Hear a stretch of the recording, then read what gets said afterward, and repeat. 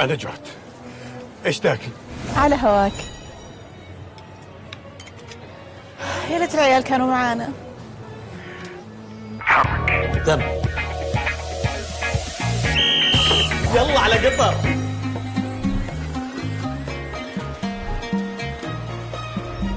أسرع على هواك يا نواب. رد يا أبو نسب.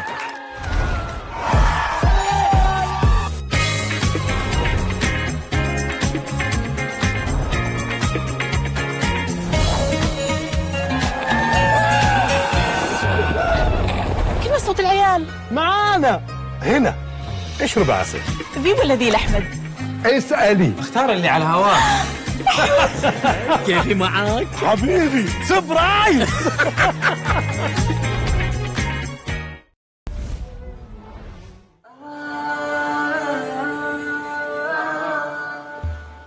Round 3 of Qatar Masters brought many exciting battles and intense fights. Grandmaster Andrei Sipenko defeated Grandmaster from India Surya Ganguly, showcasing precise calculation to outplay his opponent. Grandmaster Shan Sargsyan scored an impressive win against Grandmaster Adiban, converting the endgame advantage. Grandmaster Arkady Naidic outclassed International Master Polina Shuvalova, taking control early on and converting his advantage decisively. Grandmaster Puya Idani continued his strong performance, defeating International Master Arash Tahbas in a sharp encounter. With intense battles across the board, round 4 brings more tension since only 4 players are on the perfect score. Stay tuned for our expert commentary and insight from our broadcast team, Grandmaster Srinath Narayanan and International Master Irene Sukandar. All right. Well, thank you so much, Angelika Volkova, bringing us the highlights and recap from yesterday's round. Hello, guys. Welcome back to the 2024 Qatar Masters Open. Today is round number 4, and Irene and Srinath are back for you. Srinath, yesterday, it was such an exciting day. I saw so many instructive games and so many good moves. What do you think will happen today? I think more of it. I think more exciting games, more interesting games, and more beauty on the chessboard. More beauty, it is. Yes, I'm looking forward for all the good moves, and the preparations will be unleashed by all the players because, well, we just finished the first one-third of the tournament. Now round number 4, we're going to see like the midway of the tournament. But I think first of all, let's update ourselves on the pairings, because we have 4 players with full points and they're facing each other. Arkady Naidic playing against Yushipenko on the first board, and Sargsyan Shan will be taking on Idani Puya. And then we have the all-Indian encounter, Arjun Erigaisi against the young and upcoming Pranesh M, and Ivan Zemlyansky, again young and upcoming, even younger, against Nihal Sarin. Now, Arjun Erigaisi and Nihal Sarin, they're barely 21 years old, but their opponents are even younger than them. And it's similar on board 5, Sankul Gupta against Haik Martirosyan.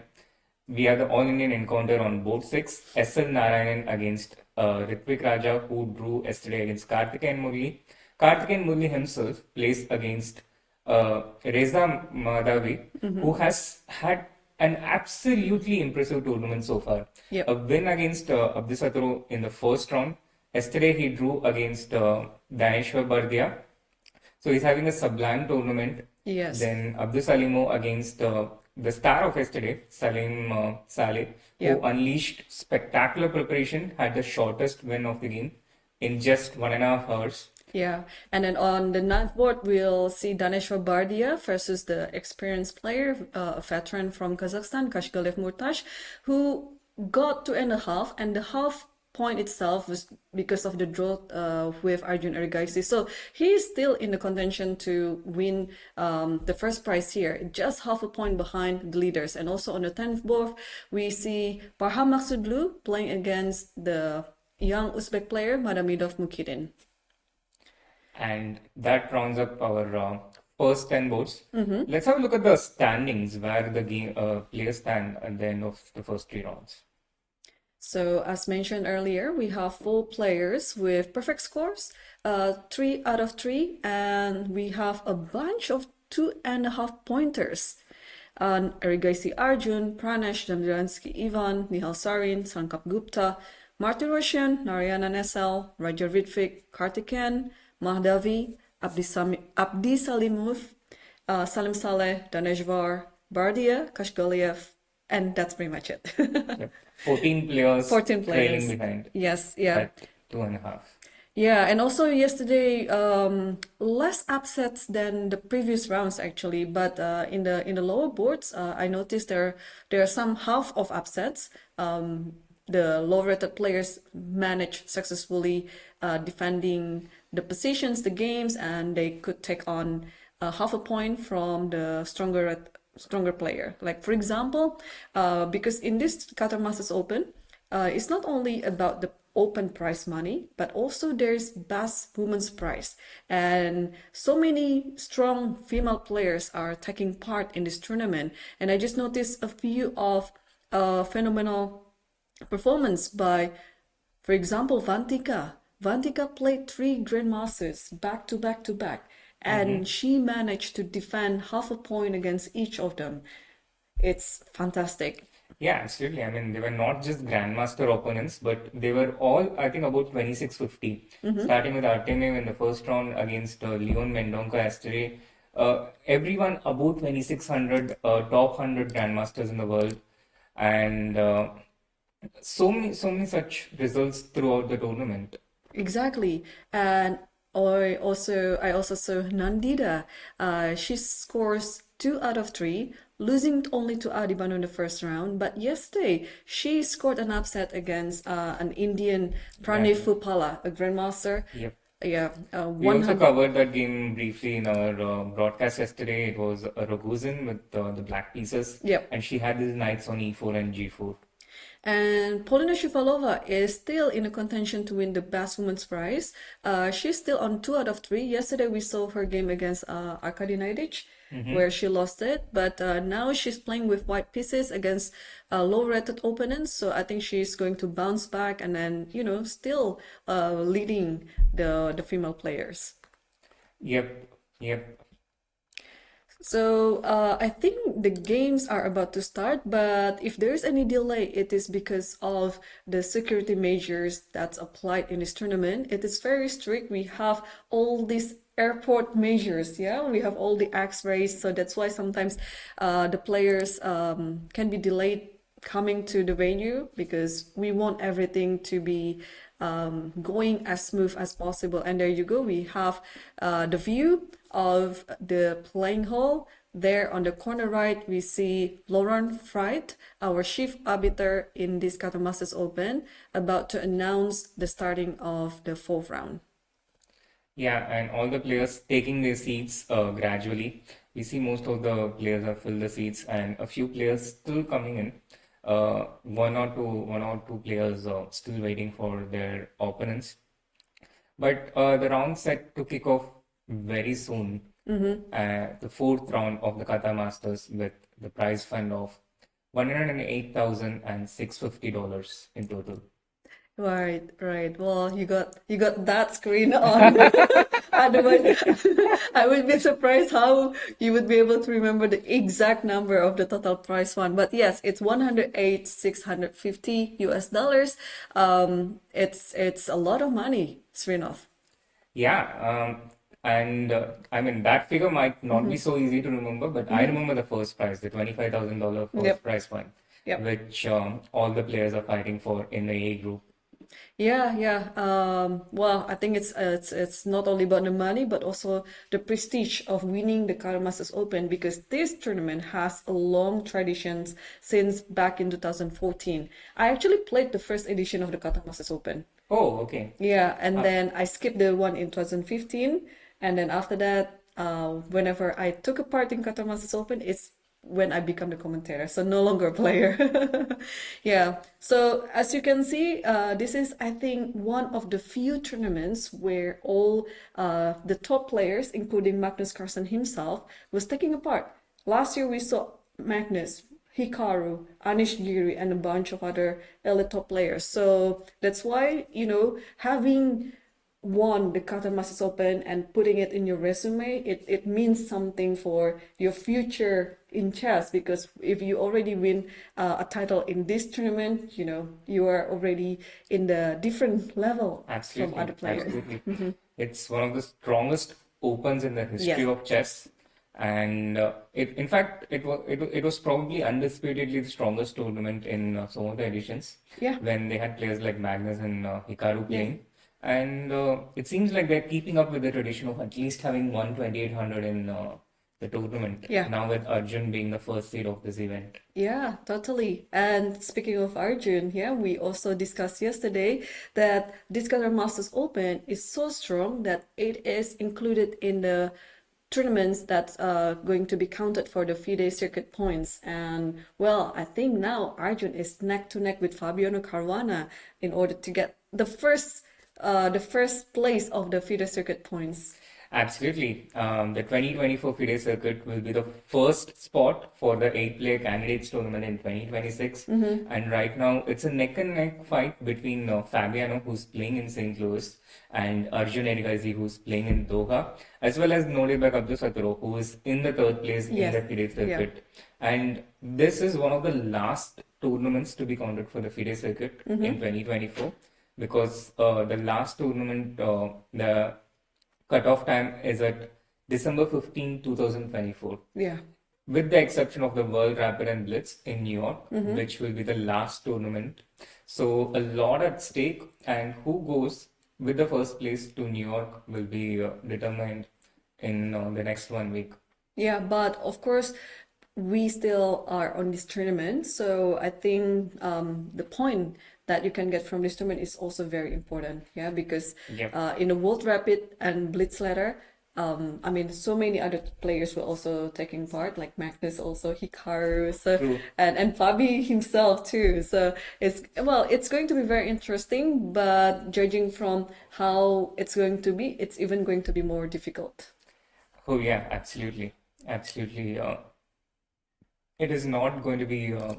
It's not going to be easy winning in a field with Magnus and Hikaru, but neither is it going to be easy winning in a field with in the Qatar Masters itself. Yeah. It's not just Arjun who is a 2800, but we have a Nodebek Abdusatoro who is in the second seed. And as we saw yesterday, out of the top 10 players, only 2 out of the top 10 players reached 2 out of 2 in the first 2 rounds. That's right. That's right. And that became 1 yesterday because Nihal Sarin drew against Sankalp Gupta. So we only have Eshipenko from the top 10 seeds who has a perfect 3 out of 3, which shows the depth of the field. There are just so many strong players in this event, and that shows in the number of upsets that's happened so far.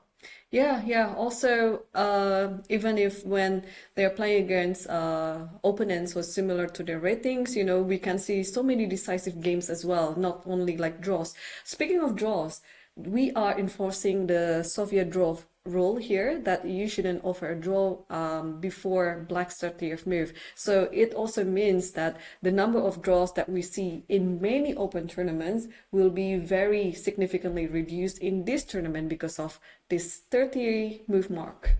Oh, absolutely, absolutely. In general, a lot of these players are always ready to fight, but in case they feel like today I'm going to take an off day and make a big draw, they can't do it. They have to play at least 30 moves. And it has happened so many times in my own games. Like for instance, especially when I'm in the lead in the tournament and I play one of my close competitors and I'm like, okay, so today I don't mind a draw in the first 10 moves. And my mechanism used to be when I'm just slightly better, I would just go and offer a draw. But due to this 30 move rule, I wouldn't be able to do that in the first 10 moves. And it actually worked for me because I have won a lot of these games where I felt like I wanted to offer a draw quite early. Yeah. I totally understand your point of view because been there, done that. And there you go. We have the ceremonial first move. If only the camera was adjusted, we would be able to see who's making the first move. But as of now, let's enjoy the view. So Naidit Arkardic, he switched his federation again to Bulgaria. I think I think I stopped keeping count of that. yeah. I mean, at first he was playing for Azerbaijan, his home country, and then he switched to Germany for so many years, and until recently he switched to Bulgaria. Wasn't his home country Germany? No, No? It's Azerbaijan? it's Azerbaijan. Oh, okay. I thought it was the other way around. I mean, just by judging the name, Yeah, it's by the name. Yeah.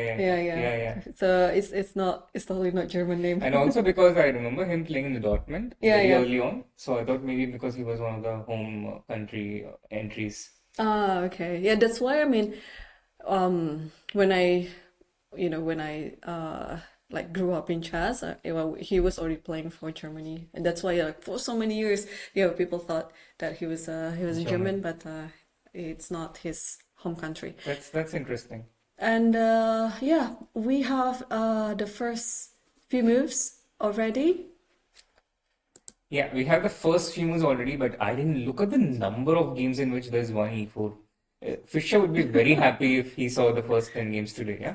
Oh yeah, definitely. I think he would love to raise from the dead and then, take a part in his tournament himself. Yeah, so we have one e4 in the first board as we see right now. By the way, speaking of the dead, I'm so sorry, but there was okay. I was in Singapore before this, yeah, and then I spent lots of time with Jovanka Hauska. She's the official commentator for the World Championship match in Singapore between Gukash and Ding Liren, and we encountered some very interesting topic about chess and the dead. Okay. So there was apparently one chess exhibition Mm-hmm. when you use a medium to summon the dead to play chess with you. What? You can do that? I don't know, but there was what happened in the past, and it was the spirit of Maroxy who came, and then they played chess. Okay. And then it was. Do you know who played that? Against Maroxy? Yes, who summoned Maroxy from the dead? Gary? Korchnoi. Ha. It was such a tough battle, but the game somehow, I think it was ended with a draw, or maybe if Korchnoi won it by with a very, very slight margin.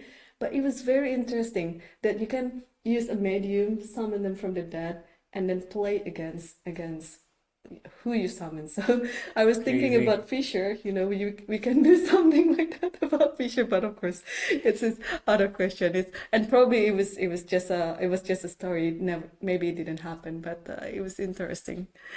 But Crazy.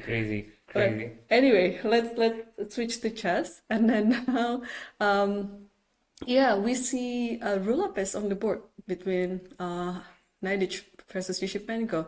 Now, before I move it back to you, this Ru Lopez has been quiet, like a main opening in the past. Now the Jacopiano, or the Italian, kind of like replacing it. Why do you think that's happening? Because I mean, Ru Lopez is still pretty much one of the main lines too these days. But why do you think that people change their interest from Ru Lopez to Italian? Fundamentally because of Berlin. Berlin? I think Berlin has been such a game changer in how black equalizes, especially at the top level. Berlin became popular during the Kaspro Kramnik World Championship match, in 2000. And I think until that point, when people played 3 bishop b5, I think everyone was replying a6 by default. But over the years, like when I checked maybe about 10 years ago or like 6 years ago, and I looked at the top level games, 3 knight f6 had actually become almost equal in number to 3 a6. This is with the rating filter of people about 2600 in games between both the players about 2600. Knight f6 had replaced it so much, and if you see the World Championship games from that point onwards, like from 2013, Carlsen, Anand, then the 2 times, then Carlsen, Karyakin, there was such a huge influence of Berlin in all of these World Championship matches. And at some point, the top players started also looking at, apart from looking at new ways to combat the Berlin and find ideas against it, the top players also started to try and find places where they could deviate earlier. And people started finding so many different ways to play the Italian itself. And I think that's one of the ways that Italian became, almost as popular as 3 bishop b5 on the third move. And secondly, one of the advantages in Italian is that now we live in a age where everyone uses stockfish so extensively. Opening preparations become so concretized. Yes. But in Italian, there are so many different subtleties based on the different move orders that it also gives you an advantage if you understand it better over people with concretized opening preparation. It gives you subtleties where it gives you a platform or opportunity where you can show that you understand things deeper than your opponent. Right, yes. And also, I mean, I also noticed that by starting this move, bishop b5, sometimes you can also switch it back to the Italian setup, yeah, with c3, bishop a4, bishop c2, and somehow you have like kind of a delayed version of Italian. But here we didn't have it because apparently Shevchenko played a6, and after the bishop a4, that's going to be my next question. Bishop e7 is it's quite unusual to come with this move on the next one. Usually people go with knight f6, it's almost by default. Yeah. But what is the subtlety about bishop e7? I don't know, honestly. I think Shevchenko probably realized that there's not a lot of difference or drawbacks of starting with bishop e7. So maybe he just went for it because after short castle, knight f6, we kind of have the same position in any case. And after knight f6, not a lot changes either. Apart from short castle, d3 is the other main move. So I don't see any significant, upsides on starting with bishop e7 over knight f6, apart from the fact that honestly, it didn't even make Arkady think for much time. He played short castle almost immediately. So I think maybe he was just fiddling around a bit with the move orders. Yeah, I was just trying to find a variation where Shevchenko is trying to avoid by this order of move, but also I couldn't find anything because let's say avoiding d4 variation after bishop e7, can we see d4? Yeah, maybe it's not really a good one right now because then after takes, usually you can just castle, but since the knight is not on f6, it's not the target of attack here. Maybe you can even play like b5 followed by d6. And then I think you might be saving the pawn, or I mean, it's a great position, and the bishop can actually go to f6 and then followed by knight e7. So probably, it should be like something that's very similar, but I was just trying to find the variation that he was trying to avoid. Yeah, but we are not successful, yeah, because also this variation with 5d4, it's not something that it's not something to avoid either. Yeah. It's not a very good line for white in order to get a win because in the end, black almost has no problem at all. Right. But this was the question when I saw the game going towards this direction. So we were talking about the Berlin. Black did not play Berlin. He played 3a6 instead. But if not Berlin, then what? Oh, you asked the wrong person because, to be honest, I hate Berlin. Yes. So if not Berlin, then what other opening do you think could arise after this? No idea. It's a Marshall. So if Marshall. not Berlin. After rook e1, yeah? Yeah, after rook e1, especially against Roy Lopez, if not Berlin, it's usually the Marshall, which is, I think, almost as solid as the Berlin. And that's what Black went towards, especially by starting with short castle here, instead of starting with d6, which is the classical main line. But sometimes also, when you are threatening to play Marshall, you actually don't play Marshall. You just somehow provoke your opponent to play anti-Marshall by playing a4.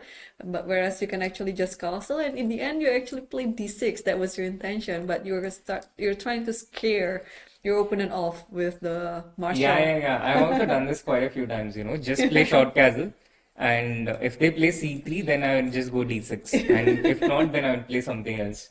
So just scare tactic, but Eshipenko today, he was clearly not, he's not bluffing because when white played c3 going into the Marshall gambit, black did reply with d5, giving up the e5 pawn and going into the mainline Marshall. And here, c6 is the age-old main move, Yeah. but Eshipenko instead goes for bishop b7, which is also entirely playable. It's become more popular in not more popular, but not more popular than c6 basically, but more popular than bishop b7 was before.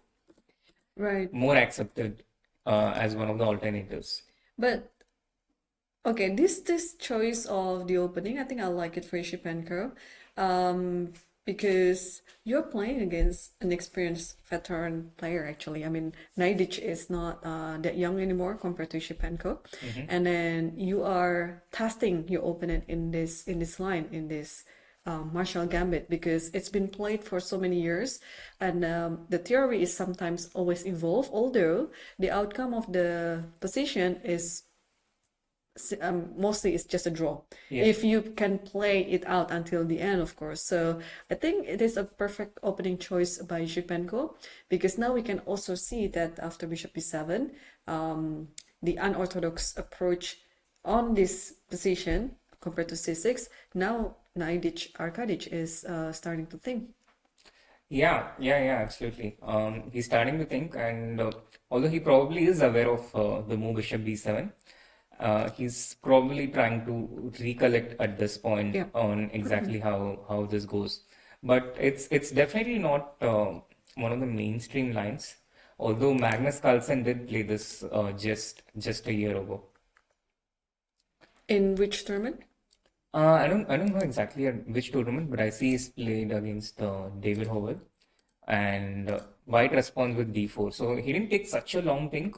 Black also almost immediately responding with bishop to f6. So they're still playing the theory so far. Rook e1 is the most played move after bishop f6 here, and after rook e1, black goes rook to e8, and in general, the compensation that black gets for the pawn in the Marshall Gambit is in terms of piece activity. And here also we see that it works in the same way. White's pieces on the queen side are completely undeveloped, whereas black's pieces are all out there playing. Yeah, and also that's another crossroad there in Marshall, whether you push the pawn from d2 to d3 or to d4, because they also give different nuances. And sometimes, sometimes I also going to be chickened out. I just play d3 instead of d4 for obvious reason. Like I want something, I want some of my piece on e4, and then it's going to be very well protected in the future. Ah, you mean No, not here, but after this, yes, after bishop. after here, yeah? After bishop b7, yes. Yeah, but that's in the lines with c6. That's the line with c6, yeah. You can choose d3, you can choose d4. But yeah, good thing that Nedic is playing d4, so I'd like to see how this game will unfold. Absolutely. D4 and bishop f6, rook e1, rook e8, all of these moves on the board. And now white has a few different options, yeah. So now is the path, now is the time when he has to decide between either developing the knight to a3 or d2, or just start with bishop to d2. These are the main alternates for white in this position. Right. Okay, we'll keep an eye on this one, because it's going to be very interesting. Marshall is always interesting, even though usually the result is just a draw, but the process to make the draw itself, it's going to be quite challenging for both sides. And I think we can move on to the next board. It is also another leader board here. Sargishan Chan is playing against Idani Puya. And what opening do we have there? So it started with the calm English opening. Shant is a very strategic player, and he usually plays this d4 or c4 related setups. So he started with one c4. Black played e6, which usually indicates an attempt to challenge white's control of the center. White continued with knight to c3, And here black went bishop to b4. Now this is already not the most popular move in this position. Knight f6 is it's what I would expect in general from black in these positions, but bishop b4 is also of course not entirely unheard of. And white responded with queen b3, Nimzo Indian style, defending the c3 point. So if bishop took on c3, then white is able to take with a piece and not get a double pawn. And here black again went with bishop to a5, not something like c5 or a5 or knight c6, but the bishop went to a5, and this is already not at all easy to understand or explain from the point of view of opening principles. White continued with development, knight to f3, logical. Black also played knight f6, and now white goes g3. Black played short castle, bishop to g2. And at this point in the Leach's Masters database, already from g3 onwards, there's only one game which went d5 here. With short castle, we were in a completely new territory in the Masters database. And there have been a few online games though after bishop to g2. So the position is not completely unknown. But to me, from a strategic point of view, it mostly resembles the Nimzo Indian setups, which starts after d4, knight f6, c4, e6, knight c3, bishop b4, and here imagine white went with the queen to b3, and black just took the bishop to a5 to play in an unusual way, and then white went with normal development on the king side with knight f3 and g3. Now the position that we have on the board is close to this Nimzo Indian setup in terms of structure, with the exception that white has not committed d4 yet. But apart from that, it's there are a lot of similarities, and in terms of the general strategies, I think there will be a lot of things borrowed from the Nimzo Indian. But having said that, in the Nimzo, I don't remember a lot of instances where the bishop goes to a5, and except in the e3 Nimzo. But here, with the bishop going to a5, generally the bishop comes back into the game with a c6, bishop c7. So this is the position that we have here after bishop g2. And this game is going to be a bit slow through the opening because it's a new territory. There's not a lot of games, or there's not a lot of I think even the players are on their own, so it's going to be a bit slow going in the next few moves here. So this is how the second board stands. And moving on to the third board, Irene, we have another very interesting position on the third board between Arjun Erigaisi and Pranesh. Now this game started with 1 e4, and now after e5, knight f3, knight c6, bishop b5, we were extensively talking about the Berlin opening after knight to f6 here. But on the other hand, we have these young players coming with trailblazing new paths, and black chose one such path here. He went a6, bishop a4, and we saw bishop e7 from Eshipenko, which didn't really change a lot in terms of how the continuation went. And knight f6 is the other main move. But black didn't play any of these two moves in this position, but instead went for b5 directly. Now, all through my life, I've been taught that don't do such things. Such moves are bad in the opening. But I mean, b5 here, these kind of setups, they are popular only in the last 2-3 years in classical chess. And Arjun himself uses a lot of these setups extensively. Now, when my students play Roy Lopez, I tell them that if they want to play Roy Lopez, you need to be familiar with all these side setups. There are like some 5-6 setups for black. There is this setup with bishop to c5, black can play knight e7, black can play g6, black can do all these things with a6, without a6, knight e7 here, g6 here. Recently people started playing bishop c5 directly. And Yep. all these moves were considered to be bad and dubious when I started playing chess. And even until 10 years ago, they were considered bad and dubious. But now after a6, bishop a4, apart from knight f6, black can play bishop c5, black can play knight e7, there is d6, the Steinitz variation, which has been around for a long time and now continues to stay in prominence. And of course, the setups with g6, there are just so many different options for black to try and create complexities. And apart from all these things, there is also this move with f5, which looks a bit crazy at this point. People have seen f5 on the third move a lot. The Yanish gambit or the Schliemann defense, however you would like to call it. But after a6, bishop a4, now f5, It's this was becoming complete. trendy too, Exactly. right? I mean, the candidates, Fidit, was it Fidit who played it? Yes. It was Fidit, right? Yeah. And then he successfully defeated Pragnanand, I mean? No. No, the other way around. The other way around, the other way around. Oh yeah, I Pragnanand can't imagine played it. Vidit Yes. playing this in a classical game. I just can't imagine. Yeah, totally not his style. But I mean, these players, they are capable of playing many approaches in the opening. But yes, you're right. Now, not only Italian but Ru Lopez, they try to explore many possibilities and maybe some of the variations, just like what you showed.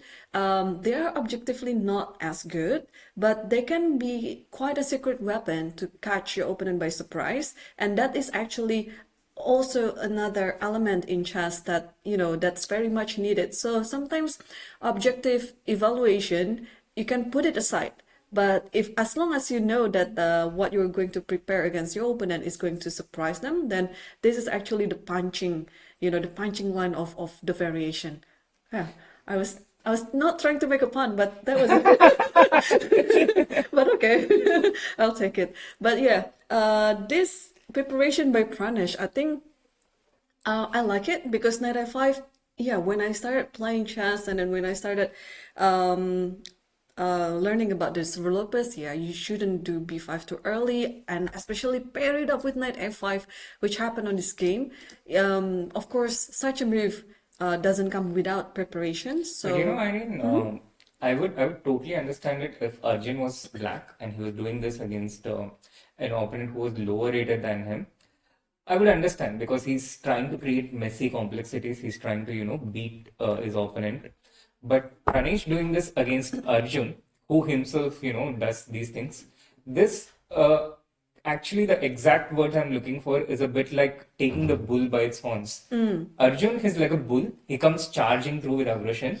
He knows these setups with the black pieces. And Pranesh playing this against Arjun, it's actually a very brave decision. It's a very brave decision, it is. courageous, but I'm not sure if it's wise. Well, whether it is wise or not, his next few moves will determine that thing. Yeah, so I just want to see how is it going after knight f5 here and then castle. Yeah, let's go. So knight a5 castle. Black played d6, supporting the e5 pawn. Now, maybe we should have a look at why white played castle and not Not knight taking into it, e5, yes. which is the natural continuation. And also my first reaction when I saw this position, why shouldn't white take knight into e5? The f7 pawn is attacked, so first black needs to take the b3 bishop, Right. and after the recapture, here black can do two things. Queen e7 is the normal way. Usually you regain the e4 pawn in these situations in Ru Lopez, and whether white supports it or not, black will get the e4 pawn sooner or later. And apart from this, queen g5 is also another option, attacking both the e5 knight and the g2 pawn simultaneously. So black regains the pawn one way or another, which is why white does not take this e5 pawn here, but starts with short castle. Then black played the pawn to d6. Now there was a threat of knight into e5. Both the e4 pawn and the g2 pawn were better protected. So black played d6. White went d4.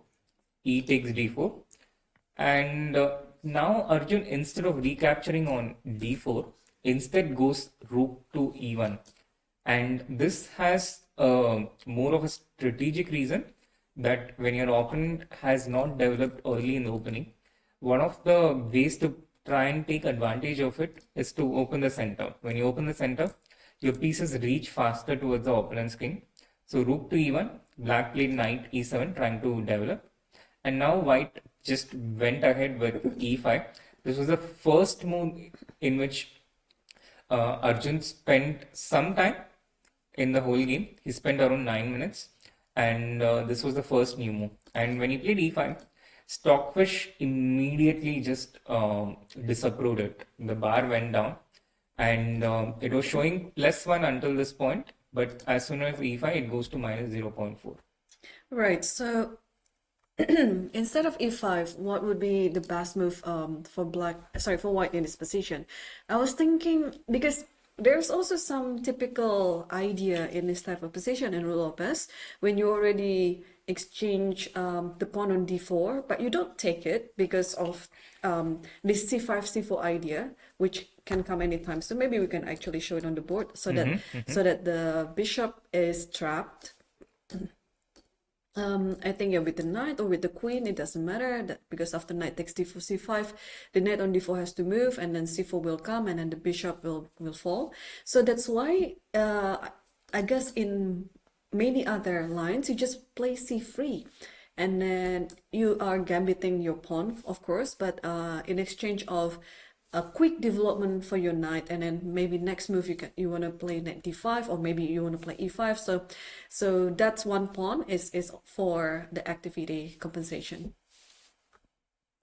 Absolutely right. And this could have also been a potential factor which discouraged Arjun from playing either queen takes d4 or knight takes d4 on this move, and made him choose towards e5. But after e5, black started with knight into b3. Now he has the pair of bishops and the light square bishop. A takes b3, d into e5, knight into e5. And this is the present position that we have right now. Black still has to solve some very important development problems on the king side.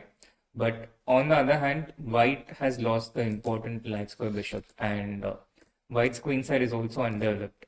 So it's game on. It's a very complex position, but I guess Pranesh will not mind the position that he's gotten out of the opening. Yeah. Yeah, but if you say this position for the first time, I would be scared for black. But of course, again, knowing that the light square bishop has been eliminated, it's you can feel a bit of relief here, because if the light square bishop is still there, it doesn't matter where you put it, it's gonna be very scary for black. And now after knight e5, white has a few threats, right? Srinath? Queen f3 is there for one, and probably at some point you might play knight c6. I mean, this is just all the ideas that you just want to try to compile everything. I think, of course, the idea is that you already sacrifice a pawn. All you want to do is to get as much initiative as you can. Absolutely, absolutely. It is scary for sure, and Pranesh will not know the evaluation during the game, which we have the benefit of knowing. So that makes it even scarier. Right, so I think we can leave this one for a bit, because it is a quite a complex position. I think he would be trying his best to castle as soon as he can, but first he has to solve all this problem first. Like queen f3 is there. So and I think that's exactly what he did with his last move. Bishop b7 is on the board. Yeah, and then what do you do with the bishop on f8 then? So maybe for now you can actually even try and long castle, with queen d5, long castle, and then after f6 slowly try and bring your bishop out into the game. This is one potential way of continuing. Meanwhile, let's see if white plays something like knight to d2, which is a normal developing move. Black's intention is to play queen to d5 next, threatening checkmate. Now, as a human, you might play something like knight to f3 to defend the g2 point and also bring one more of your piece. And here black goes long castle. And black is saying that I'm a pawn up, I'm going to play f6 on the next move. I'm well developed. Okay, you have the open a file, but what are you going to ever do with it? And black actually can get a very dominant position this way. So this is exactly how black can, solve his opening problems. Yeah, I was not thinking about long castle, but after you showed it on the board, yeah, I'm so convinced that this is a very good plan for black. Like totally, it's solving all the problems, and in fact, it's also posing some threats. So it's in Indonesia, we have this expression in English.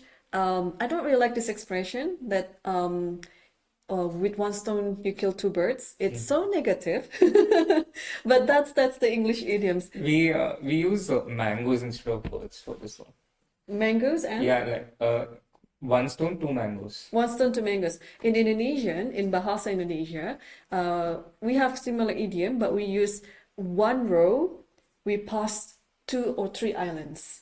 So it's as if we are sailing with a boat, and then within one row like this, it's not only one island, but we also pass two islands at the same time. So yeah, so this is actually the whole idea. When you play bishop b7, you're stopping your opponent's ideas or intention, but also you're preparing for your own ideas, putting your king into safety, and also actually the next few moves, you're threatening for a checkmate on g2. So it's very compact. I like this one.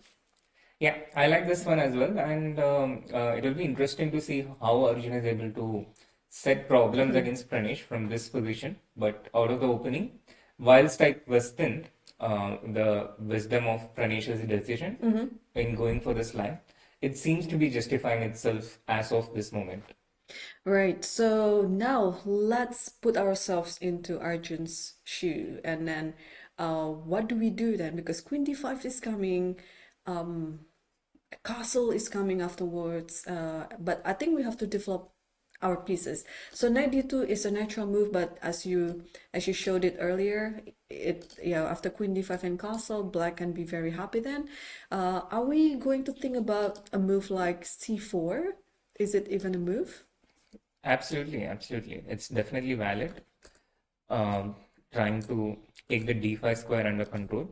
But what if I try and trade the queens with d takes c3? Then what's your intention? That's what I don't like. Yeah, in this type of position, you don't want to trade queens. Absolutely, For white, because you're for the white. one with the Yeah, initiative. exactly. It will be a dream for black to trade queens, because then the complexity of the position has been diminished, and then you can just enjoy your free pawn. Yeah, absolutely. So this is the problem. Now, a move like queen g4 might be possible to try and potentially play against a long castle. Now, in this instance, if you play queen d5 now, now maybe you can do c4 with the intention of taking on c3 with the knight. So when we see this move c4 earlier and see the drawback of it, which is the queen being traded, then you can think of something like queen g4, which exactly addresses this problem of the queens being traded, and also creates obstacles for the black king to for a safe passage towards queen side. But after queen g4, this can turn into a very sharp position. Like maybe black has to also come with an approach that is, very immediate. So something like h5 maybe? Yeah, h5 makes sense. And maybe I stay in the diagonal to again keep setting problems against the king. That's right. Okay, what do I do here? Yeah, if I play queen d5, you still have c4. Which itself might not be such a terrible thing, by the way. Yeah? Like, for instance, one idea can be queen d5, c4, and then you can offer trade with queen e6. Queen e6, yes. Yes. So it's not such a terrible thing for black to allow c4. And as we see in all these variations, the position continues to remain complex.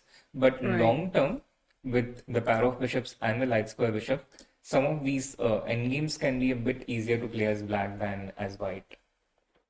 Yeah. As long as the queens are on the board, I think white can, keep coming up with some ideas and initiatives. So, okay, this is going to be a very interesting game, I would say. But let's move on to the next one. It's between the two youngsters, Ivan Zemlyansky versus Nihal Sarin.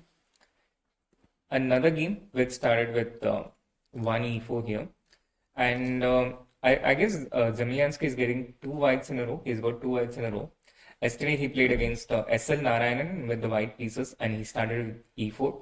He does the same against Nihal, who comes from the same state as SL, with e4, e5, knight f3, knight c6, bishop to c4. And Nihal went bishop c5. Now c3 played by white, knight f6, d3. And here yesterday we were talking about the different potential moves that black can play here and some of the pros and cons. And Nihal saw his opponent's games clearly here because yesterday it went with d6 and white immediately went with bishop to g5. So Nihal, he began with h6 here right away. As soon as white played the pawn to d3, opening up the bishop, he immediately went h6, not allowing this setup with bishop to g5. White continued with b4 and Nihal showed one of the other advantages of not committing d6 early, which is going back with the bishop with bishop e7. The other place for the bishop is b6, but with d6 not committed, he just goes bishop to e7. Queen b3 attacking the pawn on f7. Black goes short castle. Now white gains space on the queen side with a4. d6 is a understandable move supporting the e5 pawn. And on the next move, this knight just goes back to b8 in order to challenge the center more with c6 and d5. White is first though. He goes d4. E takes d4, c takes d4. White has a good center now. Black tries to challenge it with c6. White goes forward with e5. And now black responds with knight d5. And at this point, the first move that Zemlyansky spent time was at this point after c6. Till that point, he was making all these moves really quickly. Although we went past the first, we went past the territory of games at this point already after black played c6. The only previous game here was a game between Ali Riza against Hikaru, which went a5 here. With c6, we are in completely new territory, and white played e5. After a 13-minute thought, black went knight d5 fairly quickly, almost as if he anticipated e5.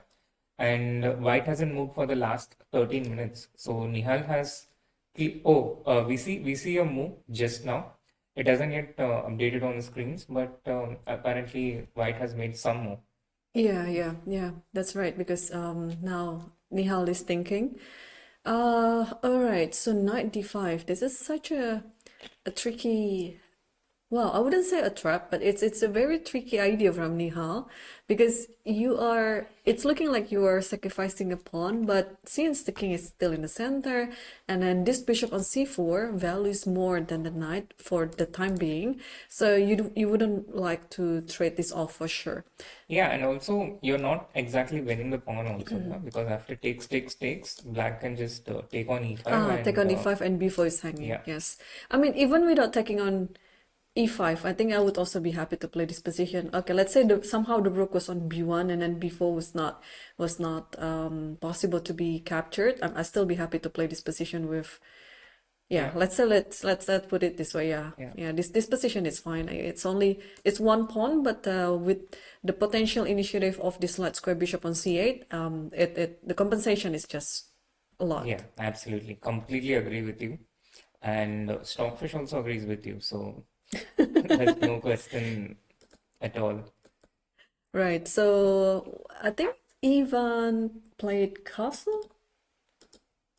Is there anything else that White can do in this position? Yeah, I don't have to move yet, but I think it should be castle. Yeah. Until that point, I guess we can. But without getting into the moves, one thing I think we can understand maybe from this game is that Nihal has prepared a bit deeper in this game as compared to Zemlyansky. White was playing instantly until this point after c6, but after e5 he started spending time, and after knight d5, Nihal's first thought is after White's 13th move here. So till this point he was clearly well prepared. And I guess again Nihal will be happy with the kind of position that he has gotten out of the opening. Once again, it's not just that he is prepared deeply, but it's also that it's a fighting position. The game is not getting killed, and it gives him some avenue to outplay his very strong but slightly lower rated opponent. Right. Yes. Well, it's a bit unusual for two youngsters playing some positional chess, but I guess my feeling that it's going to change Do you in think sometime in the future. Nihal, he's been around for so many years, but he's still incredibly young. Yeah, it's How old is Nihal actually? 20? so he was born in 2004, Okay, so July. exactly 20 then. Yeah, exactly 20. Yeah. And yeah, I think because he looks like always the smallest among his peers, like because sometimes you cannot help it but comparing a lot of Indian prodigies. We have Gukesh, Pragnananda, Arjun, and Nihal himself, right? Right. So I think everyone is unique, and everyone has their own style. But yeah, Nihal is always looking like the smallest. Yeah, I mean, I used to have this trick whenever we had some pictures to be taken, I would always try to find Nihal and stand behind him so I'm visible in the picture. Wow, very smart of you. Okay, I was looking at the lower board. There are a few of interesting positions actually. So many Sicilians happening today. So I'm pretty happy to see Sicilians appearing on the board because then it ensures us that there's going to be quite a battle. Okay, I don't know which one to choose. Like most of the games are very interesting, but probably let's go to Fokidov Shamshidin versus Gun Erdane Sugar. It's on board 13. Interesting. Once again, we saw Wakido earlier in just on the second round getting a fantastic position out of the opening, and he seems like he's done it again in round 4 with the white pieces. So, do you want to come from the beginning? Yes, yeah, just want to check how this happened because I see this pawn G4, G5, so Yeah, I know this variation. So it started with E4, C5, knight F3, E6, D4, C6, D4, knight D4, knight C6, knight C3, queen C7. You play this with black yourself, right? Yeah, and now he went bishop E3, the English attack, which is also what he played against Naidov a couple of days earlier. A6 and here also G4.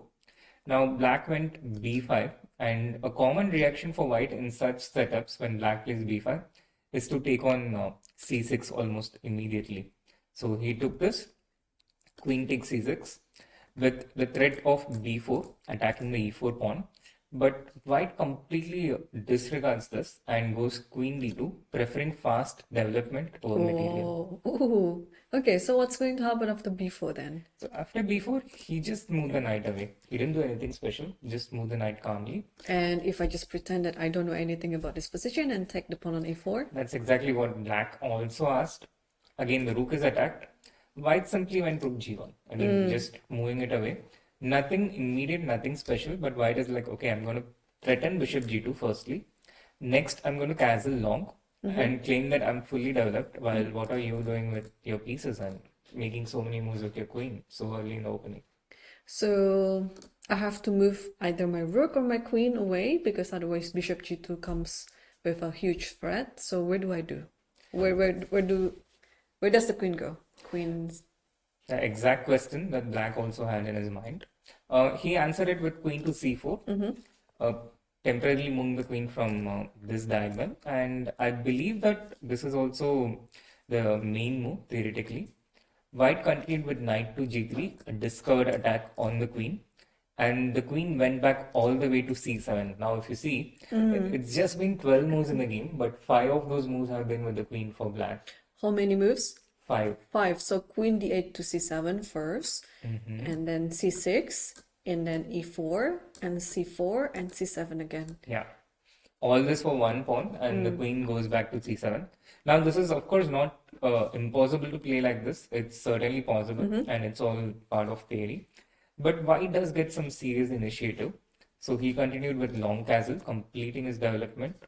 Black went knight to f6, attacking the g4 pawn, but more towards developing the piece and bringing it to nice squares. White went bishop to f4, attacking the queen. The queen moved to a5, attacking the pawn on a2. But by this time, black is already, I think, he spent quite a bit of time already. He spent 10 minutes. And white was clearly prepared. So he went bishop to g2, attacking the a8 rook. Black defended with d5, then g5 attacking the knight. Black again moved knight d7. And here comes this move from white. Maybe you want to, try and guess this move. White to move, yeah? Because you will like it when you see it. Oh. Okay, white to move. Is it some sacrifice? Yes. It is a sacrifice. Okay. Oh, I like moving my knight away. I like moving my knight away, maybe to sacrifice ideas to f5 or to e4. Yeah, bang on. But which one? Okay, which one? That's the next question. Okay, knight e4 doesn't have any other idea. I think it has to be knight f5 because then I can somehow occupy d6. And then Absolutely. I'm hoping that you take my knight. Please take it. Absolutely, spot on. Wokido also did this exact same thing. The knight went to f5. And if black does indeed take on f5 and ask you, what are you going to do? Then how would you continue? Rook.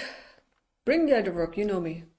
Bring everyone to the party. Rook, rook e1 and Rook then e1 and if you- black's king is in some serious danger, yeah? So if king d8, just still trying to Be stubborn that you're not going to lose any piece, then I think queen e3 should be one of the moves that's seriously winning. and if I play bishop c5, Okay. I missed bishop c5. So maybe I'll just take bishop into d5. Keep things simple. Attack your rook and open up the d5. yeah, I think that's it. That's pretty much it. Yeah, you don't have to get everything in return as soon as possible because you can just torture your opponent. This is actually sometimes during my chess games, like I know I was losing, but then my opponent didn't take the most straightforward approach in the game, and then it seems like everything was done on purpose, but of course it's not. And then I was like, okay, at some point I know that I shouldn't resign because I have to give my opponent the opportunity to prove that his sacrifice was right? Those are the most torturous moment in my chess game. So and on the other hand, I also like to do it to my opponent if I was winning. So I would get like a most torturous path to win the game, not the most straightforward one. Maybe by doing another move, it's gonna be like +10, but then doing the longest way, like for example bishop d5 like this, it might be only like +6 or something like that. But if it's still like much winning, then I'll take it. Wow. We see. Okay, I'm not going to comment on that for now. But I wouldn't want to be in that situation against you. At least I know that much. I'll try not to get into a losing position if we play. Meanwhile, black also didn't take e into f5 for the same reason that he's not going to get tortured, but just developed with bishop b7. But this allowed white to execute his idea with knight d6 check, attacking both the b7 bishop and the king simultaneously. Bishop takes d6, bishop takes d6, and now although white is a pawn down, he has all these dark squares, and the black king cannot cannot find a safe spot in anywhere on the board. So he continues with rook c8. For now, he's trying to pin his hopes on a counterattack against white's king. And this game will continue to be interesting. Although white has a great position out of the opening, white still needs to be quite precise through the rest of the game in order to get the point home. Yeah. No, this is, whenever there's a scissoring happening on the board, like when I'm commentating, yeah, it's going to be very, very interesting for sure. But what is also interesting is a gambit opening. If it's happening on the games that I'm commentating, I would be so happy because it's going to be very exciting. And who is going to play? No, who he's playing a gambit today is the first board, Ishipenko. Now I can see from my screen the position is going crazy. What is going on? So we left it on I think on d4, was it? The last move was But d4? do you really think he played knight c4? It shouldn't be the case, no? Something seems off. Something seems off here, yeah? Maybe it was c4, not Knight the pawn went to b4. yeah, Yeah, not now I understand. Yeah, the yeah. pawn went No, to the pawn b4, went to b4. not the knight. So that's now I understand exactly. So we were last at this point after rook e8, and here we were explaining that the knight can either go here, or white can play bishop to d2. White did that. He started with rook into e8, but after queen into e8, knight he chose to develop the knight with knight a3, which follows in the footstep of an earlier game between David Howell against Magnus Carlsen.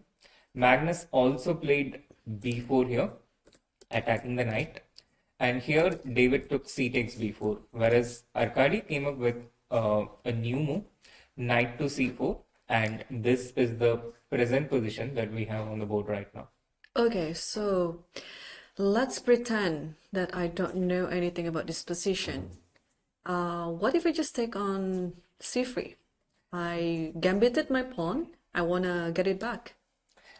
Very, very logical question, and I think Isipenko might probably be wondering along the same lines, because that's exactly why you played with the pawn to b4, right? You want to take on c3, and I don't have a clear answer to that, but maybe we should look at knight a5 just to understand how black responds against this. So knight a5, what do you do?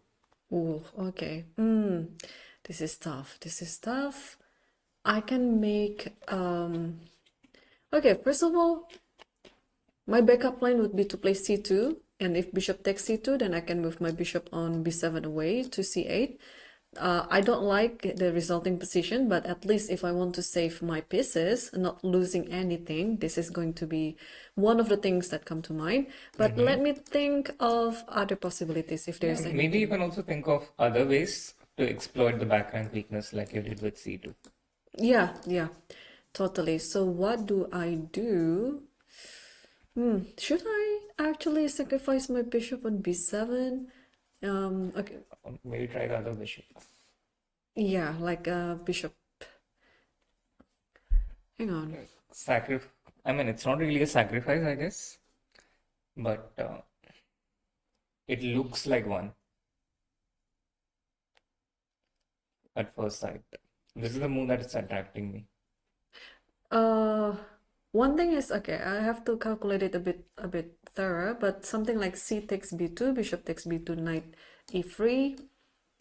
Wow. Yeah, I know the evolver doesn't like it, Wow. but it's a bit too much, I know. Or since the bishop is already away, instead of knight e3, I'll just play knight f4. So whenever you take on b7, there's queen Yeah. e4. No, This that's also would not work, quite. but unfortunately there's queen f3 There's queen in f3, between. yeah. Yeah. Queen f3 saves the day.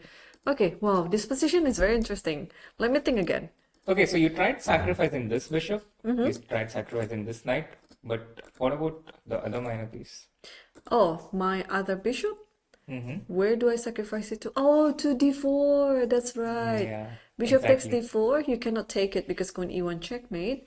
And then if you take the other bishop on b7, you can think about taking b2 with a fork. Exactly. This is what came to my mind at first, and now that we have these moves, Irene, I see that there's a game between Kurt Hansen, Grandmaster Kurt Hansen, against Grandmaster Johnny Hector all the way back in 1997, which continued bishop into b2, and now White took bishop into d5, Black took bishop into a1, queen into a1, and white got these two minor pieces against black's rook. It goes into a very interesting middle game. Now, white ended up winning this game, but I'm not quite sure if this is exactly Arkadi's intention when he went for knight c4, or if he has something else in mind. But after b takes c3, backing up a bit to show where we came from in this variation. After b takes c3, now I don't really see any other way for white to be able to create problems to black here. But it does seem like Arkady is intending to create problems because he has played quite fast. He has 1 hour 23 minutes as opposed to Shipenko, who has spent at least 20 minutes more than his opponent. So surely he has prepared something, he has cooked up something. Well, probably. I mean, it's very hard to actually have a specific preparation against any of the players in the Masters group actually, because their repertoire is so wide. They might actually just encounter this position, especially Naidic, encounter this position by chance, and then he might actually has this somewhere in his brain.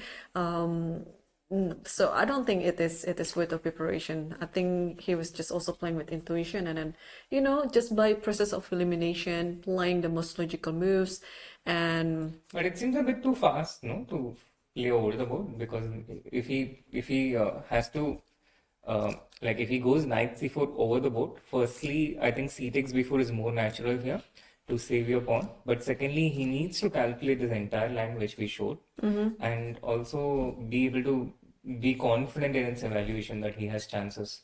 Both these things are important, I think. yeah, yeah, yeah, I understand. And aside from that, I don't remember precisely now, but I think Eshipenko's main opening is the Marshall, So if I that was remember. expected then. Yeah, I think so. And although the players have incredibly vast repertoires with capability to play many different things, they also, in many cases, have their main weapons, especially against players of similar rating, which they resort to. And usually for a lot of people, it's 1e4 e5. And then it's one of the main lines is either Berlin or Marshall against the real opus. Maybe I should start focusing myself on those two Rui Lopez openings, You Berlin should and play Marshall. Italian then.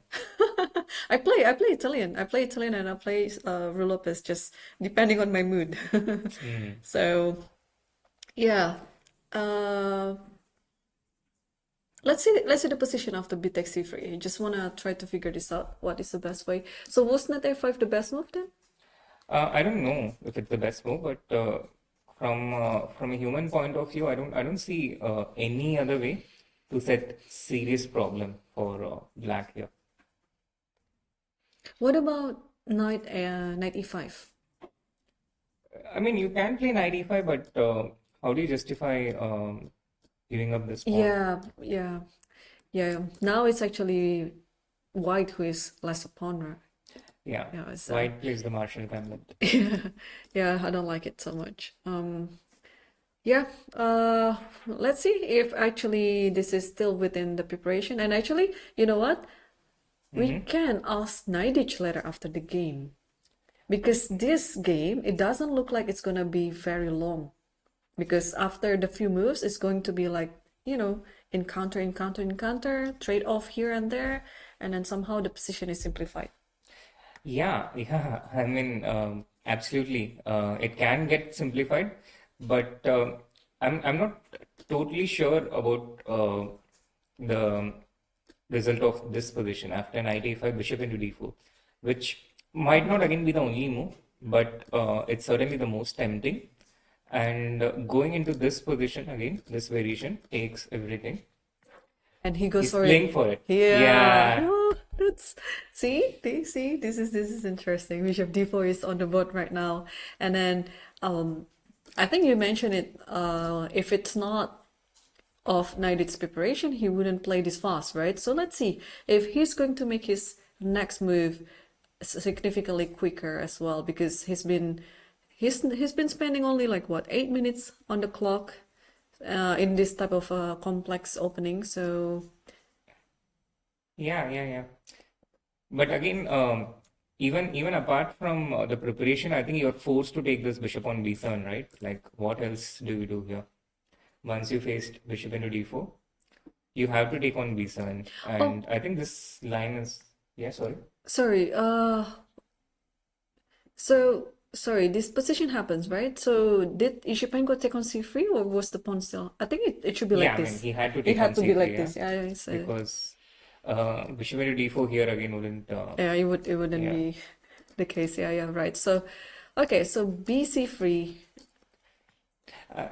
Also, these moments make me a bit glad, that when the machine shows something, but based on human intelligence, we can actually deduce something more sensible. It makes me happy that we still understand some things that the technology doesn't. Yeah. So I think knight takes b7 is the only move. C takes b2 will also follow. Bishop into b2 will happen. Bishop into b2 will also happen. Here, white is forced to take bishop into d5, and black goes bishop into a1. Queen takes a1 is the only move, and I'm guessing we will reach this position. After which the game is actually pretty interesting. It goes on with all three results possible, I think. Right. I think I think this was the position because Okay, I okay, didn't okay, see the okay. knight on f5 there. That's why I had a bit doubt. And knight just took on b4 anyway. Okay, this adds up now. So c takes b4, knight takes b4, and knight c4. And now black took bishop into d4, and the machine is laughing at my human intelligence.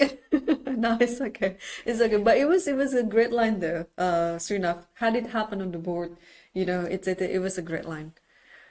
So with knight c4, again we are following the game between David against Magnus till this point. Magnus himself went knight to c6 at this point, and that game continued with d5, knight d4, knight to e3, and Magnus got a nice and equal position after takes, queen b5, keeping the pawn sacrifice but getting compensation due to the pair of bishops and piece activity. And the game ended in a draw. Now, instead of that, Shipenko has deviated with bishop takes d4, and Arkadi's move is also almost immediate. Yeah, did he play bishop e3? Yeah, he did. Yeah, bishop e3, and we have this position at the moment, which is, to be honest, a bit less exciting than the variation that we had a bit earlier. I was really hoping that the one that you showed was the real Actual game. real moves. Yes. Okay, so I think before we go on a break, I'd like to update ourselves on the game between Arjun versus Pranesh, because it looked like we kind of predicted the moves there. Right. Yeah, queen g4, queen d5 on the board, and this is where we were last at this point. So now if white plays c4, then black has this move queen to e6, offering trade of the queen and inviting white to go into an endgame where his pair of bishops can be the difference in long term. Yeah, Arjun is thinking hard right now because it's very hard with this pair of bishops, to play against, and you have to be careful too, because you don't want to walk into an inferior endgame, because this looks like you just have to keep the queen on the board in order to mud the water. You shouldn't simplify this at all. So I guess we can let Arjun think for a bit, and then we'll keep an eye too on the first board, because that looks like, a very straightforward approach from both Naidic and Ishipenko. The game might be simplified a lot there.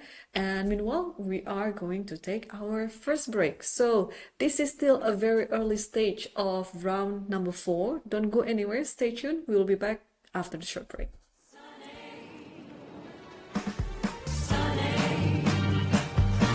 Thank you for that smile on your face. Thank you for that beautiful grace. Thank you for the sunshine.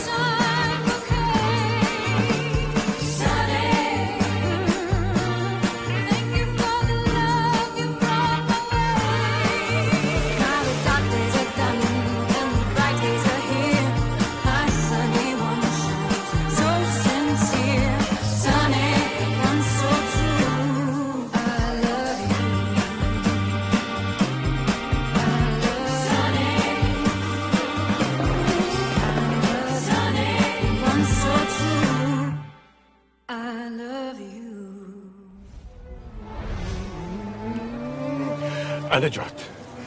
ايش تاكل؟ على هواك.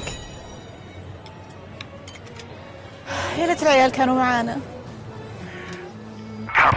تم. يلا على قطر.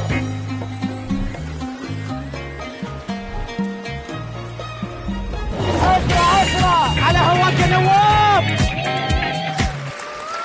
رد يا ابو نسب.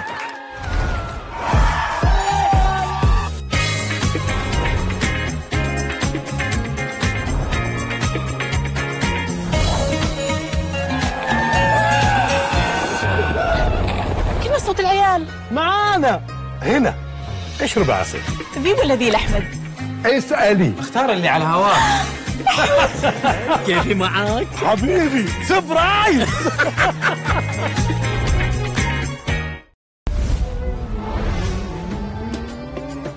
انا جعت.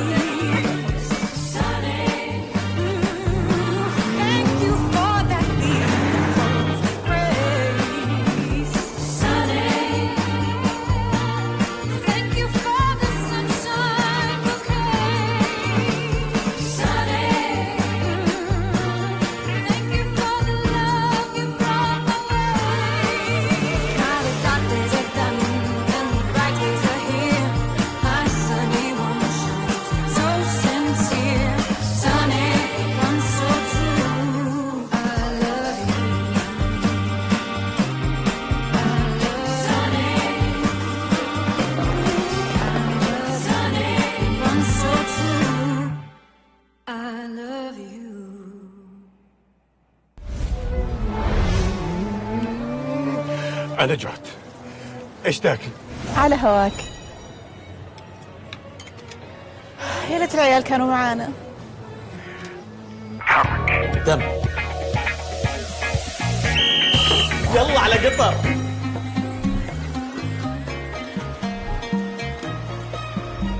أسرع على هواك يا نواف. رد يا ابو نسب.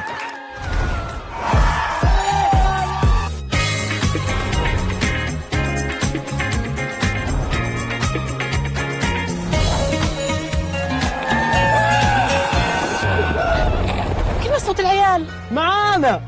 هنا اشرب عسل. ذي ولا ذي لأحمد؟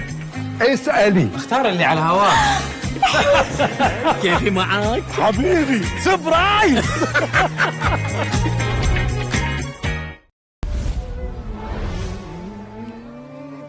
انا جعت. Fourth round of the Welcome back everyone to the fourth round of the 2024 Qatar Masters Open. Still with me, Irene and Srinath. Srinath, we were talking a lot, especially for the top boards, for the first hour of the game, and there are also interesting games in the lower board apparently. So let's see which one that you would like to see first. Let's start with the game from the seventh board, Irene, between Karthik and Murli against so far the tournament's giant killer, Mahadavi Reza. Yep. And it started with 1 e4 and black played c5. The Sicilian defense. Knight f3, d6, d4, c takes d4, knight takes d4, the open Sicilian, knight f6, knight c3, a6, the knight off. And here we saw the approach with English attack starting from bishop to e3 in a lot of games already in this tournament. But here white started with f3 instead with the same idea. But he chose to start with f3 because when you start with bishop e3, there is sometimes this variation with knight to g4.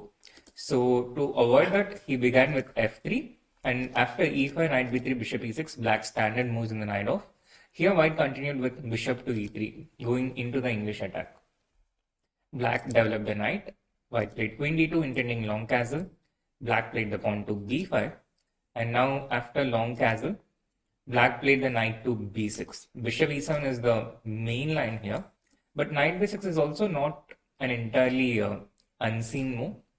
It's one of the popular lines, and this in fact used to be quite popular in the early 2000s, back in the time when I was learning knight off myself, when I was going through the English attack opening myself as white.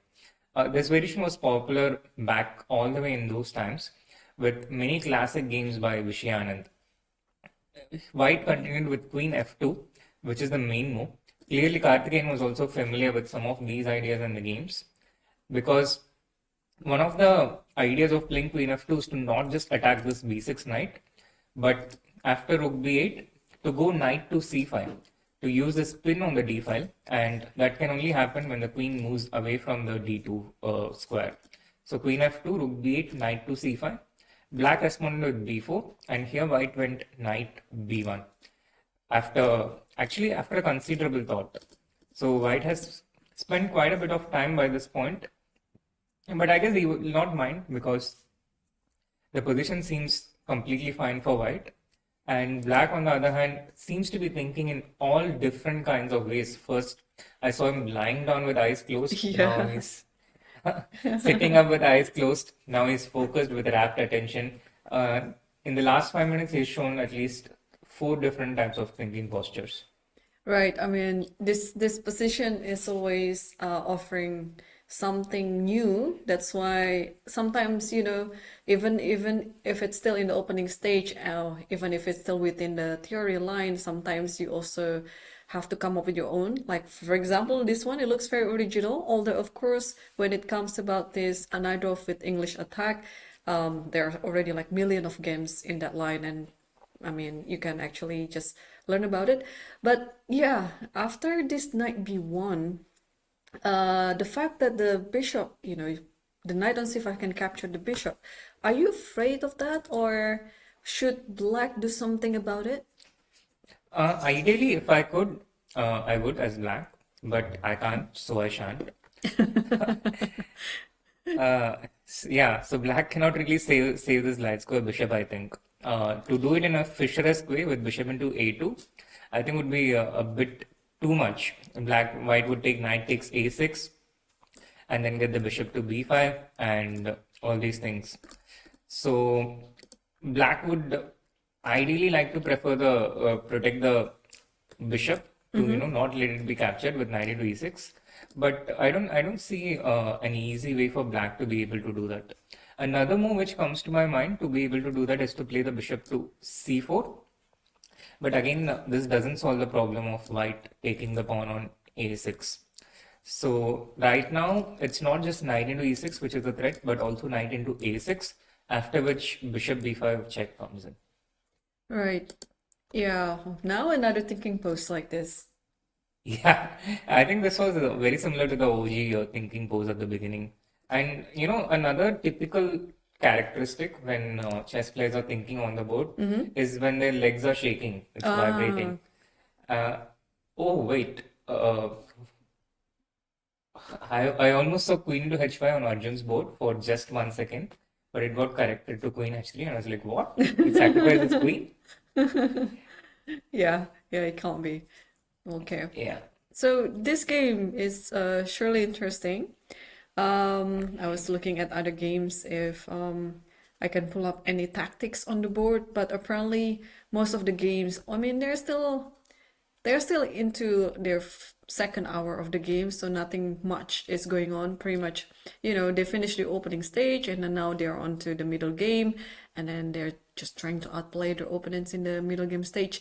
But maybe we can circle back to, actually, Madavi d5. just played something. What was that? d5. D5. It's the top move, objectively, the first choice move of Stockfish. It ignores his knight royally on c5, and if white takes knight into a6, black intends to again completely ignore the attack on b8 and instead go d4. With this, black has made significant progress in the center by advancing his central pawns. And this is actually a very deep idea, I would say. The idea with d5 and d4. Black realizes that he cannot solve any of these immediate threats or problems, the strategic threats. So instead, he creates assets and strong points of his own. And even Karthikeyan seems to be a bit surprised by this decision of his opponent, which seems incredibly risky. Yeah, D5 is a very typical idea in Sicilian, right? In my beginning days of learning the Sicilian, I was taught that, hey, if you can play D5 without creating any concession in your position, it is a good thing to do. So my question is it the right time to play D5 for black in this position, or he just basically has no other option to play in this one? Both are, I think, answers yes to both the things, because he did not have any other option in this position, any other acceptable option. He had to play this, but that also makes it the right time for him to play d5. And we have seen this from Mahadavi in the past games as well. He's shown resourcefulness in bad positions. First round against Nodebek, he had a terrible position out of the opening, and he showed resourcefulness. He managed to save that game and, in fact, even win it. Yes, And it yes. was similar against Daneshwar yesterday, Bardia, where he was worse with the white pieces in the French defense, but he managed to save that one as well. And here we have, for the third time in the broadcast, he has a bad position once again, but let's see if he's able to pull it out again. Yeah, I mean, he's still very young. He can totally play all his games in similar manner, because Srinath, playing a chess tournament is not only what is on the board, but of course it's taking up so much of your energy, especially when we're entering the midway of the tournament and probably the end of the tournament. We will see more mistakes on the board happening. So I think it's also, quite an advantage if you're younger, and then if you're fitter, generally you'll just play better chess. Yeah. Absolutely. Absolutely. And we can see that in the top 10 boards here, the number of people under 20 who are in the top 10 boards, I think we have at least one in almost each board. There's Eshipenko on the first board, Yep. Shant in the second board, and we have Arjun and Pranesh on the third Yeah, board. both under 20, and Exactly. then Like Ifan Arjun is 21, but in my mind, it's is still still not 20. updated. Yeah, yeah. I think when you're working with them since they were young, it doesn't matter how old they're turning. For you, they're still always a baby, right? Exactly, absolutely. And some of their opponents also, I've seen them in the under 16 Olympiad or in some age group event. And so I just remember them as kids, and it hasn't changed a lot in that way. Talking about under 16 Olympiad, the first and the last under 16 Olympiad I played was 2007 in Singapore. Were you part of the team of India? No, no. I played in 2010. So I played there, and then there was one interesting memory actually, and it is very important for the Indian team because India won the under 16 Olympiad. In the last round, I was board number one for Indonesia. In the last round, Indonesia was paired against Hungary, and Hungary was another huge favorite. Right. And then I think it was like it was a team tournament of like 4 or 5 boards. Yeah. And then all my other boards were they lost to Hungary. I was the last one standing.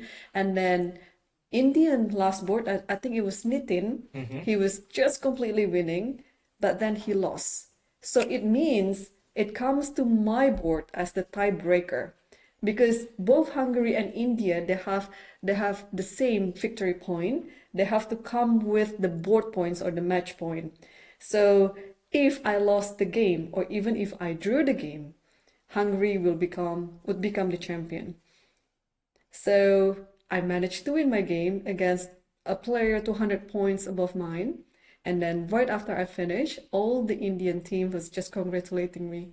Like, thank you, Irene. And I didn't actually know what was happening. I was just receiving all the congratulations. I was like, okay, thank you, thank you, thank you. But then in the end, I learned, thanks to that game, India became a champion. Wow. That's lovely. Thank you, Irene. A little too late, but okay, I accept it. So yeah, Was this also the Olympiad where Wesley So was beating exactly. everyone else? Yes, Yeah, I remember Wesley this still was one. there too. Yeah. Wesley was the first board of the Philippines team. Yeah. And I think he was the highest rated player in the Olympiad. Yeah, he was the only one with 2,500. Yeah, I remember. He was just beating everyone, and he was like at a crazy different strength Yes, to all yeah, the rest of the under 16 kids. exactly. Yeah. Yeah, it was fun memory. It was in Singapore, 2007. Wow, so long ago. I know, Okay. right? Let's also switch to other games on the top 10 board, maybe that we haven't taken a look. For example, I know I didn't really mention this one because everything looks very calm. It's between Sankap Gupta versus Mati Roshan. Yeah, and I kind of understood why you didn't go for this game quite early on because it started with 1 e4, e5, knight f3, knight c6, bishop b5, and now the Berlin Yep. with knight f6. Yep, sorry. And Sankalp went for the anti-Berlin, d3, bishop c5, and here one of the most popular ways of playing as white is to just take bishop into c6, exchange rollover style, d takes c6, short castle, and now the e5 pawn is attacked, so white black protects it with knight d7.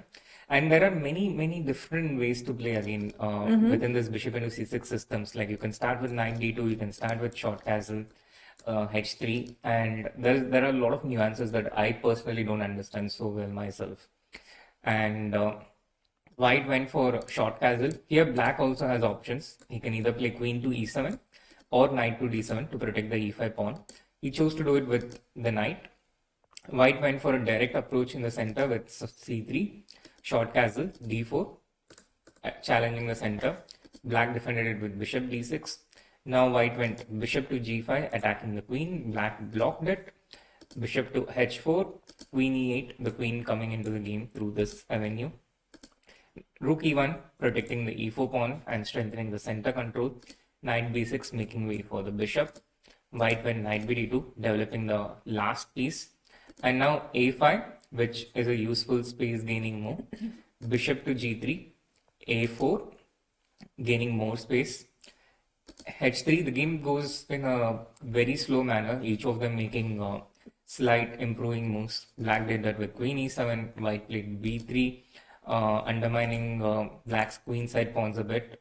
Then e takes d4, c takes d4, bishop e6, which gives white a center, but black's pawns are very well placed to ensure that this center doesn't, grow and progress much.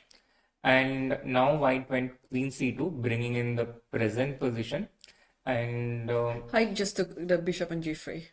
understandable. Bishop takes g3. I guess we'll also see f takes g3 pretty soon. But yeah, it's a very solid position for Haik, and I think it also suits his style. He's a very solid player himself, and he's shown that in the first 3 games here as well. He had a very nice strategic win in the first game, a very solid draw in the second game. Again, nice strategic win in the third game, and now he faces an ambitious Sankalp Gupta. Right. Okay. So F takes g3 is already on the board. I mean, this type of move should come with another plan already. I mean, in hand. So I think his next move would actually come very soon. I think one idea is actually to open up the d file so that you can bring your rook on f8 over to d8. And it's not really threatening anything on d4 yet because it is protected by the knight, but it is a preparation. Yeah, and it's definitely a useful relocation of the rook. Now, seeing that the rook on a8 is actually, it has space to breathe on the a file and it is operating actively, it makes sense to bring the other rook. It's very logical. This rook is the only piece right now in black's position which hasn't, set out and it's actively involved in operations. So, in a way, it solves the employment problems in black's economy by bringing the rook into action. The only unemployed piece right now. Right. Oh, Srinath, I found a game that you should be excited about. It's between Tahbash Arash versus Paravian on the 17th board because just a quick glance of the position, everything is hanging. Hang on. Yeah, here we go. What is going on? So a6 was played. The bishop on b7 is under attack. The knight on f3 is under attack. The rook on a1 is also under attack. Which one do you calculate first? You beat me to this question. Irene, complicated positions is your territory. Mine is simple, boring positions. So I pass the baton to you. Okay. So this is black to move. And Paravian is, I think one of his most notable achievements, I think he was once won the Gibraltar Masters Open. Okay. Back in before the pandemic, I guess, 2019, I think, or 2020. Yeah. I know Paravian is a very interesting young player, yet another young player. I've played him quite a few times online in different online events, including the Leeches title arenas. And he comes up with very creative ideas in the openings, like very, very creative ideas in the openings that no one else has, thought about or come up with. Yeah, so talking about creative ideas in the opening, what was the opening of this one?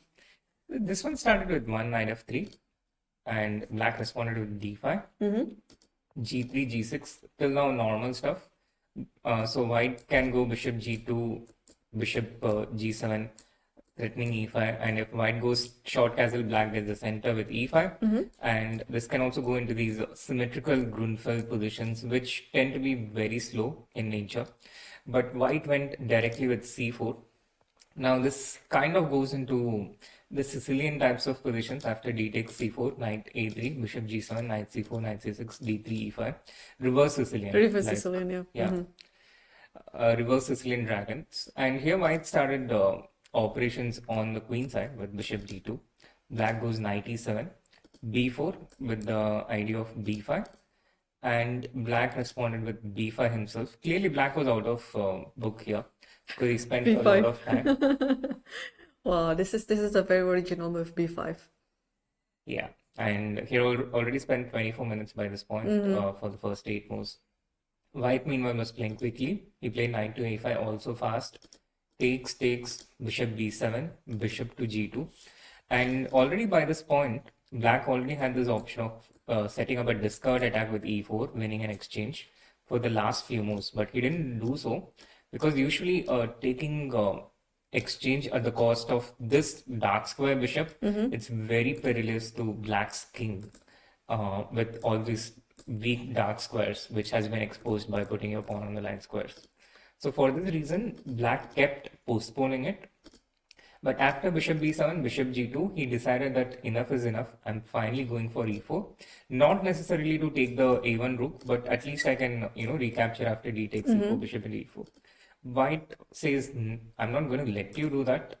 I'm going to first play a6, distract your bishop. If you take on a6, then I'll put my center pawn with d takes e4.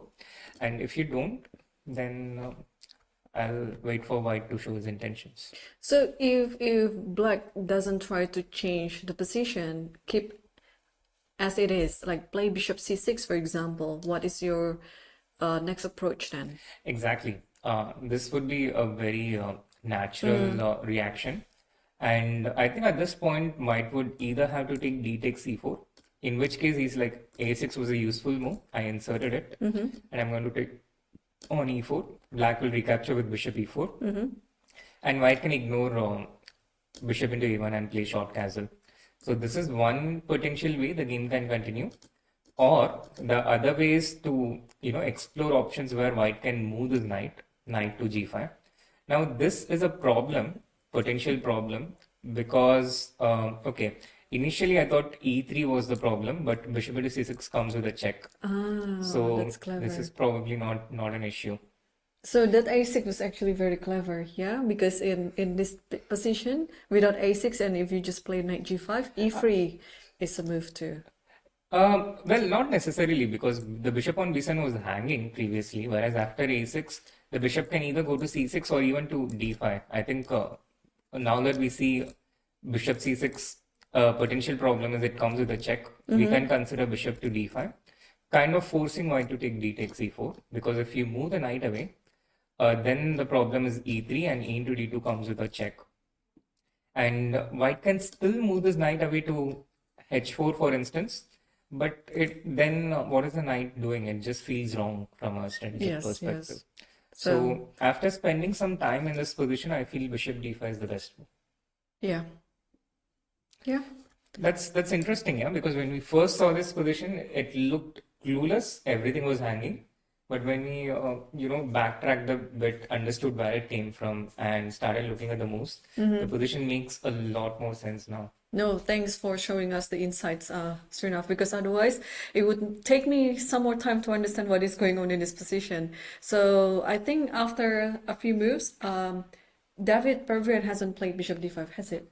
No, not yet. No, not yet. Okay, so he's still thinking, but yeah, we conclude that bishop d5 should be the move to play in this position. So let's wait until he moves. But meanwhile, I think we can update ourselves on the game between Ivan Zeliamsky versus Nihal Sarin, because it has turned into some complicated position now. As expected, but what's going on here? White has an extra piece, but he's losing the piece on the next move. So that's the first impression. But once again, we should probably backtrack a bit to see where it came from. We were last at this point after e5, knight d5. And here, White spent quite a bit of time to come up with this move d5. As we explained, bishop into d5, c takes d5, not a great idea due to strategic reasons. You don't want to give up this light square bishop. So he went b5 instead. And Nihal played the knight to f4, attacking the g2 pawn. Short castle, defending the g2 pawn. And now black went d5, attacking the bishop and forcing it to a square where it's controlled by the knight. And now Nihal went c5, breaking the base of White's central pawn chain.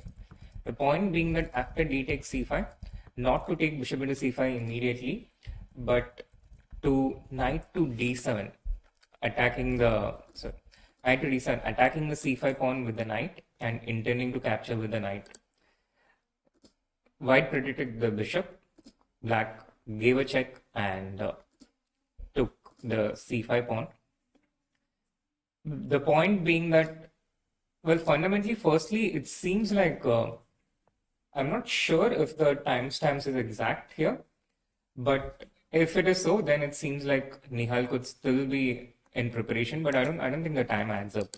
So it's very interesting that instead of taking knight takes c5 here, Nihal chose to start with knight e2 check, a very concrete approach, and then take knight on c5. The queen on b3 doesn't have a lot of good squares.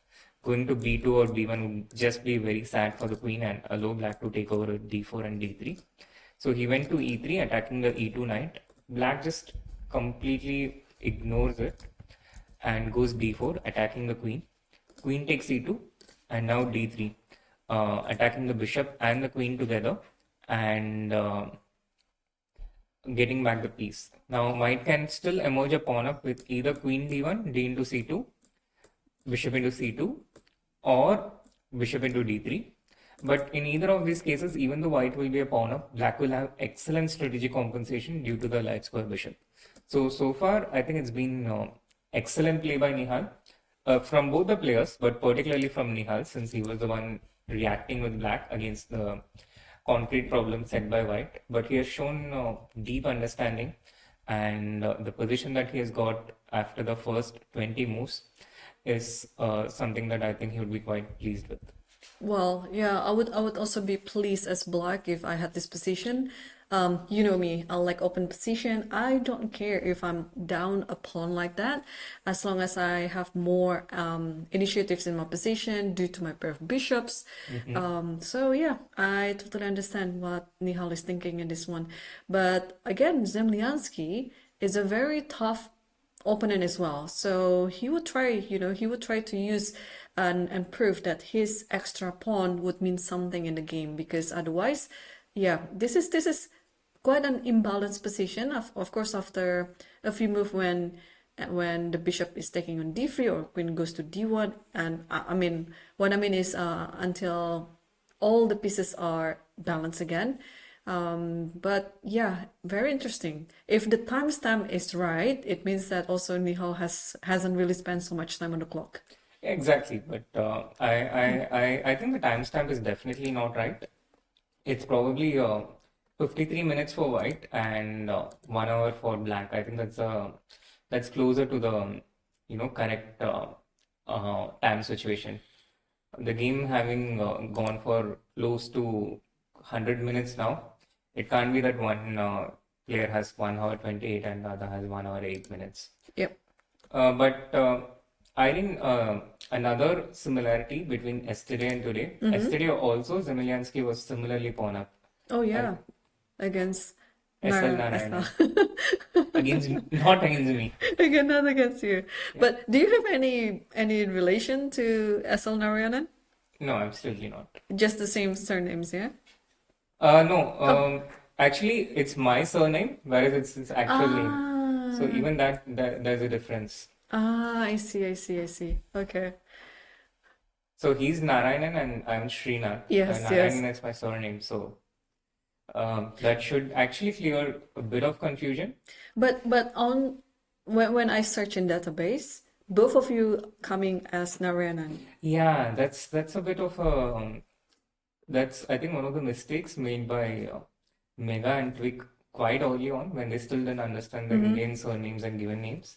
So my game started coming out with my surname instead of my given name, and that's how it kept happening. So I think that's the reason why we have managed to bamboozle so many different opponents of ours.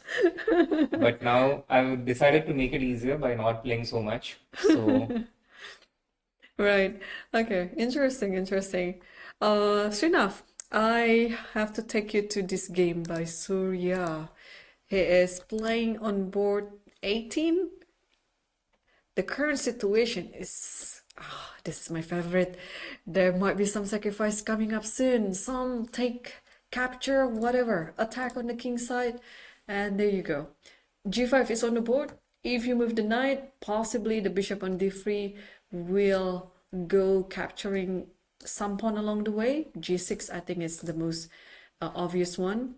But Yeah. if the knight doesn't move, then what do you do? Then you just capture the knight, yeah? Then you just capture the knight and you're a piece up. So Yeah. it is a tough situation for black on choosing. But how did position come about? So it started again with another Sicilian 1e4 opening, Sicilian defense, the open Sicilian, and the knight off. It was another knight of English attack, which is still one of the most popular main lines.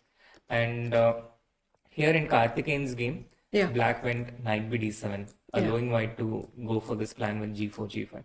Another approach for black in this opening is to play h5, a prophylactic move, preventing the ideas with g4 and g5.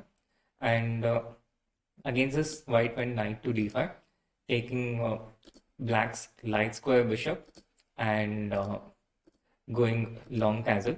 Now, a typical characteristic in this exact variation by white is that this allows black to play knight b6 and threaten the d5 pawn. But white, on the other hand, sacrifices it with not by choosing not to protect it with c4. And after knight takes d5, bishop g5, white gets compensation. Now, one of the general principles in chess is that it's not ideal to have two of your knights protecting each other because then when one knight has some vulnerability, the other knight is also affected. And that's what we see with this knight on f6, with this move bishop g5. The knight on d5 is under pressure. Black went bishop to e7 to try and shore up the defenses. Bishop d3, development, rook c8, rook e1, short castle. And now the moment white sees that black has gone short castle, he immediately prepares to attack the king with h3 and g4. Meanwhile, the pressure is on in this point of f6 and d5. Black for now ignores it, goes b5, g4, rook c7. And now Surya chooses this moment to attack the rook on f8, force it to move, but more importantly, to allow himself to play g5. And black cannot ignore this problem forever. So he's in this situation and he's gone knight c3 check in his last move. Whoa, this has been played? Knight c3? Yes. Whoa, that's crazy. Okay, so I mean, obviously you just have to take knight then, bc3.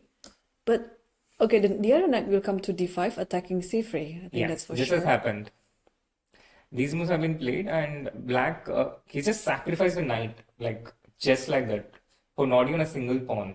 Okay, he was a pawn up earlier, but this transaction didn't involve any material return from his side for his side, except that he has induced a double pawn for white, and he's also locked this bishop on h6 with white's own pawn on g5. So this is his claim for compensation, but it can't be working from a concrete point of view. Yeah. White should have some powerful retort. You know, I was thinking of a move like c4 in this position. Exactly. It was also my thought. But then what's your intention after b takes c4? Bishop takes g6. This has been my original intention. So yeah, I love the position of my bishops and the potential of queen takes d5. Just simply attacking the king. Oh, this is my favorite. So let's see a move like which one? If you take my knight on b3, then I can. Okay, I'll just take on d5. Yeah, I don't have to worry about I think you c2. can even take on f7 maybe, yeah? No, I just take on d5, and I'm piece up anyway because c2 is protected by the bishop anyway.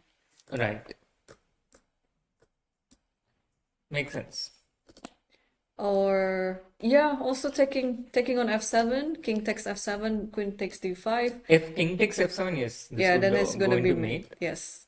But I guess the drawback of bishop f7 is it leaves the c2 pawn on tree, so black just moves it away. And But in that case, I think you can just play cb3 or ab3. true that. This is also winning for white. Yeah, knight c3 is there, but okay, you can give this rook up for exchange down. I mean, but the position is just very, very bad for black. True. So I think c4 is likely to be played by Surya. B takes c4 also black needs to take. After bishop takes g6. Now instead of c takes b3, maybe black can play something like knight to f4. Knight f4. I'm so tempted to keep sacrificing my pieces. But I know, I have to know my boundary. Like, first thing comes to mind is queen takes f4, but I don't see the follow-up. It's just too brave. No, I shouldn't do that. All right, so maybe I will just pull my bishop back. Let's see, maybe to f5. And whenever you take b3, I'll just recapture. Yeah, absolutely. Makes a lot of sense. Probably with a pawn, yeah. Yeah. Makes a lot of sense, and in the resulting position, white has done some considerable damage to black's king, to the pawn cover that the black's king had. White can continue on with g6 and blow it open further, the pawn cover of the black king. And black, meanwhile, has also opened some lines against the white king, but his pieces are nowhere near to take advantage of this. So I think white is just winning here. Yeah.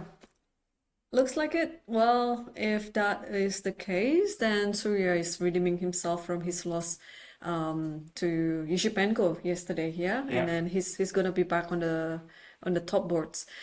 And I would like to also see this game, Sandipan Chanda versus Artemiev. It looks so interesting. We have the situation where it is an opposite colored bishop, but the secret with opposite colored bishop is if it's in the middle game, it's going to be very dangerous because each side will attack different colors.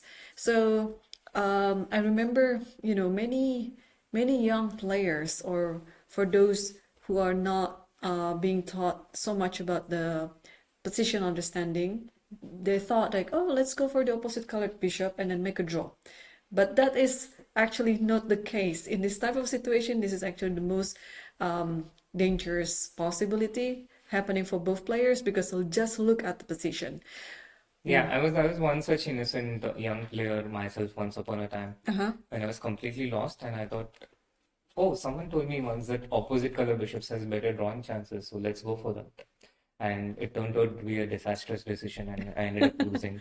Right, yeah. So having such a knowledge is good, but you have to know the timing for that, yeah? Because in such a position like this, that's totally not the case. But probably when every major pieces on this board has been eliminated, then maybe you can think of a higher drawing chances. But okay, bishop h6 was played. Of course, rook f7 is the move because you have to protect g7.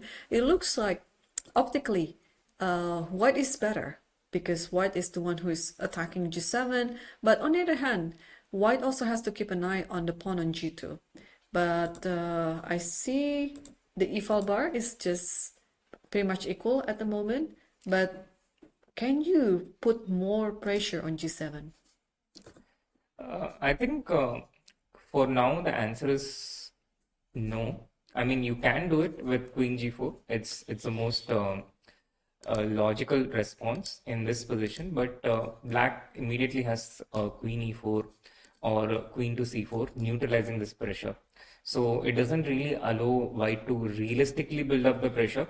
Now, if only this rook on e1 can magically teleport to the g4 square, or if you are playing bug house, then there would be a way to increase the pressure.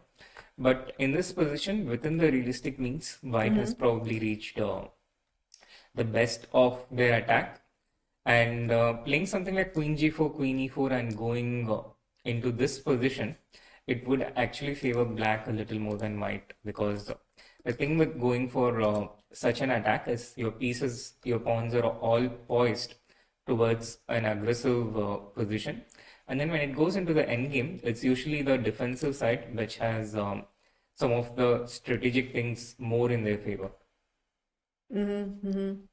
Yeah, so okay, this is interesting. So after rook f7, if you are not adding more pressure, then I think black will just simply move the king away so that the bishop on your h6 can be free.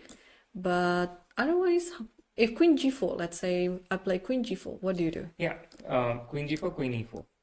Queen e4 attacking the queen. Yeah. Yeah, I don't like this exchange, but what else can I do? Yeah. Exactly.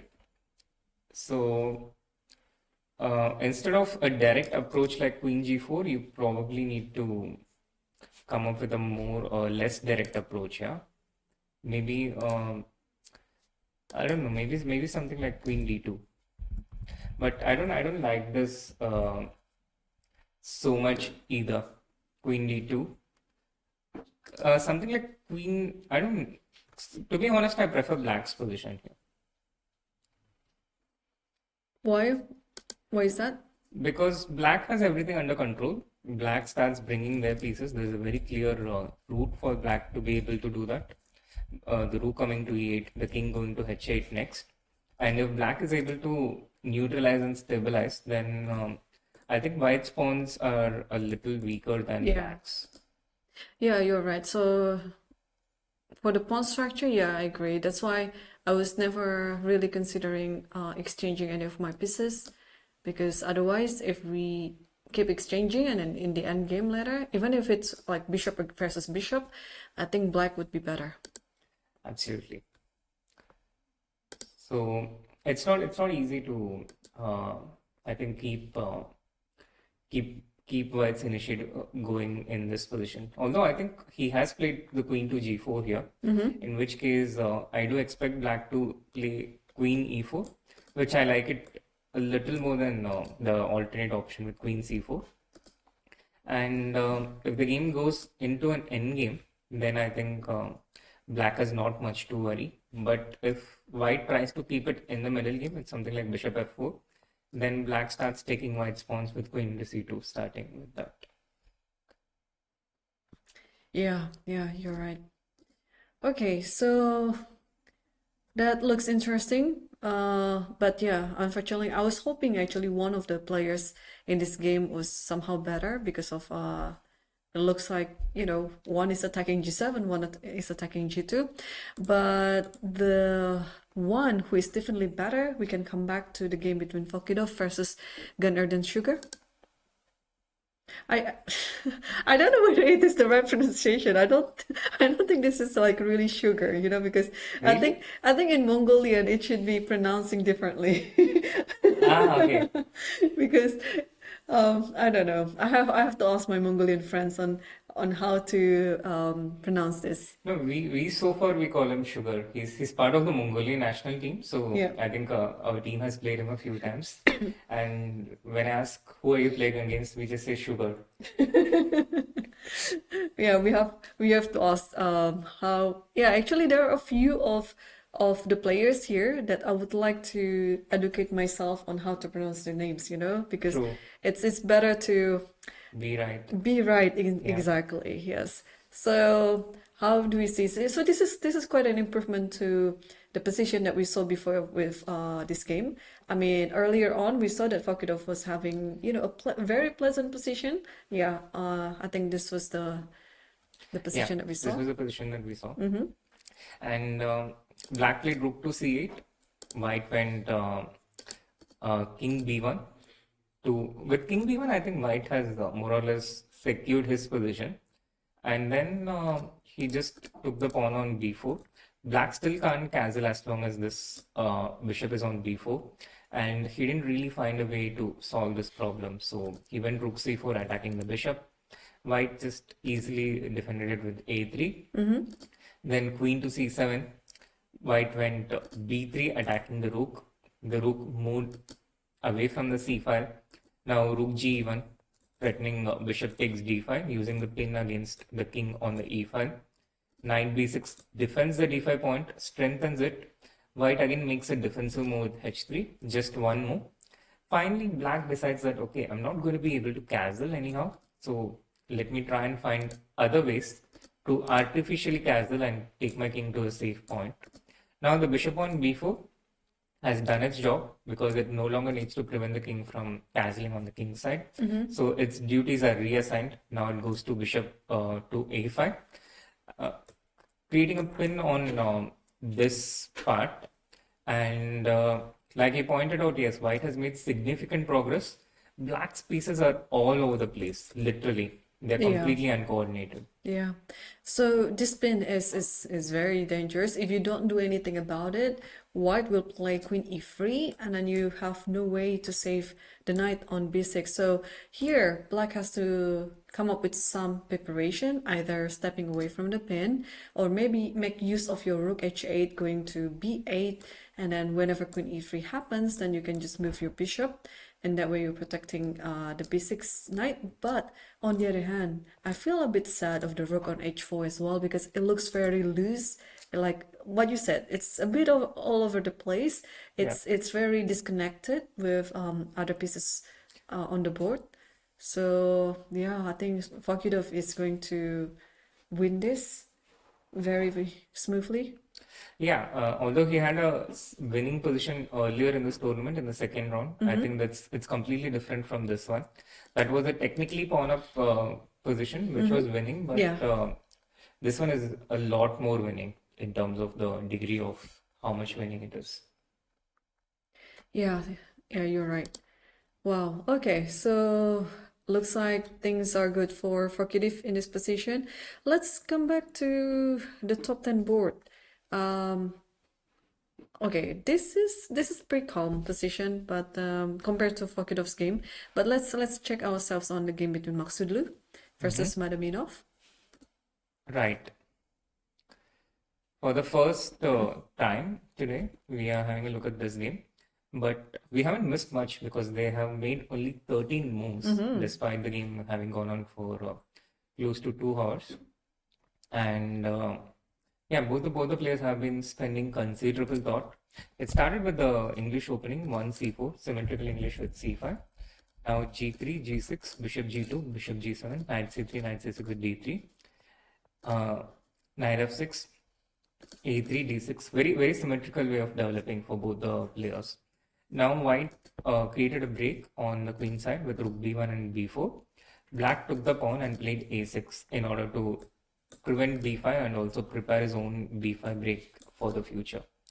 White started developing his king side, putting his knight on e2 as opposed to black putting the knight on f6. But it's not such a big change. Black went bishop queen d7 with the idea of bishop h3. White prevented it with h3.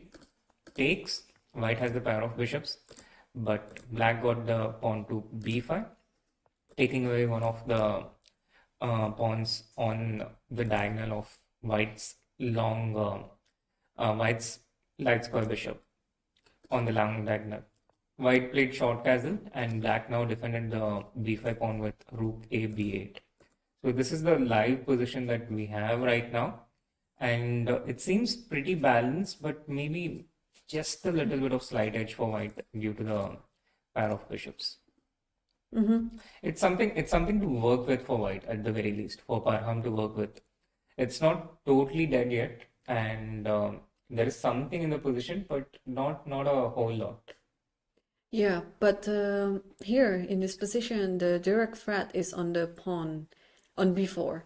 So what would be the most concrete solution here for Baham to play? So one idea to deal with it is to play the pawn to c5, and if black takes, then we have a position where black has connected passes, outside connected pass pawn, but white has a very strong center and a very compact pawn structure and a protected pass pawn of his own. And if black does not capture the pawn on c5, then white plays d4 himself, and he will recapture on c5 when black takes d takes c5, but otherwise he just puts the pawn on d4 and builds a strong center. So I think c5 is pretty much the move that it kind of suggests itself. The move speaks for itself. Yeah. Well, we'll see if it's going to happen. Parham has been having quite an okay performance so far, right? He hasn't lost any single game yet. He's been very solid, and now he's playing with white pieces. I think he's one of the favorites in the open tournaments. Like wherever he plays in any open tournaments, like he's never playing badly. Absolutely. He's usually amongst the favorites. He's usually among the top seeds. He's amongst the top players in the world. In fact, I think he reached highest rating of around 2740 last year. He's had a bit of up and down performances in the last 1 year or so, but he's been stabilizing around the 2700 region, which is actually a very colossal achievement in recent times because uh, I think the number of players above 2700 in today's times is one of the lowest in the history of ever. Yeah, yeah. I mean, we can name a few those who are playing in this tournament. First is of course Arjun, but this is a better part of not being a 2700 anymore, because he's now 2800. But the rest of the players, for example, Ishipenko, I think he used to be 2700 too, right? Yes. And then Naidic, I think at some point in his life also he was also 2700. Who else was 27? I mean, if you're talking about former 2700s, Adiban is one name that comes to my Adiban, mind. yes, right. And Artemiev. Nihal also had a brief moment at the 2700 club, which I think is set to rejoin very soon, based on his recent performances. And Artemiev was also a 2700 I before. think he's still at that point, right? Is should- he? Oh, he's actually, yeah. Because I remember he dropped down from 2700 for a bit, but I think he's come back now. Yeah, yeah.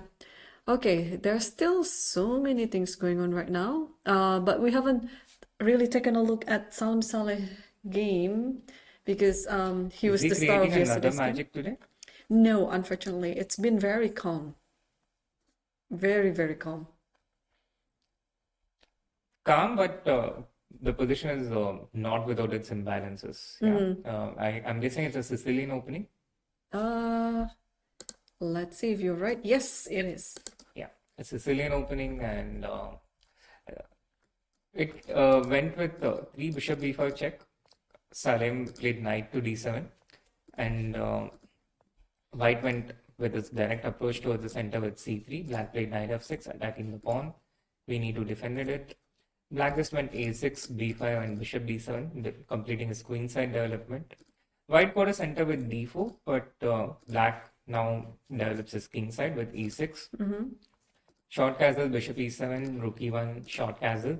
e5 is not something to greatly worry about in such positions because the knight has the d5 square to come to. So white went knight b d2, and this is actually an instructive point in Sicilian defenses. In this structure, black usually does not take c takes d4 as long as this knight is on b1. Yeah. So if you take it right now, then this knight can go to the c3 square. But the moment white goes knight b d2, the knight develops to d2. This is usually the moment when black chooses to take on d4. So the knight no longer can go to c3, and black gains useful counterplay on the c file after taking c takes d4. So Salem did this. Then white played knight f1, rook fc8, knight g3, and now b4 with the idea of a5 and bishop a6. Expanding on the queen side, white positions himself against this potential expansion with bishop d3 and bishop e3. Bishop a6, a discovered attack with d5. Black takes on d3 and trades the queen, offers trade. White accepts it. And then after d takes f6, f into e6. This is how we got the pawn structure that we have at present. Rook ec1. Rook goes back to a8. h3, h6. And now white starts bringing the king in. Black also follows suit. Bishop d4. Okay. I don't know at what point, but I don't think white played bishop d4 here. So I think maybe until bishop e3, king e6. Yeah, maybe this is the position. Yes. Yeah. Yeah. No, I see the live position is after king e2. So I don't know how the other moves came on my notation here. I also see the bishop on f8. No, the Oh pawn no, is the on king e6, so e5. it's correct. Yeah. Yeah, e5 is already played and king e6. Yeah, this is the current position now. White's turn to move. But Salem is making some progress, yeah. White hasn't made a lot of progress. Like he went bishop d4, he came back bishop e3. But Salem is making some progress. He brought the king forward. Right now, both the sides are in contention for the control of the C file, but White is not going to get it anytime soon. And Black is, I think, setting himself towards playing D5 in the near future. Yeah. Well, let's see if Abdisalimov here can, secure half a point at least, because it looks like even though everything looks balanced, Black is kind of pressing. Absolutely. I completely agree with you. Black seems to be the one pressing, but White's position is not in any imminent danger. There are no major weaknesses as such. But yeah, he still has some work to do before being able to be safe and solid. Yeah, meanwhile, there are some progress in the game between Arjun versus Pranesh. The game looks like it's pretty wild actually, because Wow. okay, let's try to understand this position. We left it after Queen G4, I guess. Queen G4, H4, Queen G4, Queen D5. oh, Queen D5 first, Yeah. and then Arjun went King F1. yeah, maybe. Wow. He went King F1, which is an interesting move, but I mean, why is the king It's even look- going to It it? looks a bit superficial, yeah, like this King F1 in this type of position. Yeah, I mean, the only rationale I can assign to it is in case of a Queen E6, the rook on E1 is protected. Which was, if you remember, one of the problems, right? When we looked at C4, there was this idea with Queen E6. So a king on F1, and now in case Black goes Queen to E6, and you move your own queen away, let's say you take on D4 or something, then in this case, it keeps the rook on E1 protected. So, but I'm not really sure if this is a reason for King F1. But clearly, Arjun had some idea of what he was doing. He played the king to F1. Black played H5. White went Queen H3. And here Black played Bishop C8, attacking the queen. Arjun moved the queen away. Black went Bishop B7. And then they repeated once with Bishop C8. Here Arjun changed with Queen F3 instead of Queen H4, Ooh, which he Queen went F3. earlier. Yeah, offering trade of queens. Which is interesting because if Black accepted this trade, it feels like Black still has a very nice position, yeah, with an extra pawn. But C5, D4, right? Yeah, C5, B4. The position still remains complex here, but to be honest, like why not just Bishop B7, Knight takes D4, long castle. Ah, I that's can still do this, right? mhm. Yeah. So this shouldn't really concern Black so much, no?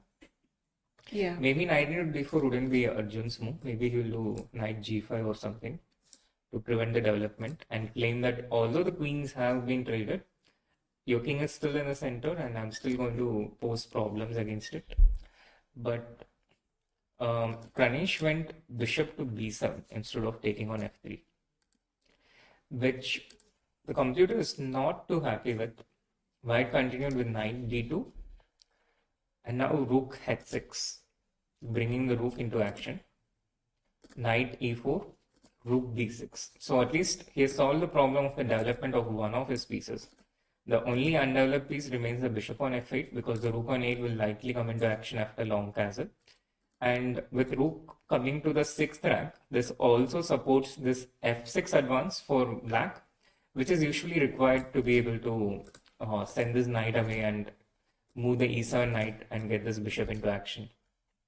But the position still remains complex. Pranesh has been playing incredibly fast though. He has 79 minutes remaining. Arjun, who is himself quite fast, is actually lagging behind on the clock. And Queen D1 is certainly not his move because E5 knight is hanging. So, did he play some bishop F4 here? I think that's more likelier. Yeah, I think that should be the move. I haven't got the move on my board yet. Oh no, Queen H5. Queen D1. Huh? I don't know. I have Queen D1. So the position is wrong. So No, the input is wrong. The move is wrong. He did not play queen d1, I'm sure about this. Maybe he took queen into h5 because I can see a queen on h5. Yeah, I think so. Yeah, probably it's queen Yeah, h5. this adds up. Against queen h5, can black castle long? Should be able to, yeah. Yeah, yeah. Okay, I think we can switch while this one is getting fixed to another game, probably in the. I was just looking. There was one game that catches my attention. It's in the lower board actually, but I think Nandita is having a fantastic tournament. Wow. So who's Nandita playing against? Galavis, board 23. Wow. She's crushing this one also, yeah? Yeah, yeah. I mean, just take a look the last move that she played, knight f5. And now bishop f8. Now I have all sort of ideas in my mind for white. One of them is I know which one you're thinking of. okay. Try to guess which Rook one. into d5. Yes. Yeah, rook d5, queen takes f6. But of course, if I can continue without sacrificing anything, that would be great. But at least, if you already have this type of option happening in your game, you can be very happy. But you might actually be able to do this, yeah? Let's at least have a look. What happens? Takes, queen into f6, and here, I mean, queen h8 and queen h7 is a very serious threat. So the first move that I would think of is queen into f5. Ah, that is the trick, yes. And when you take the queen back, there is rook e1 check. Yeah. Bishop c1, rook into g1, and I claim that at least I've won some material. And the king goes to h8, bishop comes to g7. But I think you can also play bishop a3. Yeah, right. Oh, although there's queen d5. No. So that's not right. Yeah. That's not right. Yeah. Yeah, just rook takes g1, and then now when the queen moves, yeah, rook takes g1, queen moves, and then king h8, bishop g7. Yeah, black is much better. But of course, this is not a forcing variation as such. Even here, apparently, white has some other options like going queen h8 check. But at the very least, black is defending here against this idea of rook into d5. Yeah. So, although it looks tempting, the move rook into d5, it's probably prudent to sit back, not make that move immediately. But when we see a good move, look for a better one. Yeah, completely agree with you. And well, sometimes it's easier said than done because sometimes when you see such a move like that, it looks beautiful, let's go for it, but then you forgot about your opponent's intention, so it can be backfired. So in this position, we know that white is much better. How do we come up with the next plan? Yeah, so white is right now a pawn down, but is completely crushing the king. Now, in these types of situations, I think a very useful question to ask is what is the opponent's counterplay? What is their intention? And we have a very dominant position here, but it could be something like no, queen d7 is not possible because of queen into f6. So I guess I'll not move the queen or the bishop, and I don't need to move the knight. So in this case, maybe I can create more pressure on the g6 point with something like h4, the idea of h5. Because queen d7 is queen into f6, and it's very important to be able to anticipate opponent's counterplay in these situations and to either try and prevent it, or if it is not something critical, then ignore it and carry on with our plans. But it's important to be aware what the opponent wants to do. I think it's one of the very important aspects of conversion, the technique of conversion in better positions. Yeah, conversion and finishing. That's something that I still have to keep learning in my chess, because sometimes, when I get a winning position, I failed converting it, and it was a torture when you already work very hard for your game before the game even, like a good preparation, and then during the game itself you had such a good position, and then after that you somehow collapse. You know, it's as if you already built something that is so good, and then you just blundered, or you just didn't have a good conversion skill, and then there you go, gone is your full point. It's not just you, Irene. I think it's for almost everyone. Everyone has problems with conversion, and it's one of the most difficult things to do in chess. To convert better positions. And the higher you go, the better the resistance of the opposition gets, which is why it's one of the most difficult things to do against stronger players. But I would say it's like one of the final tests when you're going from one level to the next level. So if you're 2600, a 2700, this is better. Similarly, the same with 2500 and 2600, and all the way with the rating system. But when you're able to do that, when you're able to break their resistance, is when you go to the next level. So I'd say it's like the final test. Final test feels like I'm playing with a like a game, like on a computer game. Like there's the final boss that I have to face, I have to challenge, and then if I can get rid of it, then I'll be next level. Yeah. Exactly. Yeah. Okay, I guess most of the players, they have like really long thing, because going into the second or third hour of the game, usually they're entering the most critical part of their game. So it is very important for them to think quite carefully on what they're going to do. And some of the games are actually very interesting. So we'll come back after a few minutes. So stay tuned. See you soon after the break.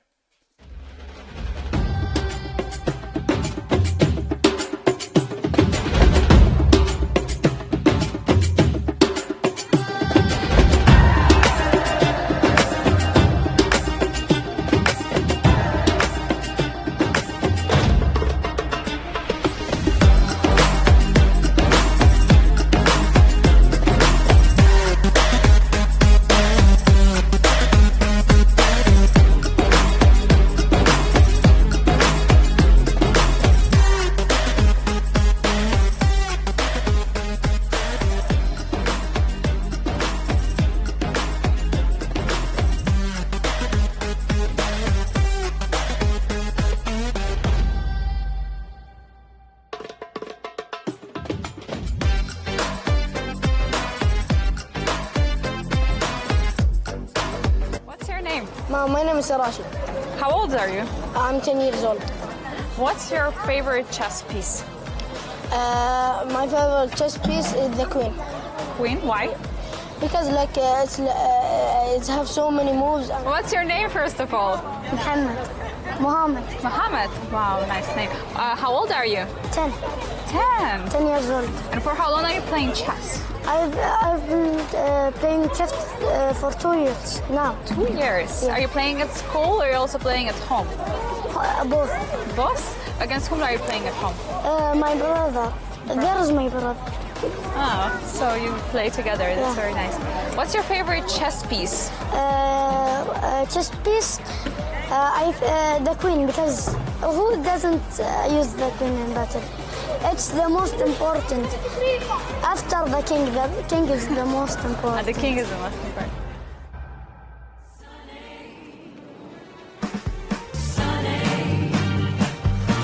Thank you for that smile on your face. Thank you for that deep grace. Thank you for the sunshine bouquet. Thank you for the love you brought my way. Now the dark days are done and the bright days are here. My sunny one shines so sincere. Sunny, I'm so true. I love you. I love Sunny, I'm so true. I love you.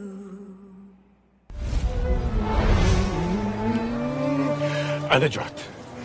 إيش تاكل؟ على هواك. يا ليت العيال كانوا معانا. تم. يلا على قطر.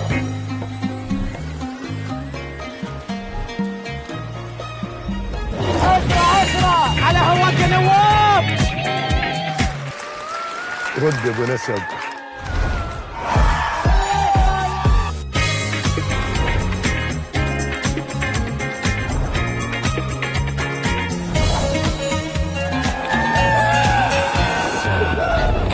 كيف صوت العيال؟ معانا. هنا اشرب عسل. ذي ولا ذي الأحمد؟ اسألي. اختار اللي على هواك. كيفي معاك؟ حبيبي سبرايز.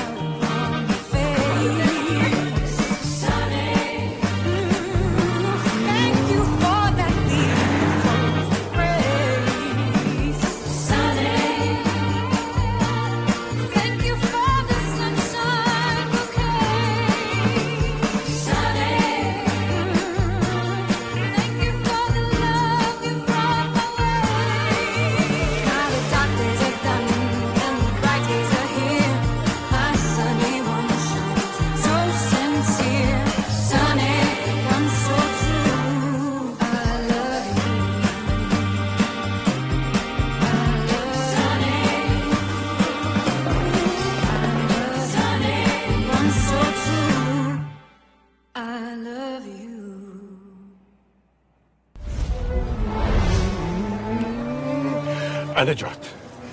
ايش تاكل؟ على هواك. يا ليت العيال كانوا معانا. دم. يلا على قطر.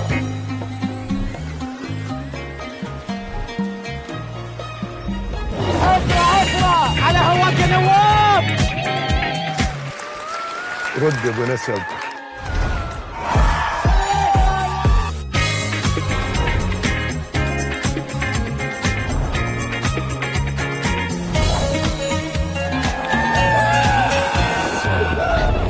كيف صوت العيال؟ معانا. هنا اشرب عسل. ذي ولا ذي لأحمد؟ اسألي. اختار اللي على هواك. كيفي معاك؟ حبيبي سبرايز.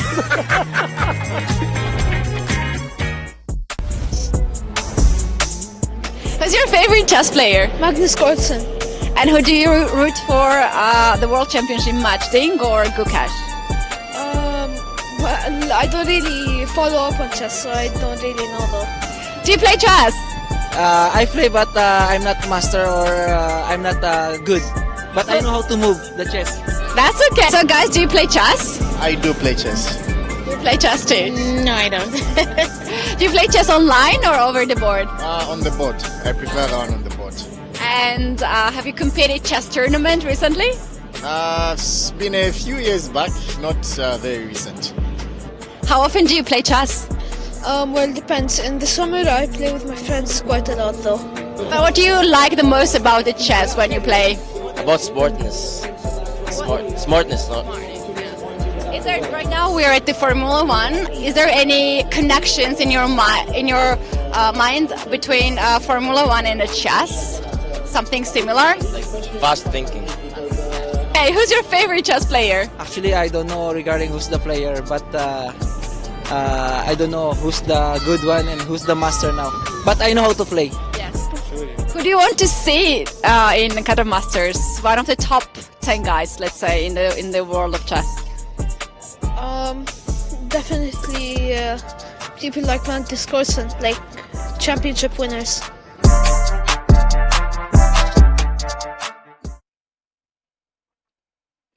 Interesting experience. Kati Sasalashvili was at the Formula One venue asking the people about chess. Chess can be enjoyed of all ages, of everyone. So, Sri, we were taking a break, but during the break we were checking out some of the games that are, very exciting from the start until the present time. And you were mentioning the game of Arjun Erigaisi versus Pranesh right now is very unusual. Like this is totally a very unique approach by Arjun with this variation.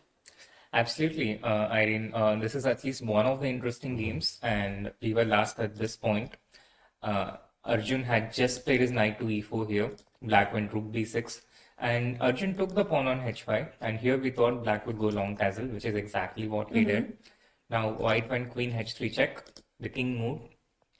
Arjun's knight on e5 was attacked, so he brought it back. And here the position probably assumed a more stable nature. Now black got the knight to g6, so he solved the problem of the development of his kingside pieces. Now if we go a bit early on in the game and look at the position after the 10th move, this was the problem for black, the problem on the development of the kingside pieces. And he very creatively solved the problem of both the rook and the bishop. First, he brought the rook out with h5 on the 12th move, and then the rook came to h6 and later to b6. And then in the few more moves, he got the knight out to g6 and the bishop came out to e7. So bishop e7 played, and now white played the pawn to b4. And I believe this is where black is thinking right now. The position seems better for black, and this is due to his powerful light square bishop and the queen battery. Arjun is looking to put one of his knights to c5 and try and get some counterplay against black's king. But in general, in terms of long-term characteristics, black stands a bit better. And I must point out that this is the second time in this tournament that Arjun is in trouble with the white pieces. He managed to get out of it in the second round. And in that game also, he refused repetition in a position which was not necessarily better for him. He managed to draw that game. Let's see how he does in this one. Yeah, this is another challenging game for Arjun with the white pieces, and I think it all pays off for Pranesh because we were mentioning in the earlier of the broadcast that it might be actually it was you who said that it might not be a wise choice by Pranesh going into this variation, but after a few moves, now the current position, I think black is fine. It's totally fine, and black is in control.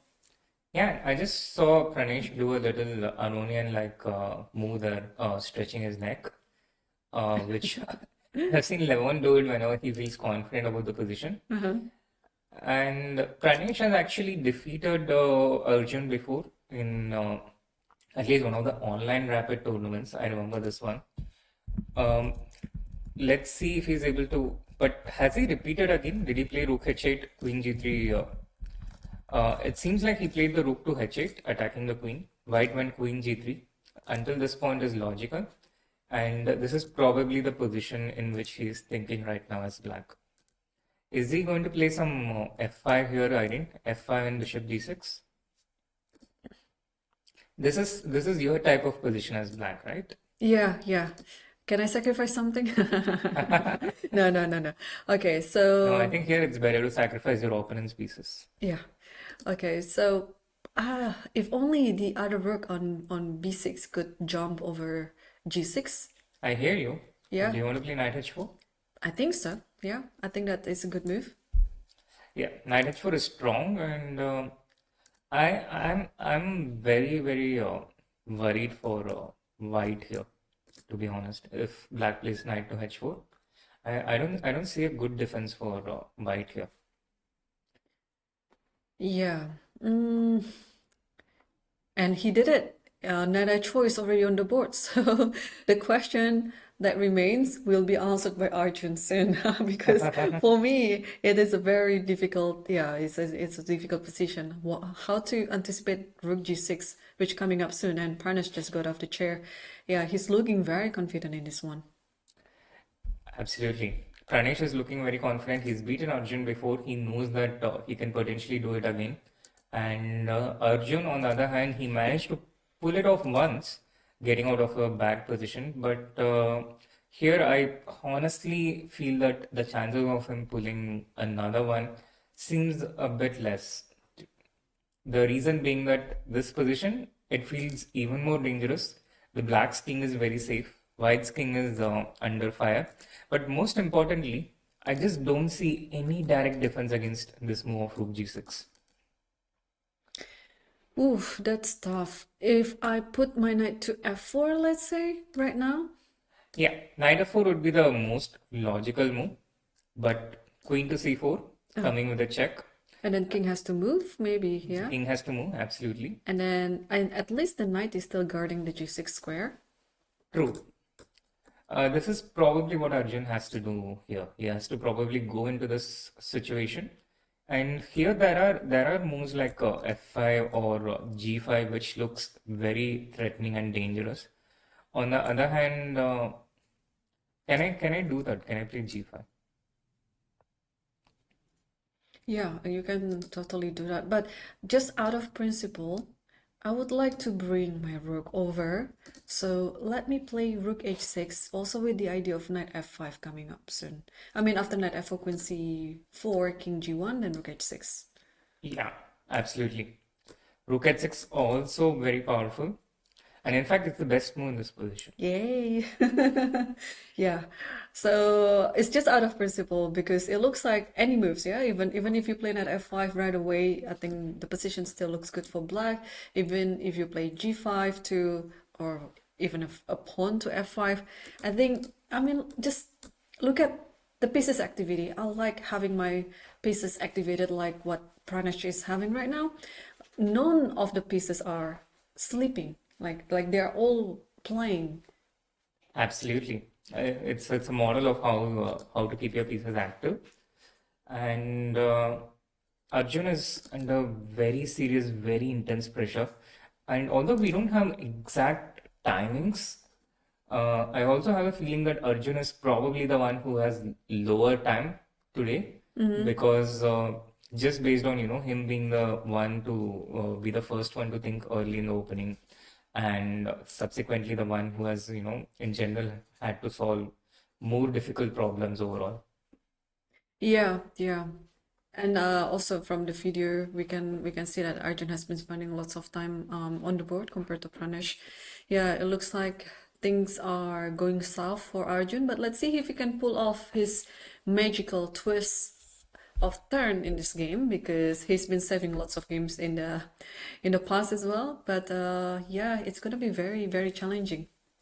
Yeah, he's been saving a lot of positions in the past as well, but I also have a lot of, you know, I don't know which word to use, but let's say confidence. Confidence in Confidence, yeah. Pranesh, Mm-hmm. that he he's incredibly skillful, and although he's rated 2582 and he's starting to become a bit better known, I feel that the world still doesn't fully it's not fully aware of what he's capable of and how much. And for this reason, yeah, I have a feeling that he might not let go of Arjun today in this position.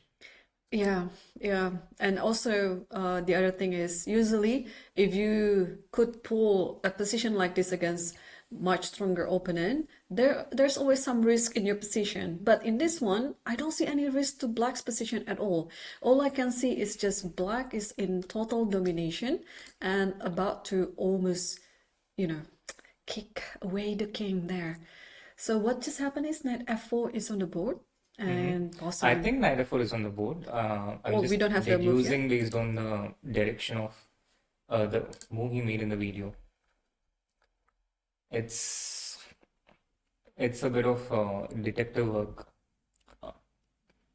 but I think it should be knight f4 based on logic. Yeah, I'm still trying to get the move now. Yeah, I think so. I think it should be knight f4. Wow. When was the last time Arjun lost a standard game? It was not so long ago. It was against Arvind in the sixth round of Oh, Chennai that's right, Chennai Grandmaster. Grandmaster. Yeah. Yes. And before that, I think we need to go a bit deep, a bit longer. It's been a while, but I mean, Arjun's games were actually quite shaky in Chennai, although he performed pretty decently with 4.5 out of 7. But he was having dubious positions in a lot of games there. And here as well, he got away against Murtash in the second round. Mm-hmm. But you can't pull it off again and again and again with 100%. Yeah, he split queen c4 check as we anticipated. Here, apart from king g1, Arjun can also play the queen to d3. But after queen d3, I guess black can just play something like f5 and g5. Maybe start with g5 and then play the pawn to f5 and this g2 pawn falls. So by that logic, king g1 seems forced by the process of elimination. And in fact, he's played a move. Yeah, he's played the move. Yeah. And now will Pranesh play my move, rook b to h6, or will he play something else? Irene, rook b h6 is considerably stronger than the next best move, which is probably g5 in this position. So this, I was just checking this a couple of moments ago with the computer, and rook h6 is overwhelmingly stronger than the next best move. So in that sense, this could be a critical point in the game where Pranesh sets the direction of where he's taking the game towards. Yeah. Well, Arjun is in trouble and getting a bit nervous for him too, because it's not only about losing or winning a chess game, but he is here for also another reason, to keep gaining his FIDE circuit points, because it has quite a good footprint. Whoever wins the FIDE Grand Prix circuit, like look at Gukash, he won the last the circuit points, and then he won the candidates, and now he's playing the title against for the title against Ding Liren. So it has quite a good set mark there, whoever wins the circuit points. And yeah, Arjun has to try his best winning the tournament. But first of all, his first priority is how to save this position. Absolutely. And in fact, Arjun could have done that if he had accepted the repetition offer from his opponent. That's right. That's He right. could have been like beauty lies in repetitions. But he chose to be more ambitious. And of course, it's still very early in the tournament. I mean, a draw or even a loss here, it's not the end of the world. It's not. I think there will still be possibilities to get back into the tournament. I remember there was the 2023 Sharjah Masters, which was won by Arjun, and that came after a disastrous start for Arjun. He had 2 out of 4. He's made a move, and I think he didn't play Rook h6. He made. Arjun has also replied. So I'm not sure if Pranesh played. He played g5. Yes, he played g5. Arjun almost instantly replying, I think, with knight to d3, if I'm not wrong. Yeah, knight to d3 on the board. And the position after g5, it's still a considerable advantage for black, but it's not as big an advantage as black would have had if he had played the rook to h6. And I'm guessing that there's still a long game ahead, a long and exciting game ahead between Arjun and Pranesh here. Pranesh is looking to win this one, and Arjun is looking to save this one, but we never know. I think still all 3 results are not impossible. Yeah, it's still pretty much a three result position. It's just okay. This is quite a miss, right? How much is the difference of the valuation between g5 and rook h6? So after rook h6, the evaluation was something around minus 3.2. With g5, the evaluation dropped to minus 1.6. But when Arjun played knight d3, the evaluation came back to minus 2.6. Oh, so there was a better move than knight d3 then. What was the move? I think the computer will just take knight into g5. Wow, that is so brave. No. This maybe it's losing instantly. But if it's not knight g5, if it's I think b3. No, but b3 is g into f4, there's queen g7. So b3 was one of the moves the computer was showing when I checked earlier. Maybe b3 is one of the top choices. But it's a bit hard to understand the significance of this move without going very deep into the position. Yeah, it's very complex, and everything is looking good for black. It's very hard to find like a good move for white. I mean, for black, even though Pranesh didn't play the best move, but what he did is still preserving his advantage. Absolutely. But having said that, we look at a lot of moves ourselves as the commentators, and we also see what the engine says. But despite that, in my experience, the players still see an incredible amount of moves. And sometimes they don't play what the engine says because of something in the third move or the fourth move of the variation within, which is not easy for a human to spot, which seems apparent to us, but not to a human without any external help. So in that sense, yeah, I think there is still a lot to calculate and navigate. And players during their games, they have such intense focus and concentration on the games. Here you can see Arjun with rapt attention and Pranesh also bending down and completely focused. And this focus and attention gives them, it enables them to actually calculate so many things, which is not so easy for someone spotting from outside. Yeah. I mean, in this type of position, of course, it doesn't matter whether you're winning or losing. The position itself already forces you to sit still and think on, because anything can happen. Because I remember I have so many games like this when I was at Pranesh's situation, where every single move is good for me, but somehow you are so spoiled with so many good options, you somehow landed on the worst option available. You know, I can just so relate with that. I remember I saw this somewhere not so long ago. Like chess has taken away my sadness and instead bringing me anger, stress. I so saw that coming. And all of these negative feelings. It was good at first. Oh, it just has taken away my sadness. Okay, but then in return, you got the anger, the stress, and then the insomnia. I know. You know? I so saw that coming. I so saw where it was going towards because I was like, what? Really? I mean, you love chess so much. Of course, when you play it, you feel joy. Of course, it is joyful when you're winning, but when you're losing and then you have to defend your position, you have to save your position. Ugh, that is a lot of stress. Absolutely. So many of these winning games in our lives. But again, Irene, it's really important to calculate. It's really important to focus and calculate. The more you are able to see during the game, the better your decisions will be.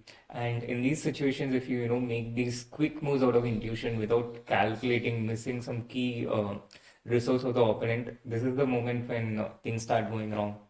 Yeah, totally. And the more you calculate, the better it is. But again, you're running against time. And here, if the timestamp is right, Arjun has 22 minutes for the remaining 12 more moves. It's not really in time trouble, but you just have to be a bit faster because all the next few moves, they are not going to be easy.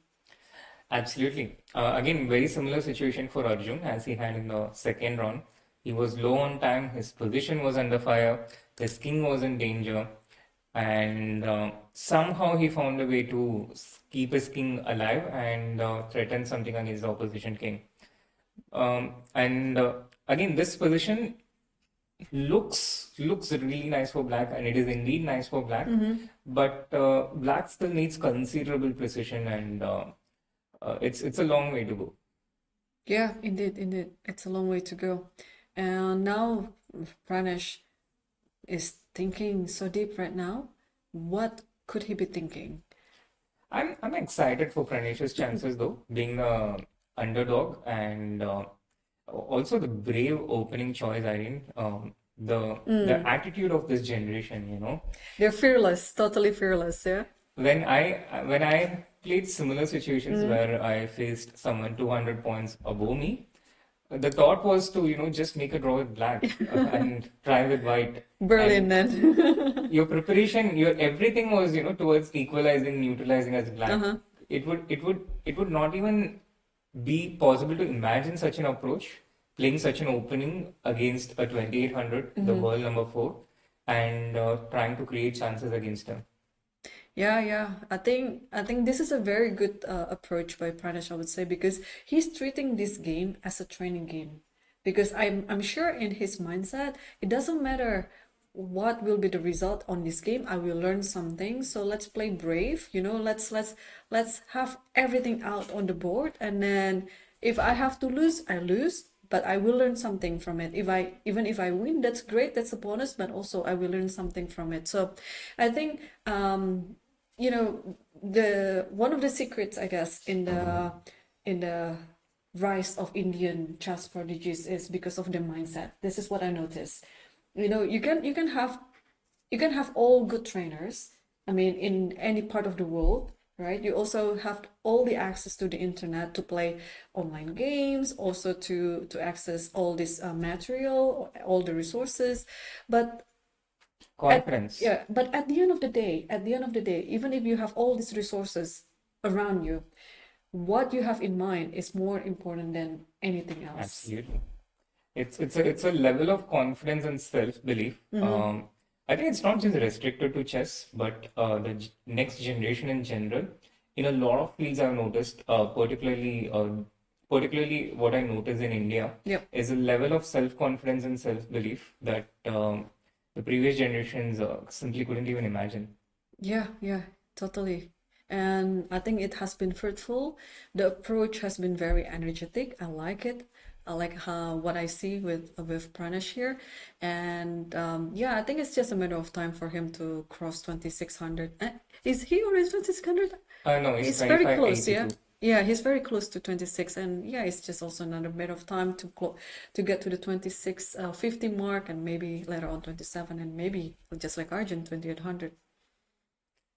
Yeah, 2800. Just two Indians in the history and 15 players overall have managed to reach that in published ratings and 16 in live ratings overall. Do you know who is the 16th one? I mean, 16th is Arjun, but the one who managed it in live ratings but not in published ratings. Is it Gukash? No, Rukesh still hasn't. It hasn't crossed in Yeah, in yeah. live rating yet. But it was from my generation, and in fact the same year as me. Oh, 92. Sorry, 94. 94. Oh my gosh. 92 is mine. 94. No clue. It's Anish. Oh, Anish. Yeah. Finally, yeah. But not published, yes. Yeah, not published, as far as I remember. Well, Which is why, when Arjun reached it in live ratings, I wrote it as as the 16th person to cross 2800, and when he did it in published rating, I wrote it as 15th person to cross 2800. so is Anish the only one who has crossed 2800 in unpublished rating? I think so. Although I need to be Double check, careful yeah? to be Yeah. exactly sure, but logically it should be the case when you have 15 and 16 as numbers. I think the chat might be able to answer this better than me. Oh, we have actually a result while waiting for Pranesh to come up with his move. We have a result on the second board. It was a very, I think I would say, quite an uneventful game between Sargishan Shan versus Idani Puya. And I think the resulting position that we are seeing on the board right now is already proof that, it all came down to Rook's Endgame with equal material. And here they are already passing the 30th move mark, and they are on the 33rd move to be exact, and they agreed to make a draw. I think it is one of the tournament strategy as well, right? Because both of them, if you remember, had quite a long game yesterday. Right. And for Idani, it's been two long end games in a row. And and with the black pieces, it also makes sense for him to, consolidate his lead. And with this draw, at least at this point, both these players are jointly leading the tournament with 3.5 out of 4. Of course, there are also several other games which is going on in the fourth round, with people with 3 points. But as of now, they have gone to 3.5 points. And we also have a couple of other results in the games that we were covering. One of them is the game of Hokkaido, where he was completely winning for the most part. Yep. And he managed to successfully convert this win. And the other game was between Sandeepan against Artemiev, which has ended in a draw, a solid draw with a repetition right here, Irene.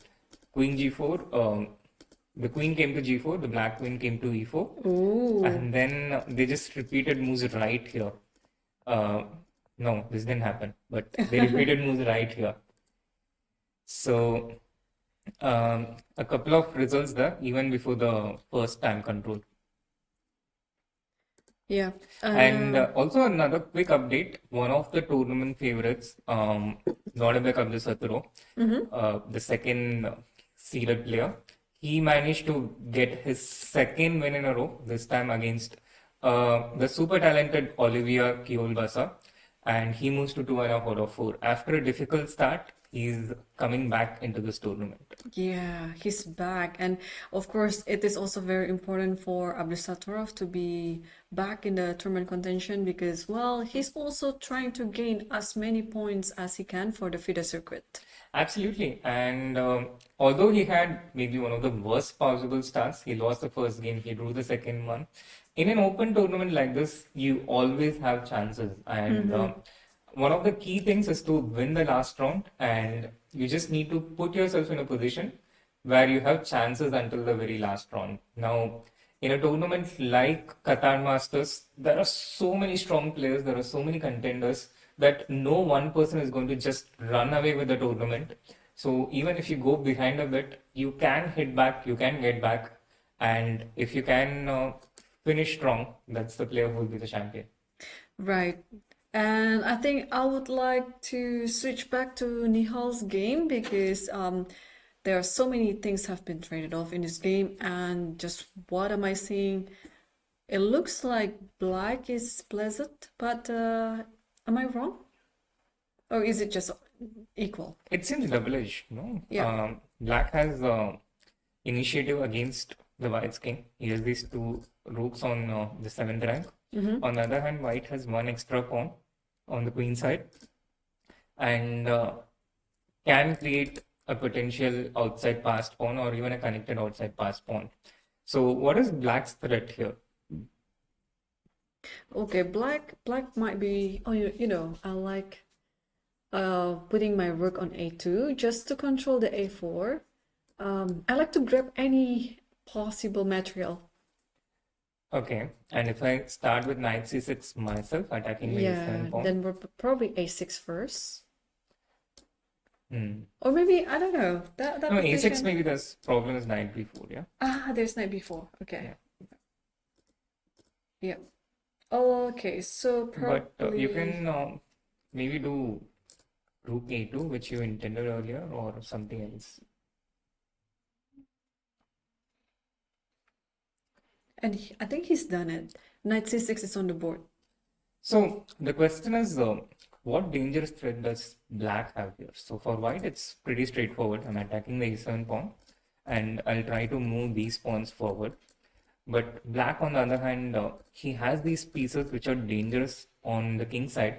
But how are you going to, you know, make more out of it?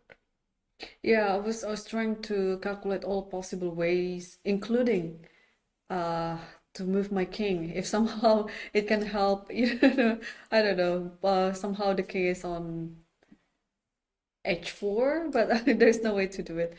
First, you have to give up your pawn, but then there's no real follow-up after that. Yeah. Yeah, I mean, even after reaching h4, there's no way forward. If you had such a choice, maybe you want to take it to e4 to reduce the protection on the f2 point. And Nihal has played something. Rook a2 maybe, yeah?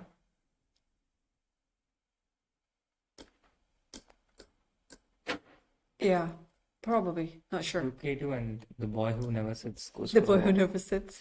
Right. Yeah, rook a2 has to be the only move because you can't defend the a7 point. I mean, in theory you can, but you don't want to move these rooks away from the 7th rank. So I'm guessing rook to a2. White takes the pawn. White can also play the pawn to a5 here, but just for illustrative purposes, white takes the pawn, black takes the pawn. And then this b pawn is a lone pawn. The a7 knight is attacked. And in that one tempo it takes for white to move that knight, black will play his other rook to b2 and keep the b5 pawn under control. Now, if black can achieve this and neutralize the b pawn, the game ends in a logical draw. So I'm guessing one way or another, this is the likely direction that the game might take in the next few moves. It can happen in a few different ways. Now, white can insert an h3 and then take on a7, or white can play something like a5 first and then have the same thing happen. But eventually, one way or another, I think white will take the a pawn, black will also take the a pawn, then this b pawn will get neutralized and it will go into a 3 versus 3 position, which is likely heading towards a draw. Yeah, so it looks like it's drawish in any scenarios there. What do you think if we switch back to the first board, Nedic versus Yushipenko, just to see and update ourselves on what's happening on their game? Yeah, it's been a long time since we had a look at this game. We saw it all the way back at around this point when black took bishop into d4. Since then, not a lot has changed in terms of the character of the position. And quickly going through the moves and getting into the present position, Not a lot has changed, as you can see. The pawn structure remains the same. There is pawns on e6 and c7.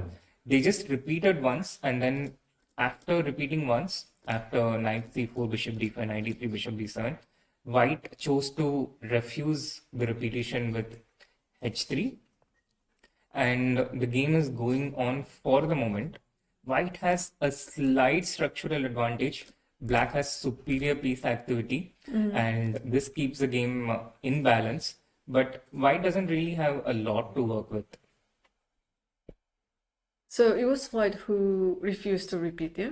Yeah, white refused to repeat.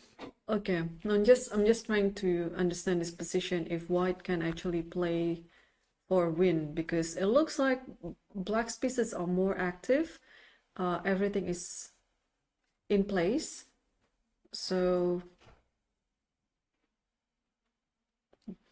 what else could be the plan here? H3, I know this move, because it shows that white doesn't really have a concrete plan. You just better come up with a useful waiting move. So H3 is there. It's useful in the future because you might have some background attack, but now after H3 you don't have to really worry about it. They have played, I think, a couple more moves. Yeah, I saw Esipenko going bishop to c8, but I'm not sure if that's the current position or if there were a couple of moves in between. Seems so because I see the white knight on c4 here instead of e3 on the camera. So I'm guessing that the knight may have gone back to c4 at some point. Yeah, this looks like we're just gonna wait for the moves to come. But I think we haven't really touched this game. It's between Narayanan SL versus Raja Ritwik, because it looks like they're closing in to an endgame. Yeah, they are literally in the end game, and it's a bishop versus knight in game with 2 rooks each. Right now, the black knight is attacking the white pawn on b5, and it's black turn to move, but the black king is under check. So he can play the pawn to f6, attacking the bishop on e5. And here I don't see any other move for white other than bishop into c7 and rook into c7. And this is not really a lot to play with. I guess white will continue with rook a d1, taking the 2 open files in the position under control. But black will just probably play the king to f7, threatening either rook e8 or rook e7. And this seems pretty easy to neutralize. So I think a very equal position, and likely going towards a draw from. In fact, I see bishop into c7 and rook into c7 already on the board. So yeah, it's a double rook endgame with kings on the board and heading towards a draw, I think. Yeah. Okay, interesting, because I thought in the last few moves after Narayanan played knight takes e6, it looks like the position was good for white, but Raja, I think it's he was up to it. Yeah, he was up to it. He's fine with it. So after knight e6, and just simply take everything, taking twice, and now this endgame. Even though usually in such an endgame the bishop is better than the knight, but thanks to the weakness of the b5 pawn, I guess. Imagine if the pawn was somehow on a4. Yeah. I think it would be better, because now you have to do something about it, and the more you push the pawn, the more concession that you create. And also when the knight is standing on e6, it's pretty much solid. So exactly. In this type of situation, would you prefer to exchange your bishop with the knight, or would you do something else? It seems more safer to exchange, because the b5 pawn, like you pointed out, it's a weakness, and to be able to defend it, you probably have to play c4 here. Playing c4 weakens the d4 point, and that is very easily accessible to the black knight. So in that situation, there is a danger that the black knight ends up being better than the white's bishop. Yeah, and in fact, Narayanan took the knight on c7, rook c7, and rook a d1. It's still not the end of the world for black, because black still has to protect everything, because the current position, even though everything looks balanced materially, but the two rooks on d1 and e1, they're more active than the black's rooks. Absolutely. But again, King F7 King F7. and one of these two moves, So and it's very maybe hard. Yeah, maybe if I want to come up with some plan, like attacking plan, I have to put my rook in the black's territory. So let's play rook d6, yeah. Rook D6, Rook E7. and then I double up my rooks on d file, I also double up my rooks on E5. and I will not let you try to trade. So I'll play king f1. Yeah, and Rook E6. Yeah, and then we might be seeing all these checks on d7. Wherever you go, just keep Yeah. challenge the rook. Yeah, yeah. So it looks like it's a pretty balanced position. But yeah, I'm trying to pressurize a7, but there is no way to do it apparently. Or can I actually play rook c6 in this position? Interesting. In certain situations, something like this, it can work. Here, I would probably start with Rook E7, just to, and then I can actually pretend to take it and play Rook C7, and it's very hard for. So I started with Rook E7 because if I did this immediately, like takes and Rook C8, then the white rook comes to D7. So I want to do this with the rook coming to c7. Yes, Now, yes. even in this position, black might be able to do the same. But I can also start with rook e7 to keep the option that if you over push, then I'll try to take over. Yeah. Yeah, I mean, I was just trying something, because it looks like everything is balanced, but I'm trying as white if there is anything more that I can hope for. But apparently, yeah, black is always ready to respond to any of white's ideas. Absolutely. So still, Yeah, it's a very solid position for black, and likely that he might hold. Now, what is not a solid position for black is the game between Karthikeyan against Mahdavi, where white is not just a pawn up, he has a solid extra pawn. It's a 4 versus 3. wow. But also black has pawn islands all around, weaknesses, and this bishop on e6 is also not active in the game.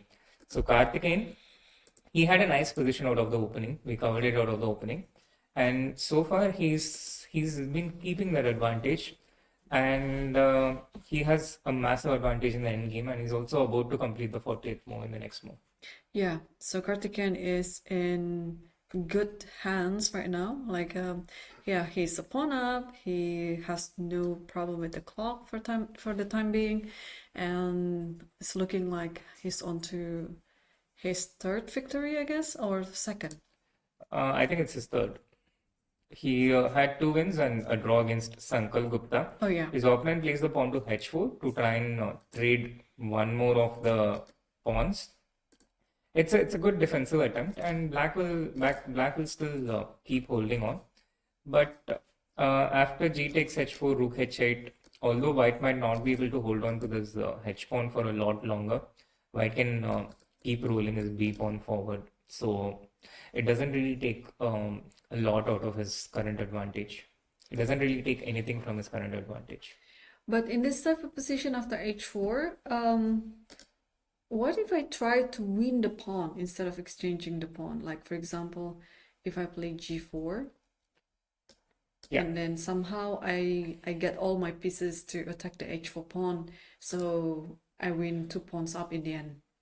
It's also possible. I think it's also possible, and it's also gives a considerable advantage. So this is the decision that white has to take here. It's just that I don't want to allow an extra outside pass pawn as a counter play, and black might be able to hold on to it with knight h7, knight g5, rook h8, and then advance the pawn.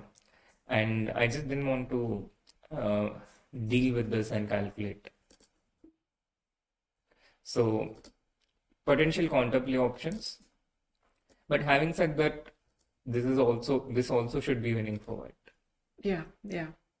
I mean, if I was in Karthikeyan's situation right now, I would just grab h4 actually, because I mean, I only have 3 minutes left on the clock. Maybe, I can still have a better position, but without any risk at all, because sometimes things like this, your opponent is trying to provoke something. Like, it looks like, oh, this pawn, I can just ignore it and then I will win it in the end. But sometimes, this pawn is actually the culprit of your draw because you're winning, but somehow because of this pawn, the position has become drawish. But yeah, Karthikeyan is pretty good for now.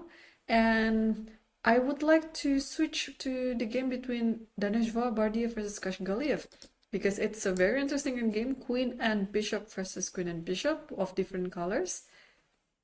But with a lot of extra pawns for one side. I count 3 extra pawns. And all these 3 pawns are attacked by black right now. So he's set to lose at least one of these pawns.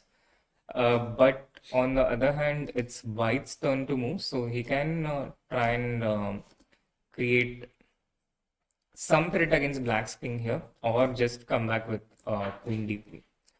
So these are the options he has. I think queen d3 is logical, giving up the b2 pawn but keeping the b5 pawn alive. And if black takes on b2, then you move in with queen to d8 check. Then the bishop comes to d5. You create threats against the black king. If black doesn't take the b2 pawn, then white is 3 pawns up and will try and move the pawn to b7. Put the bishop on f3 so that the king has a breathing square. Yeah, that's a good idea. Yeah, this type of endgame is so difficult and very dangerous because again, it's opposite colored bishop. Actually, the plan is very simple. You just have to play according to your bishop's color. So put the king on your bishop's color, and you might be a bit safer. But I was also thinking initially that this position was just an easy draw, but I think you pointed it out. It's not as easy because well, a pawn is a pawn, and in fact in this position it's not only a pawn, it's 3 pawns up for white. So white can basically give up one of them in order to have a more stable position. Absolutely. Absolutely right. And he does go for queen Yes, d3, queen which is d3 is on the board. And like you pointed out earlier, it's an opposite color bishop, but the queens are still on the board, which makes a difference because after queen takes b2, there is queen d8 check, and there are possibilities like this where the queen goes after black's king and finishes it off. Yeah, that was going to be my question, but then I figured out the answer myself. Like, yeah, even if you try to keep going to the dark square, eventually you will end up on the light square, and then therefore the bishop on g2 will come into action because yeah, you cannot always be on the dark square all the time. Like here, for example, yes, queen. Yeah, here I was actually not sure where to go. But maybe you don't have to go anywhere. Yeah? Maybe you just play bishop somewhere. Yeah. Bishop e4, yeah, with the idea of queen h7. Yeah. And then your king is safe on g2 later. There is only just going to be one check, but that's pretty much it. Absolutely. Yeah. Also, I think I come to like this game more and more because I've been checking it myself. It's Abdisalimov versus Salim Saleh. I know this is totally not my game. The way how Salim plays in this game is just very calm, very positional. But you know what, Srinath? Deep down, I'm a positional player. Really? Yes. Yeah, sometimes, I like to just switch my game into the end game and then play from there. And this one is one of my favorite as well. Especially if you are in a better position, of course. Like, I like to be playing as black here. I don't know what is the current evaluation. Maybe it's 0-0-0, but optically, I like black better because Absolutely. the pawns are more advanced. There's always a threat of knight takes b3, for example, a takes b3, and then you just push the pawn. Of course, it's not happening now, but this is just one threat that you try to accumulate. And then what else? Just basically pretty much because all the pieces are more active than the white's pieces. So I know Salim for a fact. He also likes this type of position. He has so many games like this where it is just objectively equal, but he would try to squeeze the water out of stone. Yeah, and we seem set for potentially one more of such instance. But on the other hand, I wouldn't I completely agree with you. Black is the one pressing, black is the one trying to create chances. But on the other hand, white is also solid at the moment, and white doesn't have any particular weakness that black can play against. Black will maybe come knight f4 on this move. White goes king to c2, then one of the knights to c4, and there are certain instances where if black overextends, white can even try to take over against black's weaknesses. Now, this is very unlikely to happen, and it's not from an objective point of view. But if black gets overextends beyond a point where there's nothing in the position, then white can take over. But otherwise, you're completely right. Black is the one pressing, but white's position is not that bad either. Yeah, but this is also the hardest thing to do in chess, to wait. Because again, white shouldn't be the one who is over pushing. White is the one who should wait and see what is black's intention. But sometimes, during chess game, you are you feel like you are forced to do something, whereas the best thing to do is to do nothing.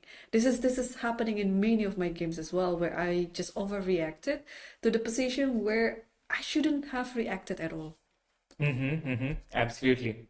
Um, white does need to be patient. You're absolutely right. And let's see how is white able to do that. If Yes. white is able to do that or not. Right. Okay, we can leave this game for a bit because it looks like everything is pretty calm there. And what is not calm is the game between Arjun versus Pranesh. Let's update ourselves on that game because it's going crazy. This is the position after knight c5, or are there more moves after knight c5? I think knight c5 is the last move that we have, and it's black's turn to move maybe after knight c5. But we should probably have a look at the video to understand what is the current position a bit better.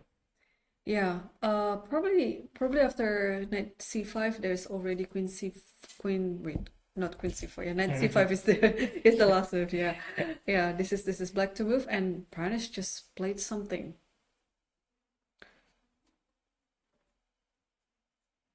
At the moment, it seems a little unclear, yeah, what Pranesh has played.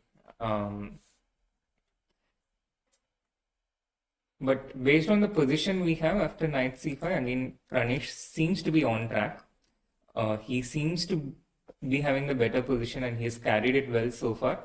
But this c file opening is also a window for potential counterplay for white on the c7 square. So black needs to continue to be concrete, and maybe bishop into c5 is what black must have played in this position based on logic. Although I didn't see him capturing a piece, but Yeah. I do see one of the knights in the captured pieces. Bishop into c5, and maybe rook c1 played by white, rook a c1, to try and keep the c file open and capture on c5 with the rook. But yeah, one way or another, the game is heading towards a potential finish even before the 40th move. No, now there's something very exciting going on, Irene. I don't know. I don't exactly know what is it, but something very exciting going on. If only we could get a full screen of the video, that would be Yes. the dream. Yeah, it is totally exciting right now. Yeah, I'm just trying to work out what we can do with this one. Yeah, there we have it. There we have it, and position is so completely different from There's what we already have on the some broadcast. a rook on the 7th rank. Yeah, White's rook, what's happening there? it has changed so much. and And I it's think both of them are in some trouble too. yeah, it seems so. At least it seems like the game is still pretty much on. The queens are off the board. Black has two passed pawns. There's a pawn on d4, there's a pawn on e3, and there's a white bishop on g5, knight on g6, the rook on h8, and white has just played the rook to d7. Seems like we are starting to get a few moves from the broadcast, Irene, but it's still catching up slowly and steadily to the current position. But I think in a couple of minutes we'll be able to have the true picture. Yes, I guess we can try to have a short ad break right now of Visit Qatar. We will be back after the break and show you the updated games.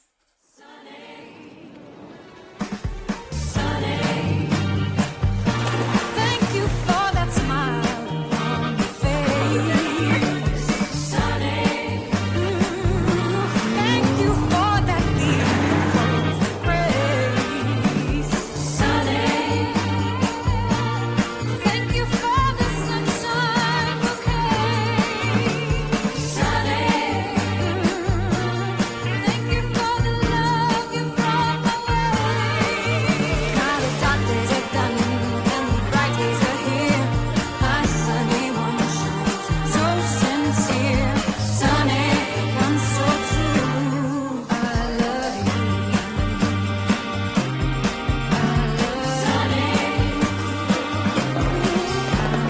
Sunny, I'm so true. I love you. أنا جعت. إيش تاكل؟ على هواك. يا ليت العيال كانوا معانا. تم. يلا على قطر.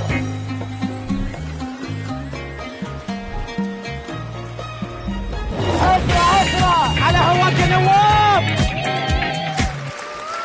رد يا ابو نسب.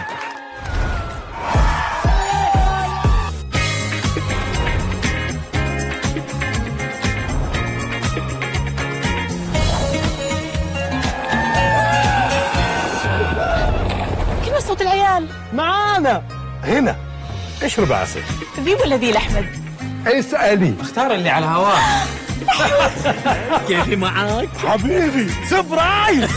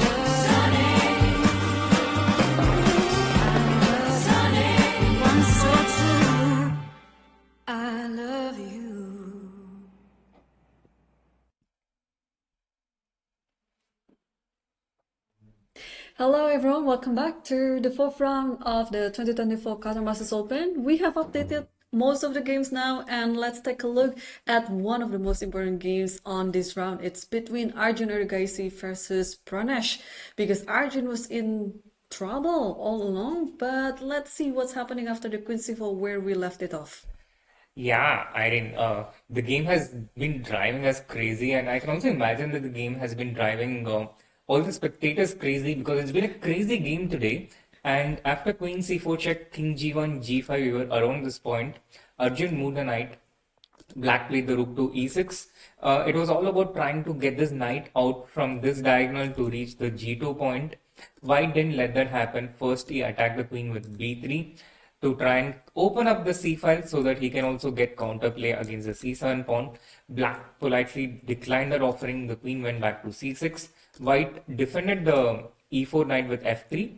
Now Pranesh took queen into C2. Knight C5, moving away the knight which was threatened.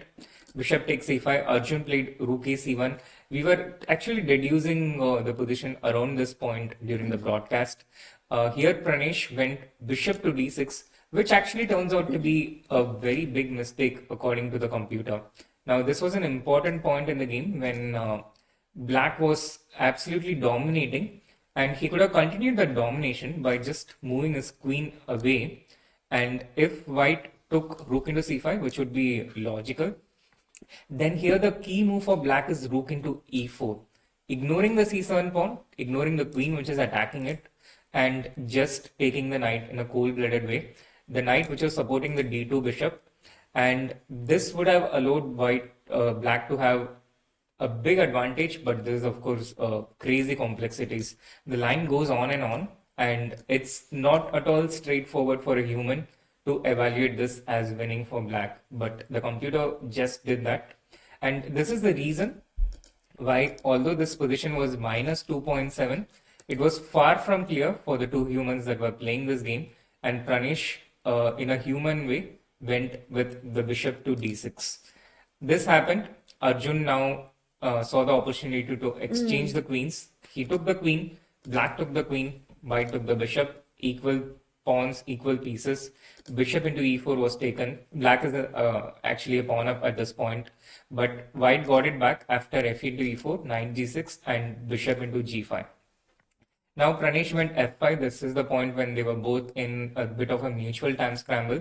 He used the pin on the E file to capture the E pawn and create a pair of connected passed pawns in the center. Arjun meanwhile going towards the 7th rank with rook C1 attacking the C7 pawn. F into E4, rook into C7. Pranesh pushes the pawn. Arjun prepares to get counterplay on the 7th rank. If Black played the pawn to E2, Arjun would have defended it with bishop to D2. And therefore, Pranesh tried to neutralize White's threats on the C file with rook to C8. White moved the rook away to E1. Now both these pawns are under attack. Both these pawns are under control. And after rook C3, finally, Arjun managed to get one of these connected passed pawns with rook into D4. Black played rook into B3. And this is the present position in this highly exciting game, which is still going on and is set to be going on for, I think, a considerable while. Yes, because they already passed the 40th move mark, and they are having 30 minutes extra on their clock.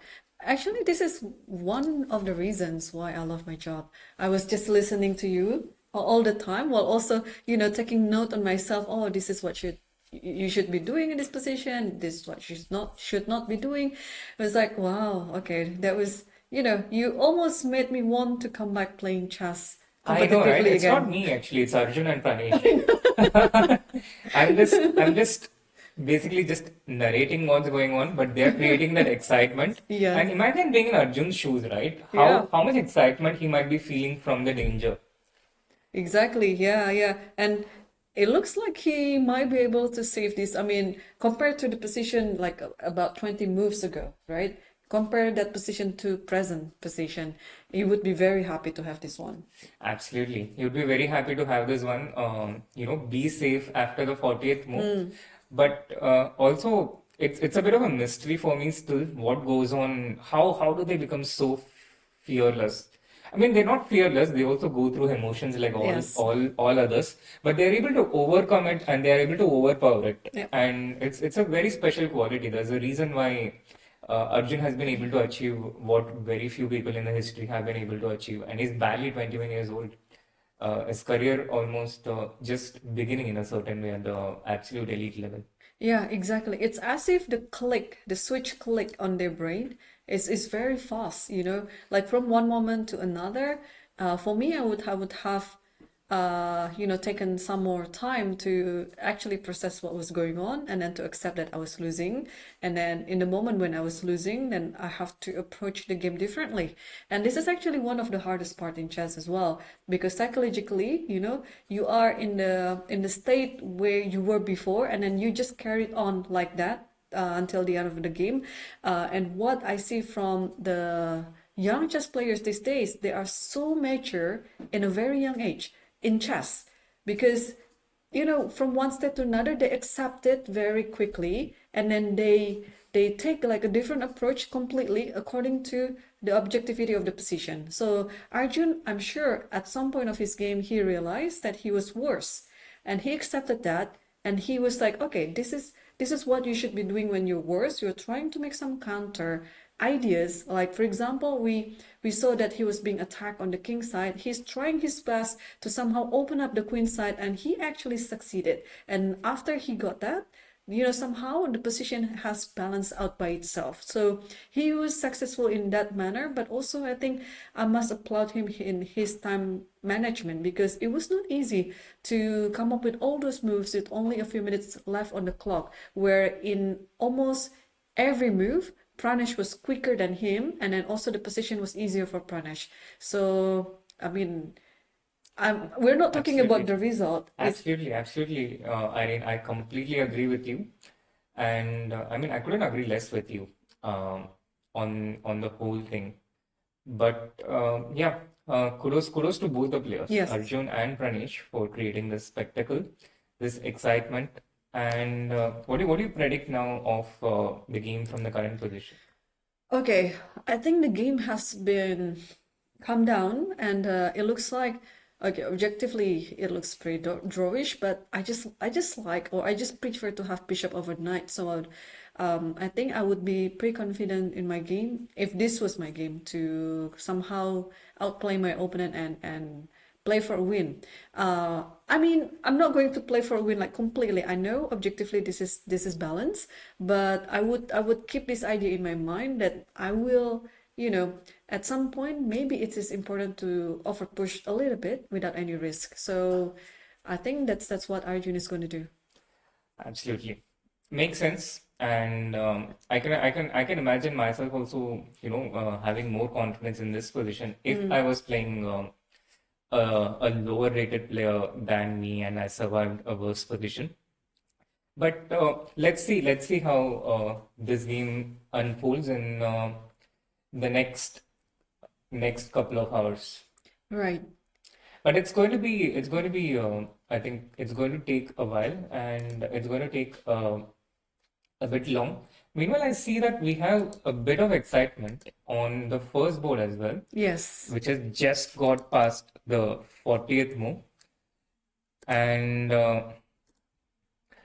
this is I think the current position that we have right now. Both the players not on their seats. Black just played the queen to c2, and although white has an extra pawn, which is a dangerous passed pawn, white has some problems with his pieces on the queen side, and black is threatening to not just take these pieces but also create threats against the white king. So this is game on. Now this a pawn can be caught by the knight on b6, so it's not like the a pawn runs away and there is no one to stop. Meanwhile, black is asking how to save this piece, and maybe let's back up a little and see how this position came, because it looked like a very calm battle until this point. Black went back bishop b7. This is the point when white refused repetition. After knight c4, bishop d5, knight d3, bishop b7. White played the pawn to h3. Black played g6 here. And now, once again, white played the knight to c4. This time, black played bishop to c8. And he kept maintaining here. White tried to create something with b3 and a4. Black went queen c3, and this is the point when white took the a6 pawn, thereby creating an outside passer, but also exposing his king side a little bit in the process. The black bishop came to d4 first, attacking the, not quite attacking, but controlling the f2 pawn. And then the queen came to c2 next. And while white advanced the a pawn, the black's pieces started coming one by one. Knight d5 with the threat of knight c3. And if white played a6 here and kept advancing the pawn, black would have won after knight c3, attacking the rook. The only square for the rook is to e1. Then rook into e1, queen into e1, and now queen takes c1. And tactic is always happening. Yeah, queen takes c1, and a fork on e2. Yeah, so that's why in that position, he didn't push the pawn, yeah, but instead I think he played rook e1. Yes. Exactly. And then black took, he played bishop to c3, attacking the a5 pawn. And this was potentially a very critical moment in the game, Irene. Here, white had the chance to actually create something, a6, queen e2, and queen e8 check, king g7. The 40th move was passed. White had time here. And instead of queen a4, which was the move played in the game, he should have actually gone queen to b5 here, attacking the knight while defending the a6 pawn. Now, queen a4 was a very understandable move, protecting the a6 pawn and trying to push his own a pawn forward. But now, after queen c2, the problem is how does he defend the bishop on c1? So this was actually a very critical moment in the game where he had some real chances after queen b5. After queen b5, the question is what if bishop into d2? The piece was attacked, and this is potentially the detail which was missed by both the players. Yeah. Here, white had this move queen to e2. Now, these are very sophisticated ideas which are shown by the computer. I didn't find them myself, but this was also the moment of truth when white could have gone ahead with queen b5. Yeah. Yeah, we'll see. So queen a4 is on the board. Yeah, I understand that's a blunder, but what I just don't understand is I think the players, especially Naiditch, had another extra 30 minutes on the clock, but he made queen a4 rather fast. But we didn't know that, yeah. We don't know how quickly he made it. Like, we can't be sure with the timestamps. Oh, the timestamps is a bit off, you think? Yeah. Okay. And in this present position, let's say he goes on with a7, queen into c1 check, knight f1. I think black just goes knight b6. Knight b6, yeah. And here it's black who plays for more, yeah? Or is it just completely equal here after takes and takes? Black maybe plays for a little more, but maybe white also doesn't have major problems. Yeah? Oh, can I sacrifice? I don't know if it is called a sacrifice, but I will let that pawn to promote, and probably instead I will play instead of knight b6. Can I play knight f4? This looks scary. I know. Probably I shouldn't have done that, But let's see what happens after queen. And then let's try knight e2. This is my idea. Okay. So king h2. And then I just take the knight because there's no check for the king on g7. Right. Black is winning here. Yeah. But unfortunately after knight f4, I think white will just take on f4. Queen takes f4. And then you promote on the next move. Or maybe not. But okay, this is equal material. That's equal material, yeah. It's very similar to the position that we saw with knight b6. It's almost the same. 4 versus 4. Oh, yeah. Bishop against knight. And apparently the key move after knight f4 is queen to e8, protecting the e2 square and also keeping yeah. That's right. And that's queen right. e8 is absolutely the only move because queen e4 with the same idea for some reason doesn't work. Although queen e4 would have been more natural to me. I don't know why exactly this is the case. But yeah, these are the mysteries of this position. So we don't have a move yet for this one. Yeah, and again, to remind the people, the last move is Queen C2, and here it's white to play. White hasn't actually played the Queen to E8 here. So this is the last position after Queen C2. And White is thinking in this position, as we can see from the video. Yep. And okay, I think we can also take a look on the fourth board. It's between Zemlyansky Ivan versus Nihal Sarin. Looks pretty balanced too, but not without any problem, I guess. This type of rook's endgame, you have to be careful, especially for white. Yeah, especially for white, you're absolutely right. Because if the E3 pawn falls and the F4 pawn falls, it could be a potential position where it's 2 versus 1, which is what maybe Nihal is trying to create here. But white seems to have things under control for the moment. Black can actually still try and play for a win here if he wants to. Like, put the pawn on G6 and then play some King E4 and F5. Sacrifice one of the pawns, bring the king to F3 and try something. White should be able to hold it with without too much difficulty from an objective point of view. But I think, yeah, black is the one who's trying, who's clearly pressing for something here. Yeah.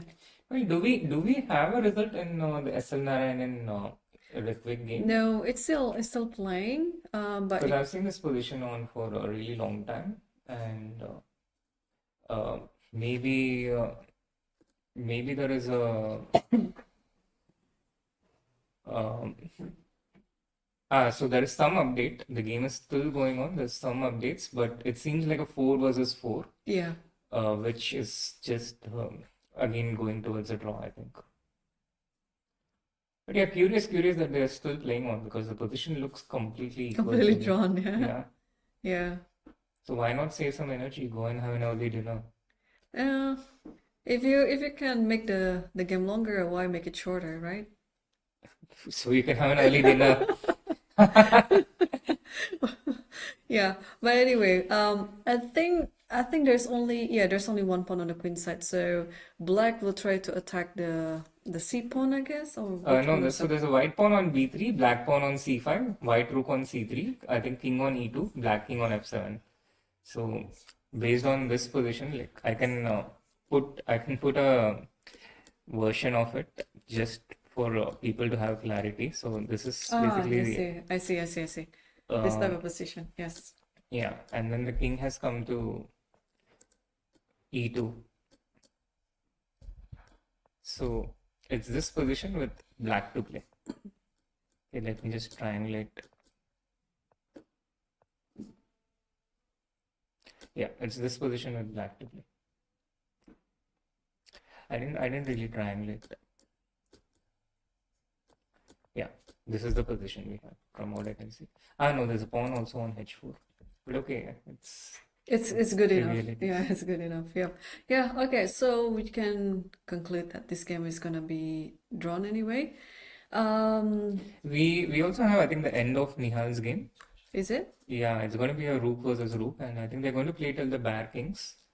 And we are pretty soon going to see a handshake Oh, yeah, and the yes. signing of the score sheets. Yes, you're absolutely right. Yes. Rook. King Okay. takes F4, King H4, King F5, King into H5, opposition. And there you go, a handshake. Yeah, I think it was a fair result anyway. The game was very interesting in the beginning, but Ivan somehow found all the tricks and he could, simplify the position. And then they came down to this type of end game and it was pretty balanced. So Two hard-fought draws in a row for Zemlyansky Yes. against two Indian 2650s. Yep. All right, well then, and still no move. I still have no move from the first board, but we can update ourselves on the game between Karthikeyan versus Reza Mahdavi. Karthikeyan did indeed play G4, Irene, like you pointed out. We were at this point. He played G4 on the 40th move, which I was a bit hesitant. And maybe the reason why I was hesitant might show itself in the game as we progress. Black played the bishop to d7, and this was after the 40th move, but I just didn't want to allow this counterplay. White went bishop to d3, rook c8 attacking the c3 pawn, knight e2 defended the pawn. He came back bishop e6, rook h1 attacked the h4 pawn.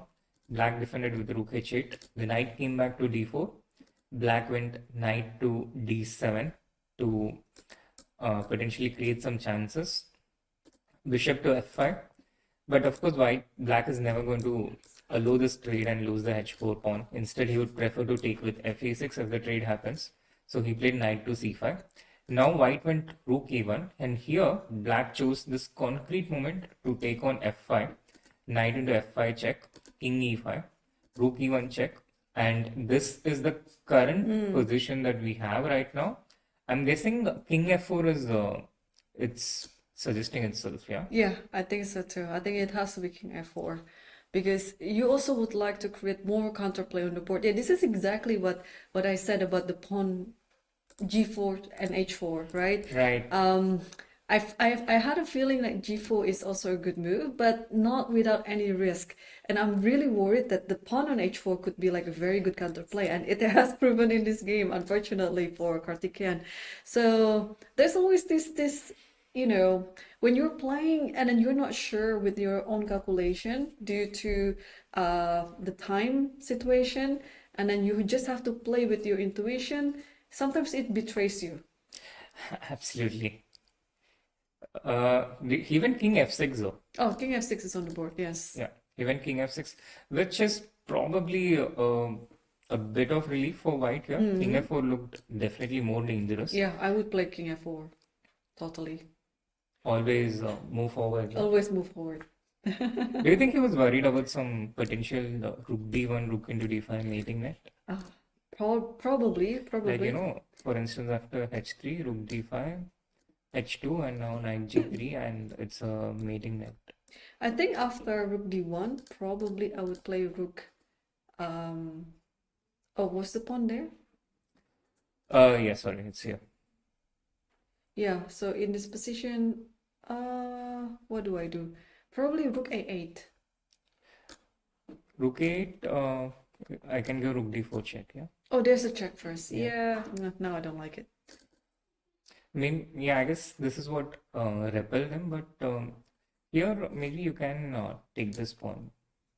Okay. And now after rook into d5, you just need to defend against this threat of and then getting now mated. maybe you can play rook a8 because Yeah, there is no exactly. rook d4 check. Exactly. Yes. Concrete, but also I think it's very much possible to calculate this. Yeah, I mean, I think those moves, in the end, you feel like those are forcing moves anyway. So typically when you are forced to play such move, it's becoming easier to find. Absolutely. And after king f6, it seems like white has made a move, although we don't have Rook it. d1. Yeah, rook d1.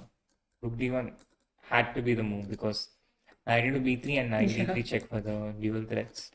So rook to d1, and after rook into d5, we have a similar position. It's just the difference is the h pawn is not as menacing as it would be with the king on f4. So what happened if I move my king back to e5? Makes sense. Just attack d5 then with knight e3, for example? Yeah, knight e3, but question is, do you first want to insert, but then that allows the knight to f4, yeah? So maybe start with this. Makes sense. Yeah, knight e3, and then I think you're gonna be happy with this position. And then after rook d8, for example, then you can kick the knight with b4, and somehow you find your way to go to h4 pawn, or depending where the knight goes. Yeah, but still looks complex, yeah, because h pawn alive, I think there's always some counterplay, and the game is not totally one-sided. And meanwhile, on the 9th board, Daneshwar Bardia already won the game against Kashgaliev Murtash. It was I would say a very instructive endgame, even though he won 3 pawns up. But in such an endgame, queen and bishop versus queen and bishop of different colors, it was going to be pretty tricky still. But he managed to exchanged the queens and brought us to this current position. Yeah, around this point, he forced the exchange of queens, and he showed that not all opposite color bishop endgames are a draw. Here, with these three extra pawns, it was just way too much, and the king just went from behind. The bishop protects the b7 pawn. This king will come and try and take the g5 pawn, and black king cannot be everywhere. So Yeah. this is how he forced his opponent to resign. Yeah, well done for Dinesh Bardia. So I guess he will be joining like the top three boards on the next round. And we have also a very interesting position from Barham Maksudlu versus Madaminov. Very interesting position indeed, and black is on the better side of it. It's 3 versus 3, but an outside puzzle for black. The d5 knight absolutely solid, well protected by the knight on d6 from any possible approach from the white pieces on attacking the d5 knight. And white's pieces are actually a bit stuck at the moment, yeah? Yeah. White pieces are stuck, but also, what can you do with the knight then? Because you see, the knight on d5 is stuck guarding the pawn on b4, and the knight on d6 is stopping the king from entering. So also with these two knights, you cannot really do anything. But okay, black can try, with this knight downs with rook f8 and somehow trying to trap the king to a stalemate position, not a stalemate, to a mating net position. Exactly. Did we see Pranesh walking? There's a draw. Was it? Yeah. Oh, There's yeah. a draw. Yeah. There was a draw, on the third board between Arjun Erigaisi and Pranesh. That's right. Wow, you have such a pair of eagle eyes. So after knight d5 here, this highly exciting game ended in a draw, which is a bit of a premature end to what could have actually gone further, no, Irene? This was where we were in this game. After king h2, king b7 happened. Arjun tried to advance the king with king h3. Pranesh stopped it with knight e5, giving up the e3 pawn, which Arjun took, but in return taking the b4 pawn with this move knight c6, a discovered attack, attacking the e3 bishop, d4 rook, and the b4 pawn all together. Arjun gave a check, defended the e3 bishop, which is more valuable than the b4 pawn. But after knight takes b4, rook b3, knight d5. Here black has these connected passes, while white has the bishop, which is usually better at multitasking. But on the other hand, white had this double pawn, which is a bit of a handicap in a position like this. And they seem to have agreed for a draw at this point. Yeah. So, I mean, judging from the last move, it was Pranesh's move. I think when he played knight d5, it was also coming with a draw offer. Yeah, a good result for Arjun. And I guess also a good result for Pranesh in general, but from the position that he had, a bit of a disappointing result. But what an exciting game. Yeah, it was. I mean, it was very exciting. It was a very brave opening choice by Pranesh. And he was in many points of the game. He was just much better, showing his domination against Arjun. But Arjun is a 2800 player for a reason, and he's been saving quite a number of losing positions in the past, and he prove it again in this game against Pranesh. Yeah, the resistance levels of the higher rated players. And quickly also going through a roundup of the results, we have a couple more results. The fifth board between Sankalp and Haik Martirosyan has ended in a draw, even before it reached the 40th move. At this point, after knight c4, white offered a draw and black accepted it. And the game between Raja Ritvik against SL Narayanan on the sixth board has also ended in a draw, as we kept anticipating it for a very long time. So out of the top 6 boards, 5 of them have already ended in draws, from games 2 to 6, boards 2 to 6. And the first board, in which the game is still going on, also seems set to end in a draw. It's this 4 versus 4 in game, which we were talking about. With the bishop versus knight. Yeah, I think you just have to free up the knight at some point by playing g3, king g2, and there you go. When the knight is free up, there's no more no more thing that Yushipenko can pressure on. But let's go quickly to the 14th board. It's Yakubayev Nodirbek versus Gautam Krishna. I think the game is going to end anytime soon. Oh, the defending champion is coming back after an upset first round defeat. He has won 2 games in a row, and at this point he seems set to win his 3rd game in a row. And Gautam, who has been having a pretty decent tournament so far, he drew against Shamsuddin in the 2nd round from a hopelessly lost position. He drew against Amin Tabatabai yesterday, and his final symbol of hope in this position is this d3 pawn, which white can just literally eliminate it in one move and finish off the game with a knight into b5 check and queen d6. So maybe start with a check, knight into b5, and then take the d3 pawn. D3 and then just trade off the queens on d6. That's the most clinical way to win. I was a bit struggling to find out any matching position here, because I would like to, checkmate the king on d4 somehow. But I think the easiest way is just to trade off everything, right? And then promote another queen. Especially this d3 pawn. So he's taken knight into b5, and I guess you just can't keep this d3, but you can consider queen d6 check. That might also be winning, Irene.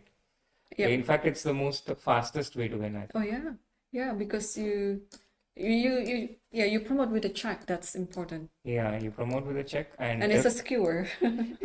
it's very unfortunate for black. If you do it with a knight, then it's just one check, and he's resigned. Gautam has resigned after Okay. he takes b5, queen d6 check. Yeah, so we landed on this game right on time.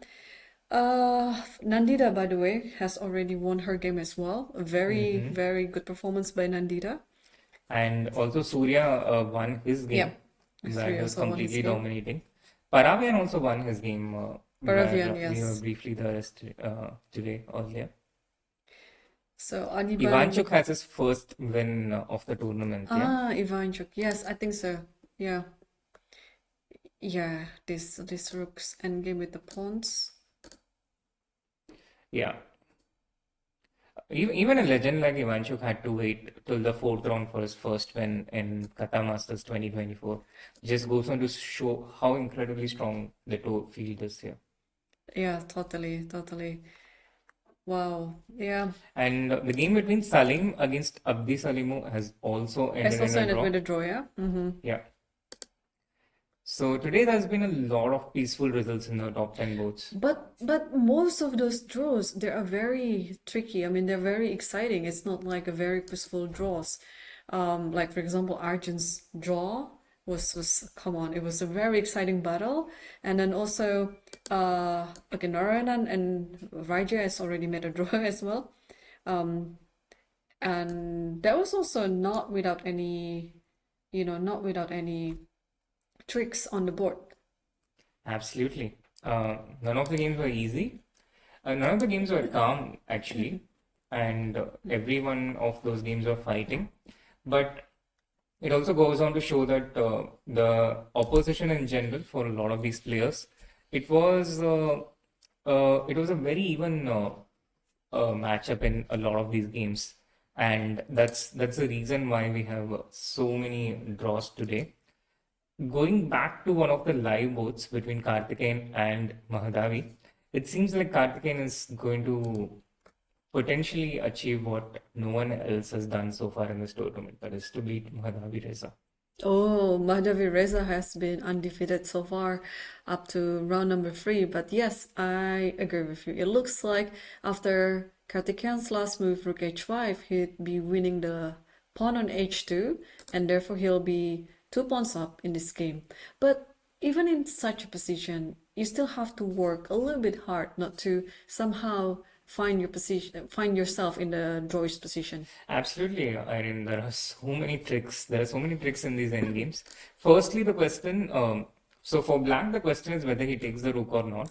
But let's assume he captures it. Then for white, the question is how do you recapture? Yeah, I think with the pawn. Yeah, I also thought with the pawn. And then you create an extra passed pawn. You have 2 passed pawns on 2 different sides, and it becomes so much more difficult for black to be able to catch it, because you need to combine the knight and the king, and both the pieces have one pawn each to take care of. So rook into h5 is probably losing outright on the spot. But in this case, where do you move the rook to try and keep something? Rook Yeah, c8? rook c8, there is knight e4. So you are protecting the pawn first before taking the h2 pawn. Yeah, the h2 pawn is not going anywhere, yeah. So you can actually see it from his face. He doesn't look very hopeful, I think, Mehdavi. Yeah. So that means that if Karthikeyan wins this one, he's gonna be 3.5 out of 4. Yep, he's going to join the pack of leaders. Yep. We have two of them already, potentially two more joining after the expected draw on the first board, and Karthikeyan in that case would be the fifth person. Yeah. So far, Sergey Shanshan and Idani Puya, they're already on 3.5. Joining them with 3.5 is Daneshvar Bardia and potentially Karthikeyan, because I think, and we actually predict the first board between Naidic versus Yeshipenko will end with also a draw. Oh yeah, I missed the result of Daneshvar. So that's potentially 6 players on 3.5 Yes. tomorrow, which again Still even number. yeah, So they're gonna play against each other too. exactly. So I just let's quickly see what's happening on the 10th board between Parham Maksudlu versus Madaminov, because they are doing exactly what we predicted. Oh, Parham is actually fighting Not a to battle. lose, Yeah, right? exactly. To not to lose, he's losing potentially the h pawn. The g pawn is attacked right now after black's last move, h4. And if he captures this pawn, g takes h4, g takes h4, the h3 pawn is attacked. He probably has to capture it, so he's probably thinking, what does he do in this position after capturing g takes h4, g takes h4. And in this case, maybe knight g1 is the only move to save the h3 pawn. But white needs to see whether he wants to defend the h3 pawn or try and go for some kind of a counter attack by taking the rook out from its defensive position. Yeah, and then it's just a matter of time when Black will bring also his king around for probably, to take on the h3 pawn. But at some point, I think the king is needed. But probably now you can just simply, attack here, attack there, try to collect the pawns if possible, because it looks like the position between the pieces there with the king and then the other pieces on d3, e2, and b2, they're kind of like stuck. Absolutely. They are stuck. They are each doing their defensive responsibilities and none of them can move. And if black takes the h3 pawn, which black kind of inevitably does, because playing something like knight g1, rook g3, rook b1, it just feels so depressing and wrong. You don't you need the pieces to be active in order to be able to fight, and it's the h pawn will also be captured sooner or later. So white has to try and seek counterplay here. He can do it with rook a2 or rook c2. Let's say rook e2 just to keep it at a distance. Rook into h3, and now maybe rook to a6, attacking the d6 knight, trying to swing over to g6 and disturb black's position. This has to be the defensive method for Parham, the right defensive method. And at this point, after h4, this is the live position that we have at present. Yeah. I'm guessing Parham might be pondering about something similar. Yeah. You have to also somehow activate your rook on b2. It cannot just be there all the time, because it is only black who is currently playing at this game, while white is trying not to lose it. So h4, I guess eventually you will lose the pawn anyway, right? The h3 pawn. Exactly. I think it's pretty much gone. So you just have to accept that it's gonna be losing anyway, and then you move on with some other idea. Yeah, here acceptance has to come at a very early stage. Very early stage, And yeah. be the fifth stage. Right. Okay, so Parham is absolutely in trouble right now. Um, I was just looking if we have some more moves on the first board here. Are they repeating already? Parham is in a difficult position, but I think he can save the game. And after Queen C2, meanwhile, this is the position that we have on the first board. Again, White did not play Queen E8 here. You didn't give up the F2 pawn. And a potential checkmate coming up if He played the pawn to G4. Did he? Yeah. Ah, yes, there's a pawn on G4. So this is the live position that we have right now. And I guess the king goes to G2. And yeah, I mean, the position is, it's a bit, White has to, I think, still do a little bit of hard work, but Black doesn't have a lot to, he doesn't have any additional ways to create threat. Like everything is pinned down to the F2 pawn, but he doesn't have ways to create additional threats. As Black, if I was playing this position, I will still not let White take the draw immediately. But inevitably, I think the result is also not going to change significantly. Right. But here, what will be your approach with the H5 pawn? Will you take G4 or would you just push it to H4? So taking G4 is basically taking it closer towards the draw. So I think you have to put the pawn on H4 if you want to continue. Let's see what Yushipenko is going to do. And I think he pushes it. And this not just declines the trade offer, but it also prevents the White Knight from coming to G3 in the future, which is important. The White Knight desires freedom, and it needs to come out by some way. Actually, talking about the freedom of the White's Knight, I see that concretely You can just do it now. Exactly, yeah. Yeah, just play knight e3 because you cannot take on b3 due to knight f5.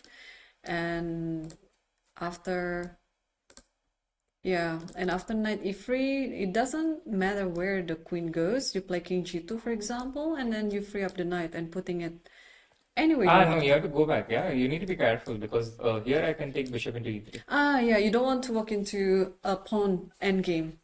Exactly. This position with the pawn on e3, yes. can be winning for Black. Yep, you're right. Still gotta be careful. Yeah, put the knight back.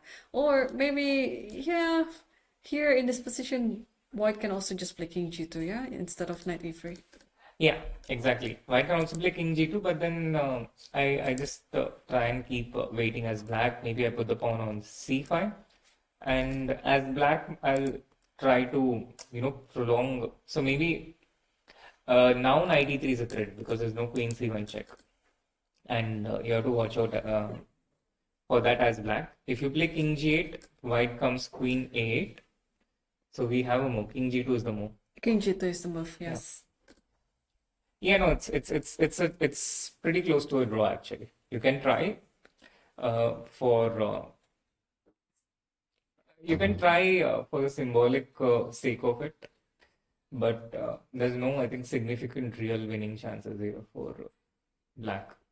Let's say I play c5, just c5. The problem was knight e3. That's right. Yeah. It liquidates. So he plays king g8 or king f8. King f8. Okay, so king f8, I come and give a check, queen e8 check. Maybe his intention is to come king e7, but okay, I'll just come back queen f3 with the same idea, knight e3. And I'm like, how do you make progress here? Yeah, hardly, yeah? Yeah, exactly. Right.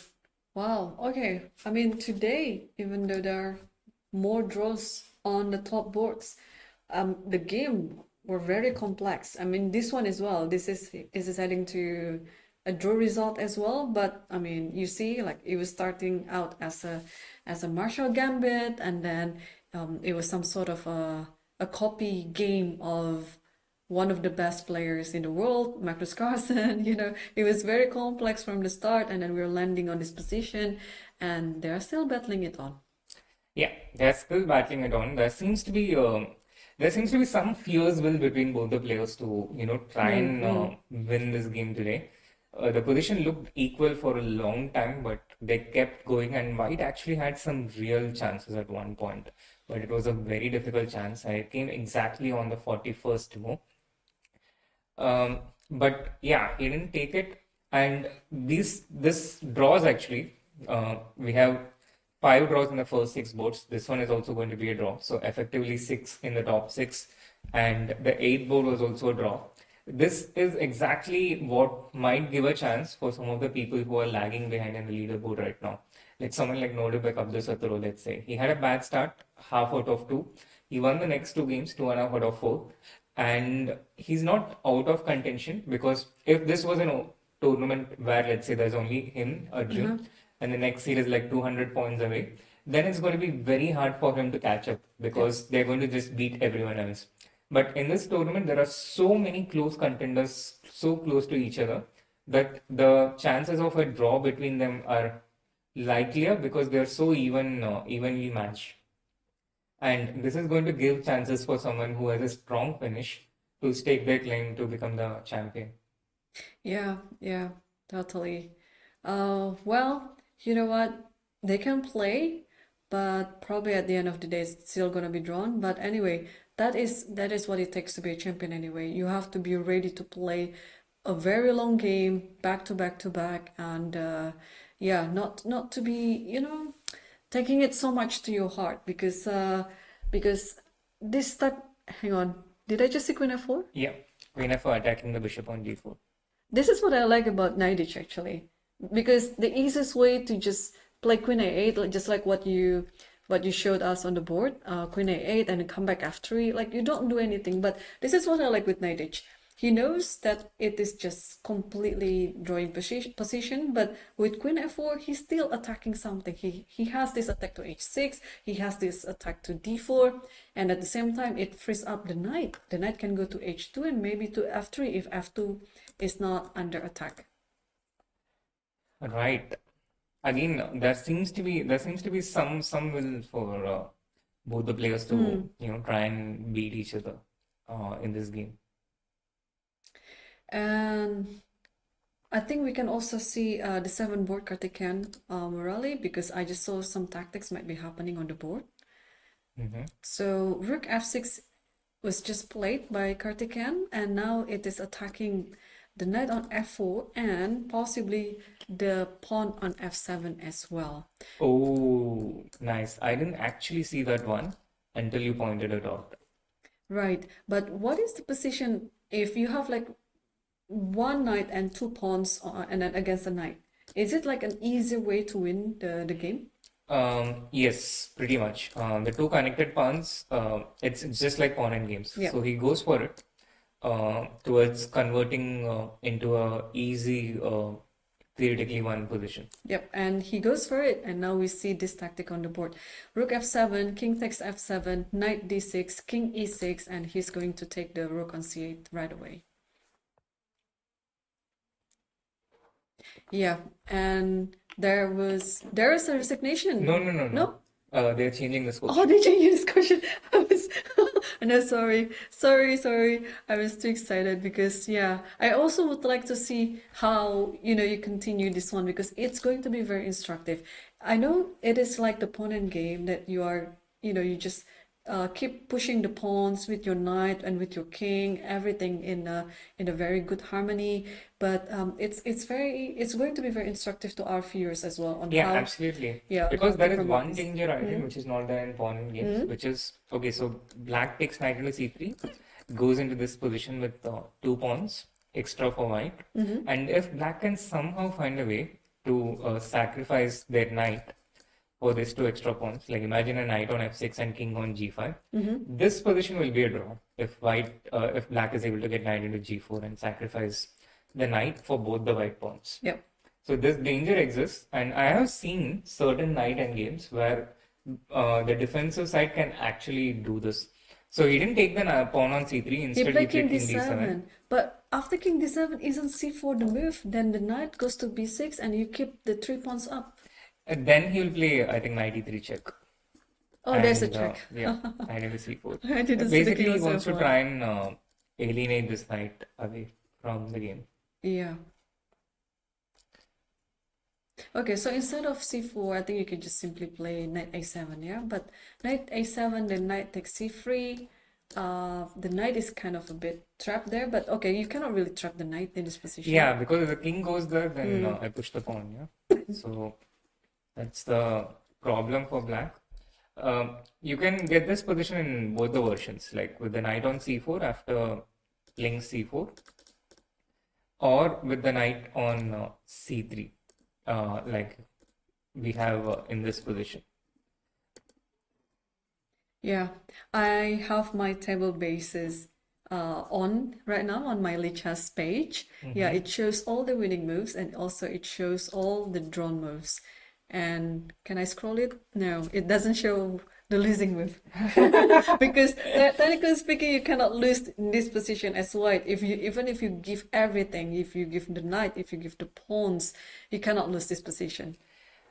Yes, unless you lose on time. Unless you lose some time, yeah. And this is the paradox, yeah. Like when you play this online, if you lose on time, you still make a draw here because the opponent has no winning material. But in FIDE laws of chess, you lose because there are technically ways in which black can checkmate white because of the white pawns and pieces. Yes, exactly. Yeah, I think if it was like knight, king and the knight, king and the knight, no, you can still. Yes, you can still, give a checkmate right there. Yeah. Like king h8, white knight h7, Yes. king f7, black knight g6. Knight g6, yes.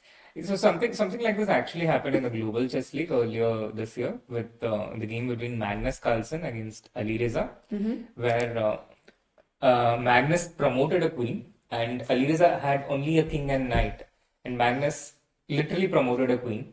Now, instead of taking the queen with the knight, Ali Reza just moved that knight away, and Magnus flagged on the next move. Yes, I saw this. Yeah. That's very tricky of Ali Reza. Right. Yeah, they know how to flag.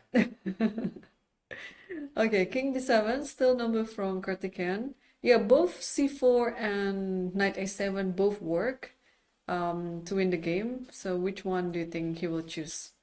I think he'll choose c4. Just a hunch. c4, knight e3, then king e2, I guess. I was going towards king f2 because I wanted nearer to the pawns. And then knight a7, but it doesn't really matter because okay, here also black can go knight d6 and achieve pretty much the same thing. So maybe just knight a7 in that case. These are also the kind of positions in which Karthikeyan would excel though. He's very good with endgames and calculation-based endgames in general. He's brilliant at solving.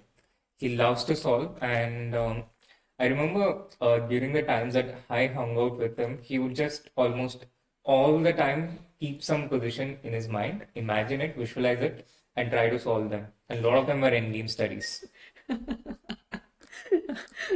Okay, that is funny in a way because he is willingly putting himself in a situation where he has to solve a problem. Right? I mean, most of us, when the problem persists, we would like to avoid it as much as we can. But he would be like, oh, where is the problem? Okay, there's no problem. I can create it myself. Okay, so he did knight a7, knight takes c3 happens on the board, and king e1. Yeah, king e1, king d2. Why didn't I see this? Just get this knight out from c3 so you can bring your knight back into the game, and that makes you feel safer in general. You just don't need to calculate the pawn race.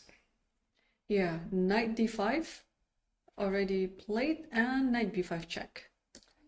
So the knight returns back. The king goes to the center. Yes. Now knight further returns to c3. Yes, because the king belongs to e3. Yes. So what do you do here? If knight f4, let's say.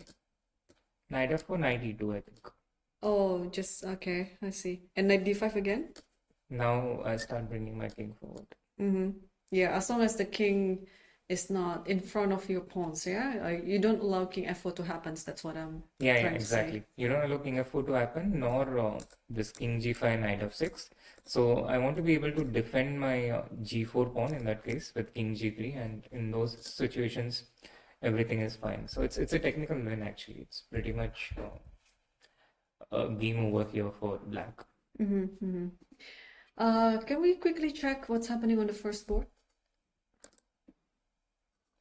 First board seems to be a bit stuck in time from what we can see. Queen f4 has been played, and since then there is c5. Black has played c5. Yeah, this is what I thought he might do. So black played c5, and here I don't know yet what is white's move. Yeah, white is I think still not thinking. I mean, Nandich just got off of his Maybe chair. went to refresh himself. Yeah. Oh, talking about refreshment. Yeah, we also have a room for the players to refresh themselves here with snacks, hot beverages, cold beverages, and yeah, it's very pleasant because if you're playing for like 5 hours, you know, you need this to keep up your energy. Absolutely. So players can also chill in the refreshment room in between the games. But without But ice no ice cream. creams. Why are we thinking on the same direction there? Yes. Because of Ding. Ding chill. Yeah. We checked the refreshment area. Then Yeah. there is no ice cream, so you can chill there, but without ice cream. Yeah, talking about Ding, the match is going to resume tomorrow. Yeah. Yeah? Match is going to resume tomorrow. Some of the final stages, I usually see them in one stretch at a time with the rest days. So I think the next segment will have 3 games with 2 whites for Ding, and then the rest day, and then the last 2 games and the tiebreak comes in one go. It's going towards an exciting finish, and I'm guessing that we might see tiebreaks one more No, time. I'm rooting for the tiebreak. I'm very much onto tiebreak and see all this excitement. It's going to be quite a spectacle for all the chess fans all over the world. You know, Absolutely. when the match comes to The the tiebreak, yeah. And I don't remember the last time a match didn't actually go into a tiebreak. I think the last time this happened was during the 2014 match between Vichy against Magnus in Sochi. And since then, every single World Championship match has gone to the tiebreak. Wait, the match between Ian Nepomniachtchi and Magnus Carlsen in Dubai. Ah, yeah. I Yeah, forgot it about wasn't this. it wasn't on a tiebreak. Yeah, I Yes. forgot about this. Yeah. Yeah. But that was Magnus's only match which didn't go into the tiebreak, right? Yeah, It went yeah. against Karyakin, it went against Fabiano, Yep. and of course the earlier 2 matches against Vichy and the one against Nepo. Yeah. Oh, I feel happy. I could correct you on that. I mean, on the chess history, on the chess history, yeah. Because Yeah, you've learned your lessons. I learned my lesson not to trust you so much. So yes, finally I could point it Oh, out. we have a resignation by the way. Do we? Yeah, knight c3 and it's game over. Karthikeyan has won against Reza Mehdavi and he moves into 3.5 out of 4. He's technically the 4th player to The move into fourth 3.5 player. out of 4. Yes. So he's officially one of the leaders coming to the 5th round tomorrow. So we have still one more game that we cannot leave behind because it is a very important game that is going to, well, I would say change, but it's not going to change anything. But what did Naidish do? I mean, did this really happen? He can't have. He didn't play knight f1. Come on, yeah, he didn't play knight f1. The eval bar quite often is it's misleading and treacherous. Here, he did not willingly give up this b3 pawn and go knight f1. So we last saw at this point with queen f4, and here Eshipenko improved the position of his queen to c3 with the queen c6 check. White went back king g2 because after queen into b3, White cannot take queen into d4. Black cannot take queen into b3 because of queen into d4. And now c5 defended the d4 pawn. D4 bishop. Knight d2 defended the b3 pawn. And now queen to c2. This is probably the current position. Naidish thinking right now.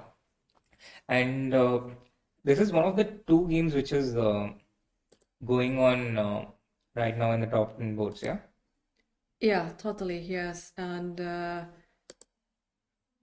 I think, they know that this is a draw's position, but they are still trying to keep some fire alive because it's still not very clear. Okay, if anyone wants to make a draw out of this position, they could have done so easily, right? By giving a check, for example, or chess players, you could signify your opener or giving the signal, hey, I would like to make a draw.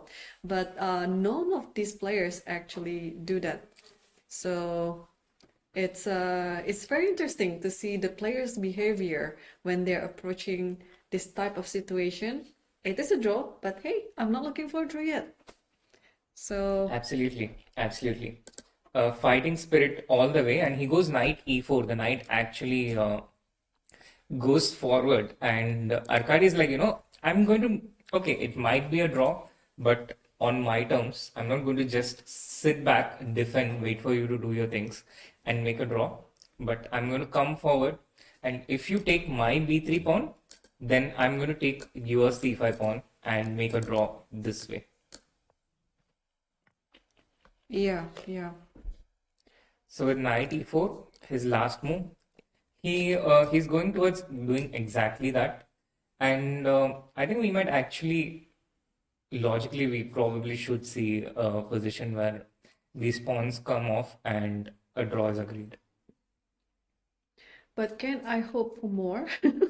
Now my knight is on the board. Yeah, but I don't think so. Yeah, I mean, now the knight is already out, no longer pinned or very passive on f1.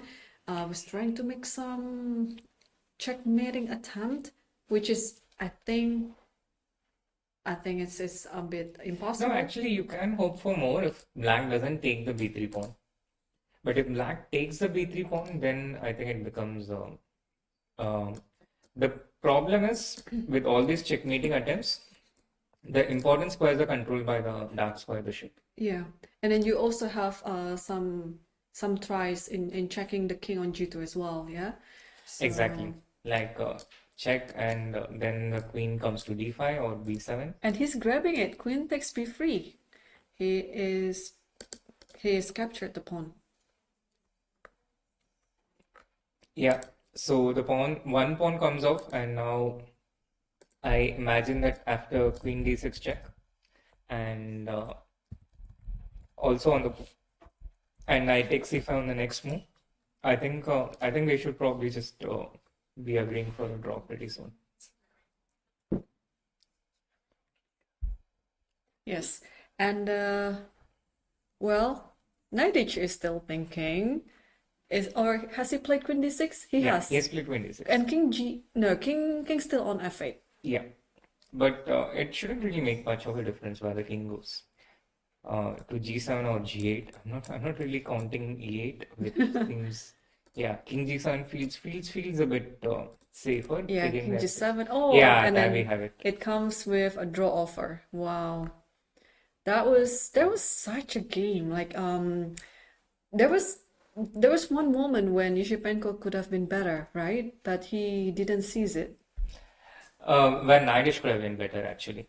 There was this one moment when Naidish could have been better as white, when on the 41st move, instead of playing queen to a4, here he could have played queen to b5 instead.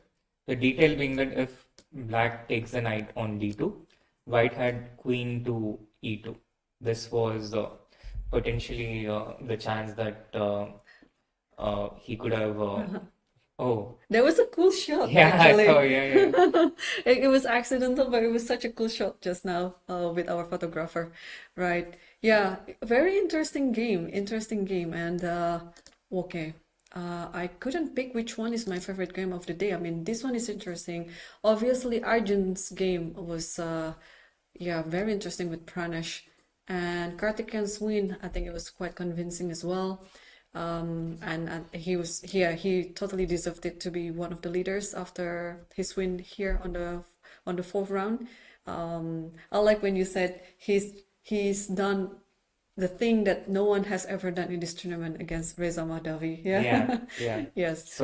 So far. Yeah. But also other drawing games. Oh, the win of Daneshvar Bardia against Kashgaliev was also very interesting there. Absolutely. Yeah, but well, tomorrow we're going to have 6 leaders: Naidi Arkady, Yushipenko, Sergei Shanshan, Idani Puya, and Karthikeyan Karthikeyan Murali Murali and Daneshvar Bardia. Bardia. Yes, they are on 3.5 out of 4. So the 6 of them will somehow will play against each other. The pairings will come up tonight.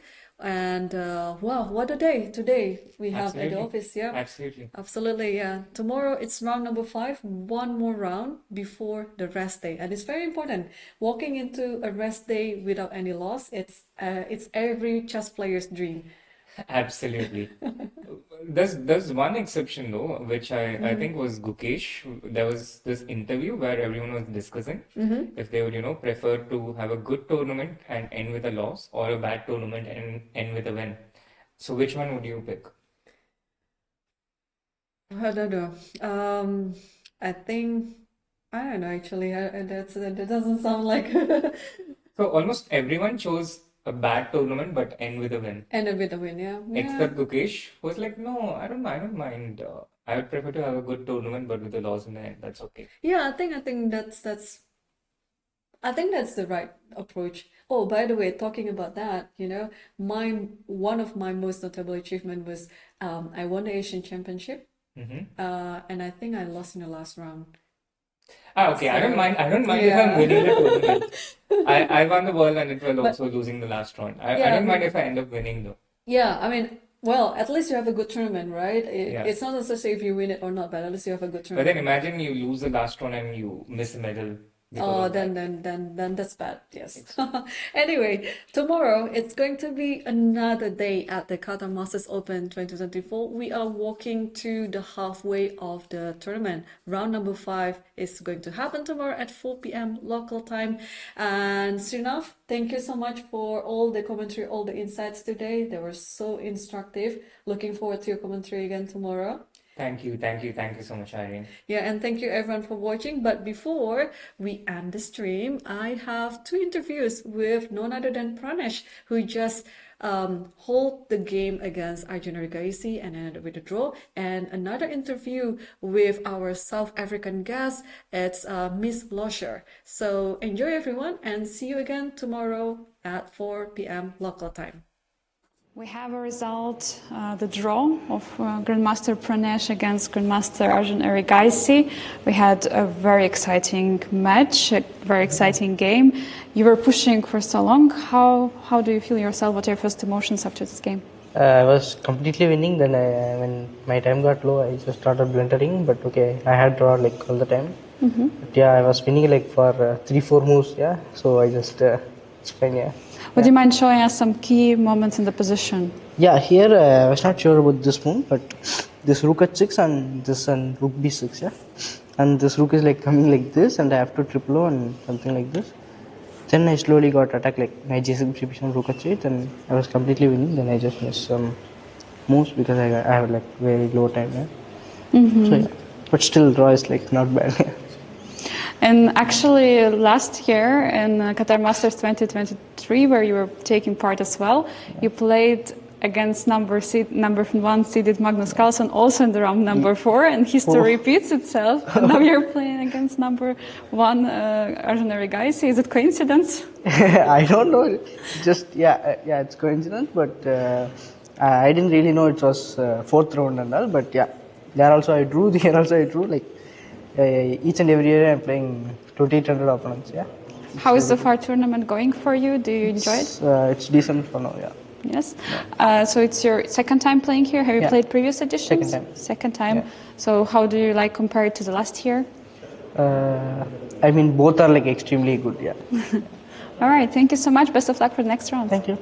Welcome to Qatar Masters 2024. I'm joined by Women International Master from South Africa, Ansel Laufscher. Ansel, I'm happy to see you here in Qatar. I'm so excited to be here. Thanks for having the interview. Is it your first time in Qatar, or you have been already many times here? Well, does it count if you have layovers in Qatar? So that I've been a few times, but this is my second time visiting inside and doing work inside Qatar, yes. So what are you doing here? Because I see you don't have a player card, you have some local organizing committee card. Yes, that's just to get me on the floor because I'm not a player and I want to watch the games, obviously.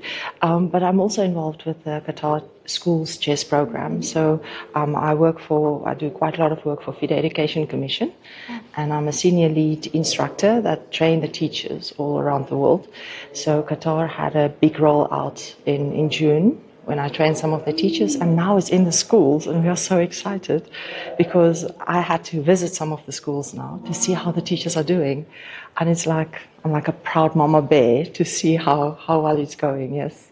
So basically, chess is implemented in the school subjects in Qatar. So how is it going? Well, it's what I could see. It's really amazing. I only visited the schools where there are girls, and obviously that made me so excited to see that there are so many girls that want to play, and they're so like from the age of 5. There were some girls that, like, I asked her, "Can you write already?" "No, ma'am." I said, "Can you play chess?" "Yes, ma'am." That's the way to go. Incredible. So many girls are interested in playing Yes. chess, and due to this program, they can again get better and better. What attracts you the most about Qatar, Doha, about Qatar Masters tournament? Well, obviously the strong players.